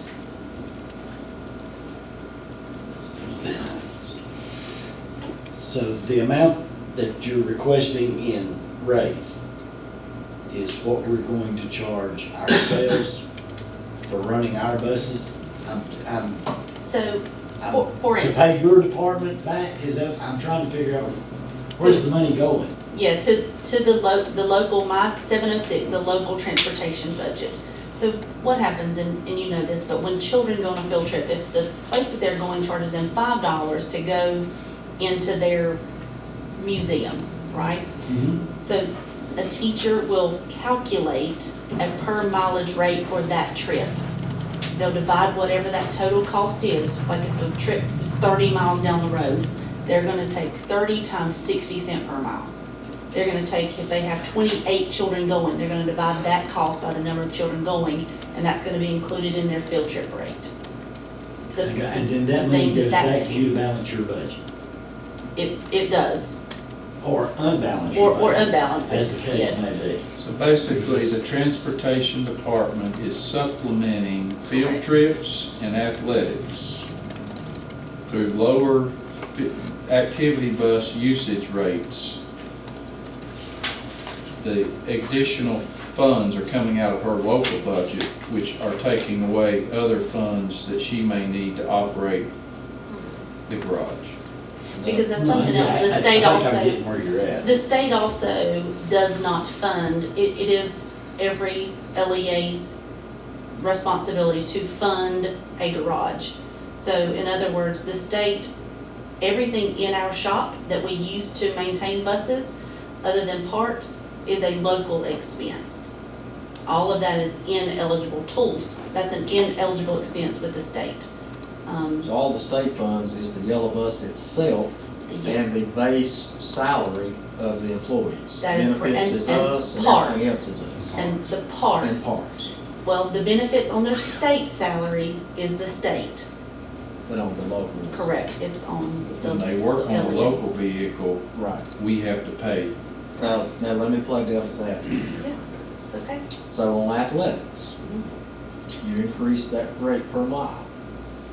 How does that affect a golf team that doesn't have ticket sales versus a basketball team or football team?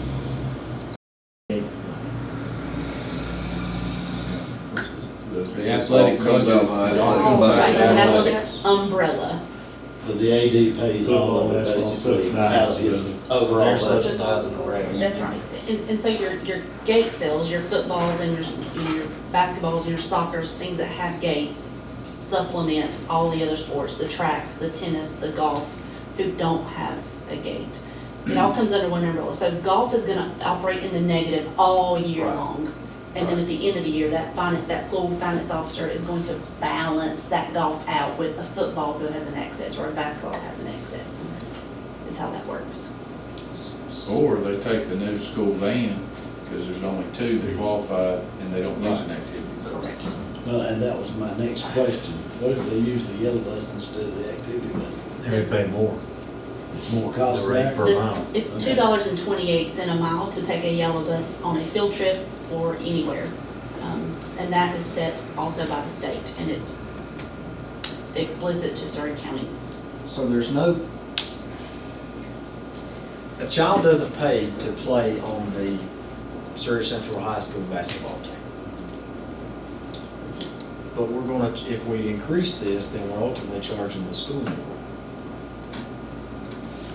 which is coming from us locally, but we also fund you locally. So we're, The transportation department is subsidizing athletics. Right. By almost $1, where the transportation department is subsidizing the schools for field trips, about 60 cents, right? Correct. And that is one thing that I've struggled in my year of being here, looking, we have the lowest reimbursement rate of any school system around us. And I didn't do that work. That work was asked of me because the school, like the Audras in every school system, pulled that money together because some of them were wanting to raise their rates. Well, when I sent Surrey counties in, and coming from another county, I knew that it was low, but I also knew that you guys were funded differently. Other counties around were like, "You're killing us." Like, what do you mean? 60 cents. I was like, but that, Surrey County's structured differently. And I, coming from a school, I don't want to rob Peter to pay Paul, right? I don't want to take monies from a school. That is never my objective. However, I also am now the transportation director, and I have a department to run that is having to utilize funds that I could use differently to be able to better service yellow buses, white buses, local vehicles, maintenance vehicles, all of those. And so that's why the request. And you'll see, if you go on down through the slides, the very first option that I give you is no rate change. So it's not like I'm asking like, hey, let's take advantage of these people paying this Right. field trip cost or an athletic Don't, team. I'm not insinuating. Right, please don't. I mean, because No. I don't want to have to raise the rate for them, but I also know that with a potential of 5% of our local budget in transportation being cut next year anyway, the cost of the things that it is, the equipment, the fuel, the things that we are paying is going to continue to go up. Everything is. So there's going to be less and less discrepancy on my part on what my local funds are being able to be used for in our department. So then my next question then becomes, which I see where you're at and I see why you need it. Has this been presented to the principals of the schools so that they know kind of that's coming? Because they're gonna be dealing with budget cuts too. You understand what I'm saying? I mean, can they afford it? No, we've not had any conversations with principals. So ultimately, on the athletic side, it would be more money out of the schools. On the field trip side, that cost will be passed on to the parents. And it increases. And potentially schools for those who have children that aren't able to pay, or, Right. but a lot of times that's donor funded as well. I can see the need, I'm just wondering, has that been included into the budget, into athletic director's budget? Does he know he's fixing to come up with he's gonna have to write a check? So, I mean, again, I'm with you, I see where you need it, especially compared to other counties. I mean, they're already at $1.45, $1.50, $2 in Watauga. So I can understand why you needed it, we're operating at 60 cents. And for a lot of counties, the reason that their reimbursement rate is such is that is their way in the transportation department for how they actually fund and purchase local vehicles, like new activity buses. So they're using their athletic teams and field trips and things like that as a way to earn a profit to be able to purchase the things that they need as far as activity buses and things like that. And I think too, if you look at, we've been charging the schools to do this, just not a rate that reflects the cost. Yes, sir. Because, I mean, gas has gone up, diesel has gone up. I mean, diesel now over $4 a gallon. It is. And we've not changed the rate since 2019. I will say, and I'm not, in no way am I putting any pressure that this should increase with the foundation, but the foundation does provide funding for field trips if the board of the foundation is able to continue that funding. So some of this money comes from the foundation, it doesn't Yes, come sir. from the schools. That's right. So not the full amount of those In-county field trips. Yeah, in-county trips, the foundation helps cover that. I think it just becomes a pain point as everything else goes, inflation increases, salary cost increase. It just becomes another pain point for all. None of us want to sit here and pass along any cost on the parents or onto the athletic programs, but it just essentially comes down to Amy understanding what she needs for her department. I know when I was in Guilford, our rate was $2.20 a mile, and that's been 15 years ago. But we also received an athletic budget from the district. We don't, there's very little, we don't have an athletic budget for our high schools. They make what they make. We pay for those coaches supplements, but outside of that, you know, they're providing their own uniforms, they're paying for their own officials, they're paying for their own security, and those revenue sports are covering the cost of the non-revenue sports to do exactly what you described with that golf team. but really becomes just a break-even proposition for our students, because we want to give them a great experience. Yeah, I want the kids on the swim team, the golf team, every team to have the same opportunities as basketball and football. Yeah. Kevin, you might know more about it. How about boosters? Because, I mean, at North when I was there, we paid for all the uniforms for all the teams. So they were already paying for things that the school didn't have to pay for. Do you know if the boosters help kick in any on this in any of the On schools? transportation, Yeah, on the cost for gas. not that I'm aware of, it's more like what you were saying, the uniform pieces, because there's always gonna be some team needing uniforms. Yeah. And I mean, rotation. and I'm not minimizing that, because those, Oh, yeah. they could be $15,000 to $25,000 a year That's just all for we've done uniforms. is once. Well, and you've got some coaches fundraising on their own for equipment, pads, helmets. Yeah, so, So, I mean, we're paying for them out of it now. You're just covering the deficit for the department. We're already paying. I think there needs to be a differentiation between field trips and sports-related use of activity buses or school function use of activity buses. So I would be good with option 3. Well, you've got, sorry, I didn't mean to use it, I'm sorry. Go ahead. No, I was just going, I mean, you're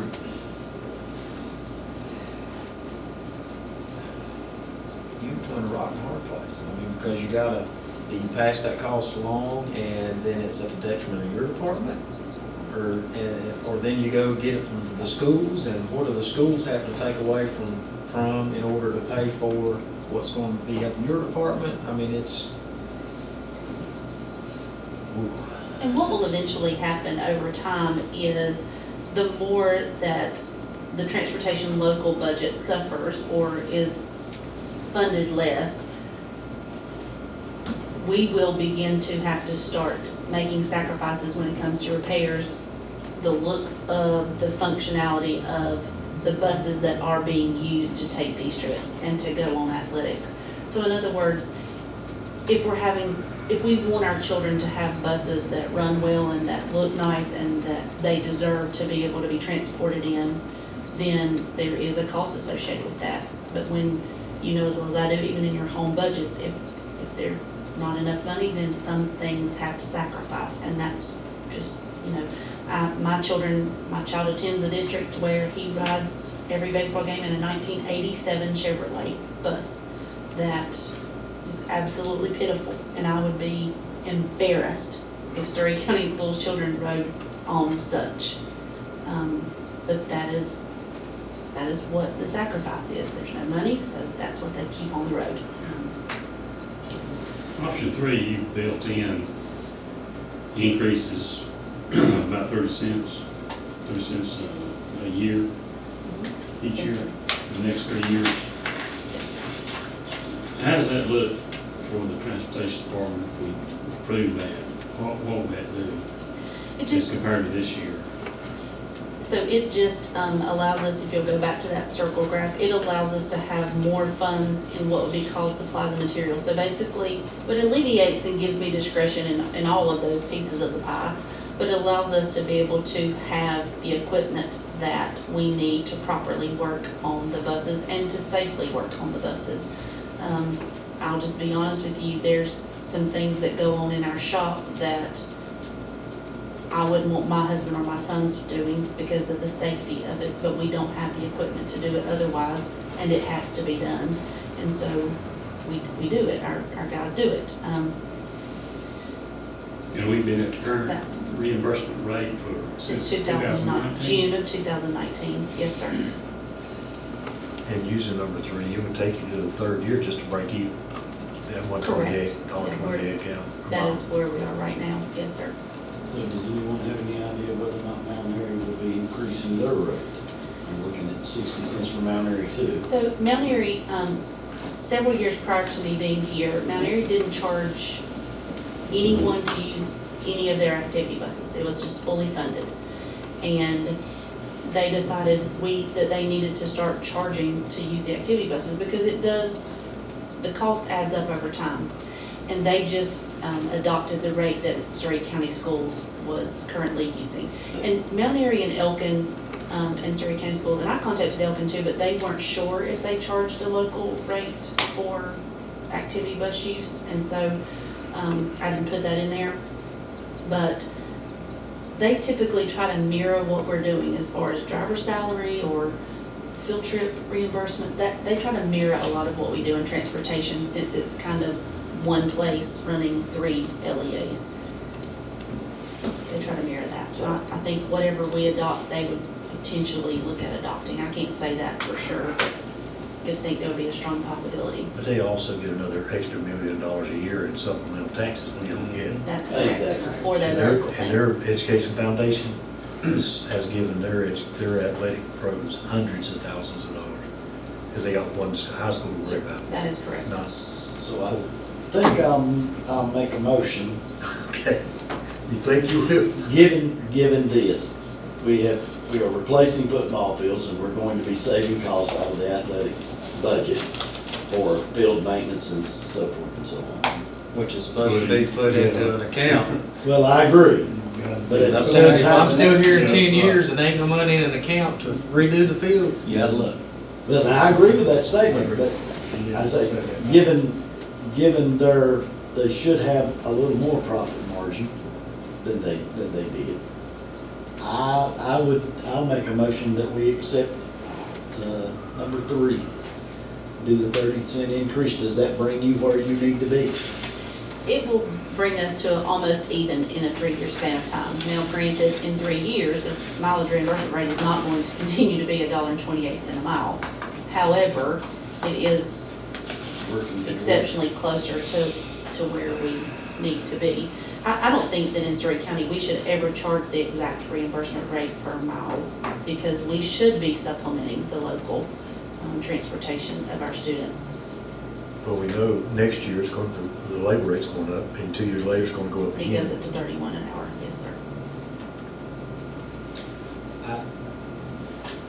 I get it. I'm bouncing it in my head too, but And the increase in rate in increments, if you guys had rather that the increments not be 30 cent, I'm happy to talk through what you would be comfortable with the increments being. So 60 cents for field trips, 35 cents for athletic band course. Yes, that is current. Yes, sir. What about we approach the foundation to see if they would be willing to help us offset the cost on the educational, the field trip piece, not the athletics.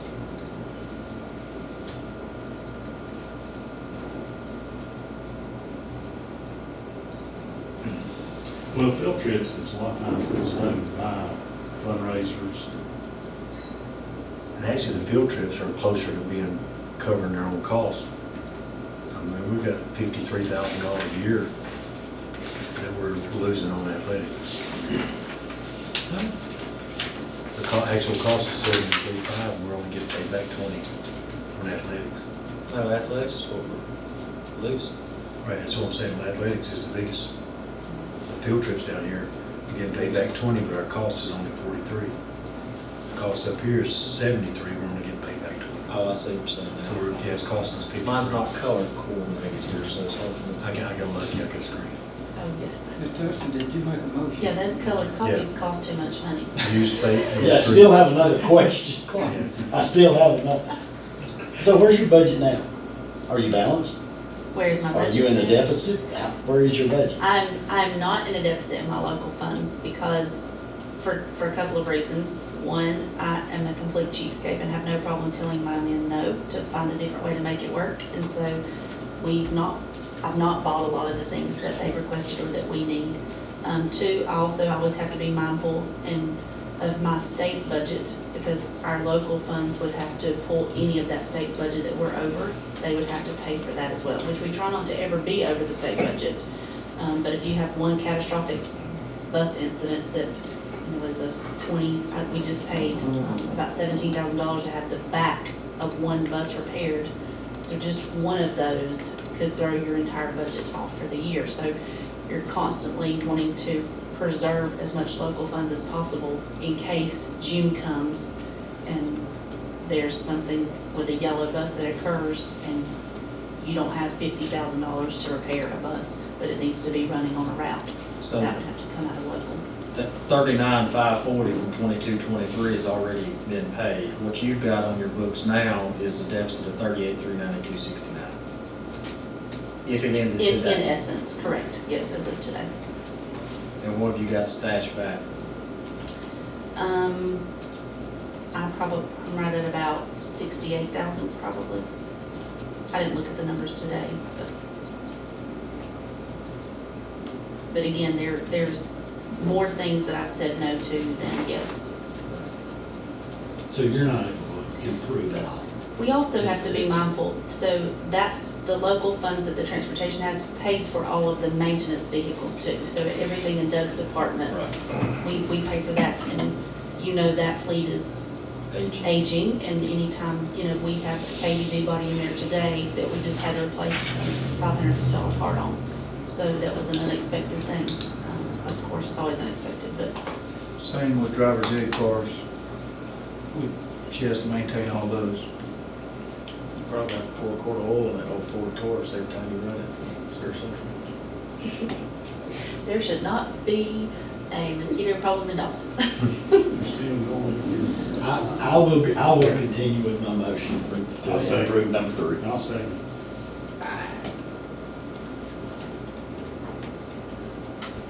But here, let me, yeah, we got a motion and a second, but let me just say this to help alleviate some of that. If there is a field trip outside the county, the schools are still going to apply to the foundation to help them cover the cost of the field trip, right? And it's based on this rate, whatever rate we adopt.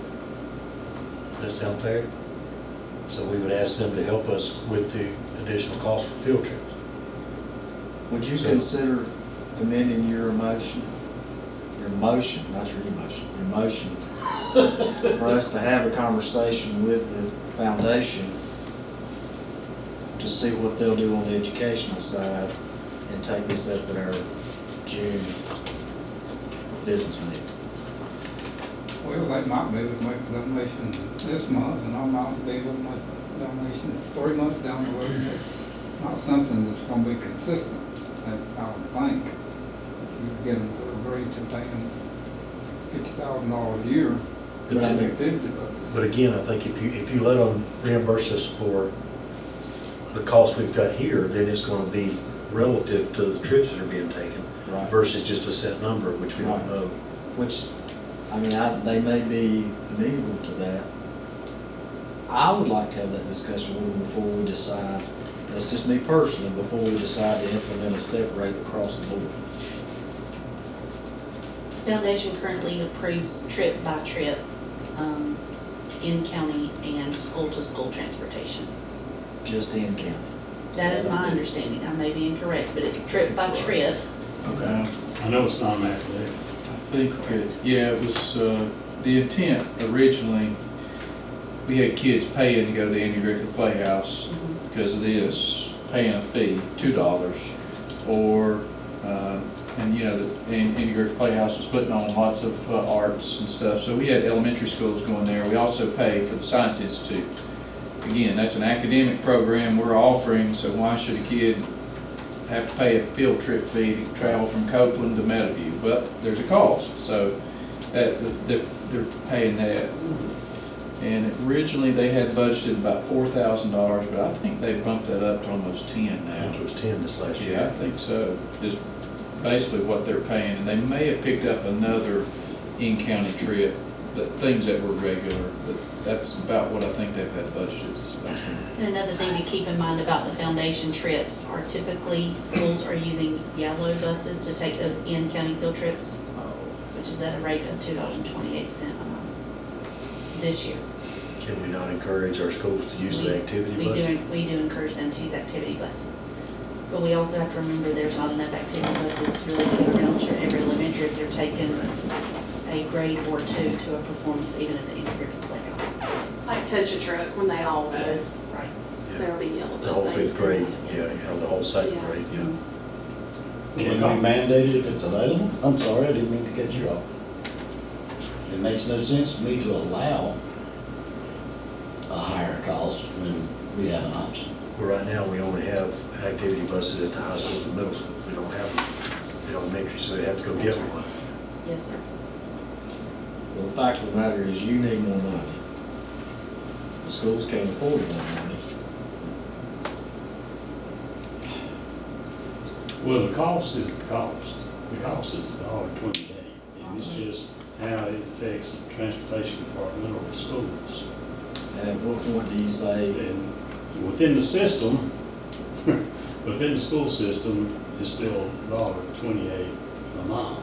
That's what it costs us to do this. So the Education Foundation is something to look into as far as how they might reimburse, or not to say that's the school system for that, but there again, all their funds are used for the school system too. So, Well, and let me just give you a quick one. It's not directly related to this, but at the last board meeting, the board voted to pay for the registration fees for all 19 students going to the Hosha National in Houston. They've never done that before. They decided to pay for that. There is a gentleman who does band equipment restoration for free, and he approved a $2,000 thing to buy the machine that he needed to do that with. The foundation did. So they are starting, based on our request, they are starting to expand what they're helping with. would they potentially look at funding educational field trips outside of the county, you think? Well, I'm guessing now, doesn't the family or not the student, but probably the parents pay for the ones that go outside the county? Yes. Yes, because we can't afford to pay for that. Or their fundraising. Yeah, or their fundraising, so. There's still a difference. Yeah. but I'm just saying, regardless of who gets the hit, schools or the transportation department, to me, with the cost of fuel since 2019, we know that that's increased what percent? And that's a big part of it. I'd say that's a big part of what's factored in. 45. Yeah, you look at Facebook any day. I mean, I'm just thinking charge. a reimbursement realigns the intent that we had before of who I do pays the hard cost. things. Well, I think you made a good point though, that we got to think about. It's causing you not to do things that are more efficient, probably with better equipment, because you're having to scrimp and save because your department, the system is going to make up any deficit. But, I mean, is it a little deficit or a big deficit? Sure. If you do it right, are we going to have a bigger deficit? And you're in a building that a bus don't fit in. Yeah. And no funds to fix it. And I will tell, I mean, I wore the shoes, and I've sat in the seat, and I know what it means to be a principal who's looking closely at the school budget as well. I mean, I look at this through all lenses. But right now, my role is the director of transportation, so I have to do what's best for that department to provide the best for our schools in Surrey County. And that's what I want to do. But you're right, like 25.9% of the local funds is just in fuel. So, you have to look at that. And I don't see that going down drastically anytime soon. And I assume this is the way it works everywhere. When I coached at North Surrey, we had a credit card when we went to a baseball game, and we put gas in it or diesel in it. That was charged back to you. That was charged, so the system was paying for it. Then the school would be billed for that at 35 cents per. Yes, that is correct. So whether we're taking it out of the right pocket or the left pocket, We're taking it out of our we're still pocket. taking it out of a pocket. Yeah. Right. All right, so, And then we count on help. yeah. They just need to make sure that you still have you have sufficient supplies to run your department. So basically, roughly what the number 3, you're increasing what you would be reimbursed for this work and fuel, about 50%. That is correct. So that would help you with something this year. So how about this then? How about we go ahead and approve that 3-year, take a look at it again next year after the first year, see how it looks. We can always amend it after that, and I'll talk to the foundation to see, to let them know what we're looking at doing.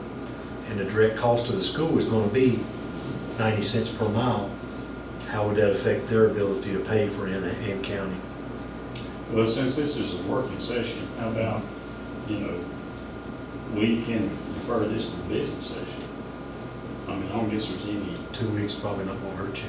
Is the time sensitive?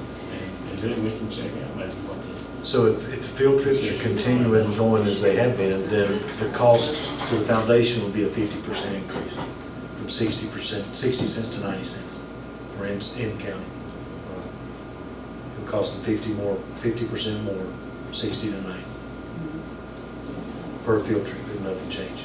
I just want to be able to also make sure our schools have a long enough timeline to prepare themselves for making sure that they understand an athletic director is going to present his budget to his principal, families are going to need to know to expect X number of dollars, whatever, for field trips. I just think we need to make sure people know.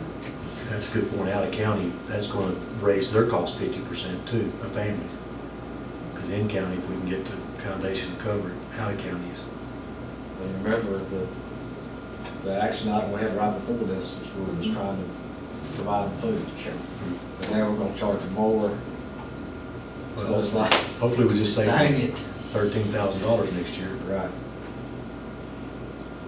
All right. I would be willing to withdraw the motion if at the board meeting, the business meeting,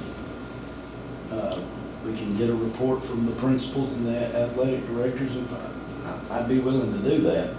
I just see the need. I know the need in balancing a budget in the department. And the problem's not gonna go away. It's gonna be here. Right. That's what I'm saying. Regardless, next year when you're running through your budget and somebody gets hit and a part goes out and I'll just give you a story. So Friday, when the bus was up against the guardrail, the brand new activity bus that was granted to us through the VW program also pulled into the parking lot as they were using the wrecker to pull the other bus in. And I went to do just a post inspection on the brand new activity bus, and the whole back glass was busted out. And so that whole back glass had to be put back in this morning. So just from the drive here? We don't know what caused it to bust. It had been to Tweetsy, that's all I know. I mean, it could have been anything, but things like that happen daily in our department. And so I covered the steering wheel, we took it out of circulation so nobody can use it. This morning, the guys took a back glass out of a bus that I had scrapped. It happened to fit, they sealed that up, it went to International Mount Airy. So just things like that constantly. Like, I'm trying to get that bus back on the road as quickly as possible for children to be able to use, because it is the nicest, most well-running, safest bus we have. So why do I not want it immediately out and on trips? But if my budget is in such a position that I can't fix that, then that bus is parked and out of circulation until we can recoup funds. I mean, I know that you understand, but I have to be cognizant of those kinds of things every day. Mr. Chairman, I recommend what you talked about. My recommendation would be to approve it for number 3 for 1 year rather than 3, and then look at it after 1 year and see. I mean, if we don't do something, we're just kicking the can down the road. She's obviously made a case that the funds are needed. So we could do that, and that way we wouldn't be tied in through. Okay, we still got a motion though. You said you offered you could, but you didn't withdraw it, so what? What do you think, because he seconded it? Doing it at the business. I'll do what you do since I. All right, I'll withdraw my motion. Okay, so do we want to take 2 weeks to think about it and vote on this at the business session in 2 weeks? And we're committed, we're gonna make a decision and vote on it then. What we're gonna think about, are we gonna go to the drop fund somewhere else or something? I'd like to know we know what this does to the transportation budget. We know how this affects them. I'd also like to know how it affects the schools, the principals, and then you all talk to the foundation to see if there's something we can potentially help out with later. That would be what I would want to do in 2 weeks, but I'll go with the majority of y'all because there's no good answer to it. All right, so here's what I hear. we're gonna have a impact report from high school principals and athletic directors on the impact of the funds on athletic budgets. I think we also need to have an impact report from principals in general on field trip costs. Just how that impacts families, and then the foundation will have that conversation. So those are 3 action items: athletics, field trips, and foundation. And we can still put this on there, on that agenda as well, so we can have it to look at comparatively.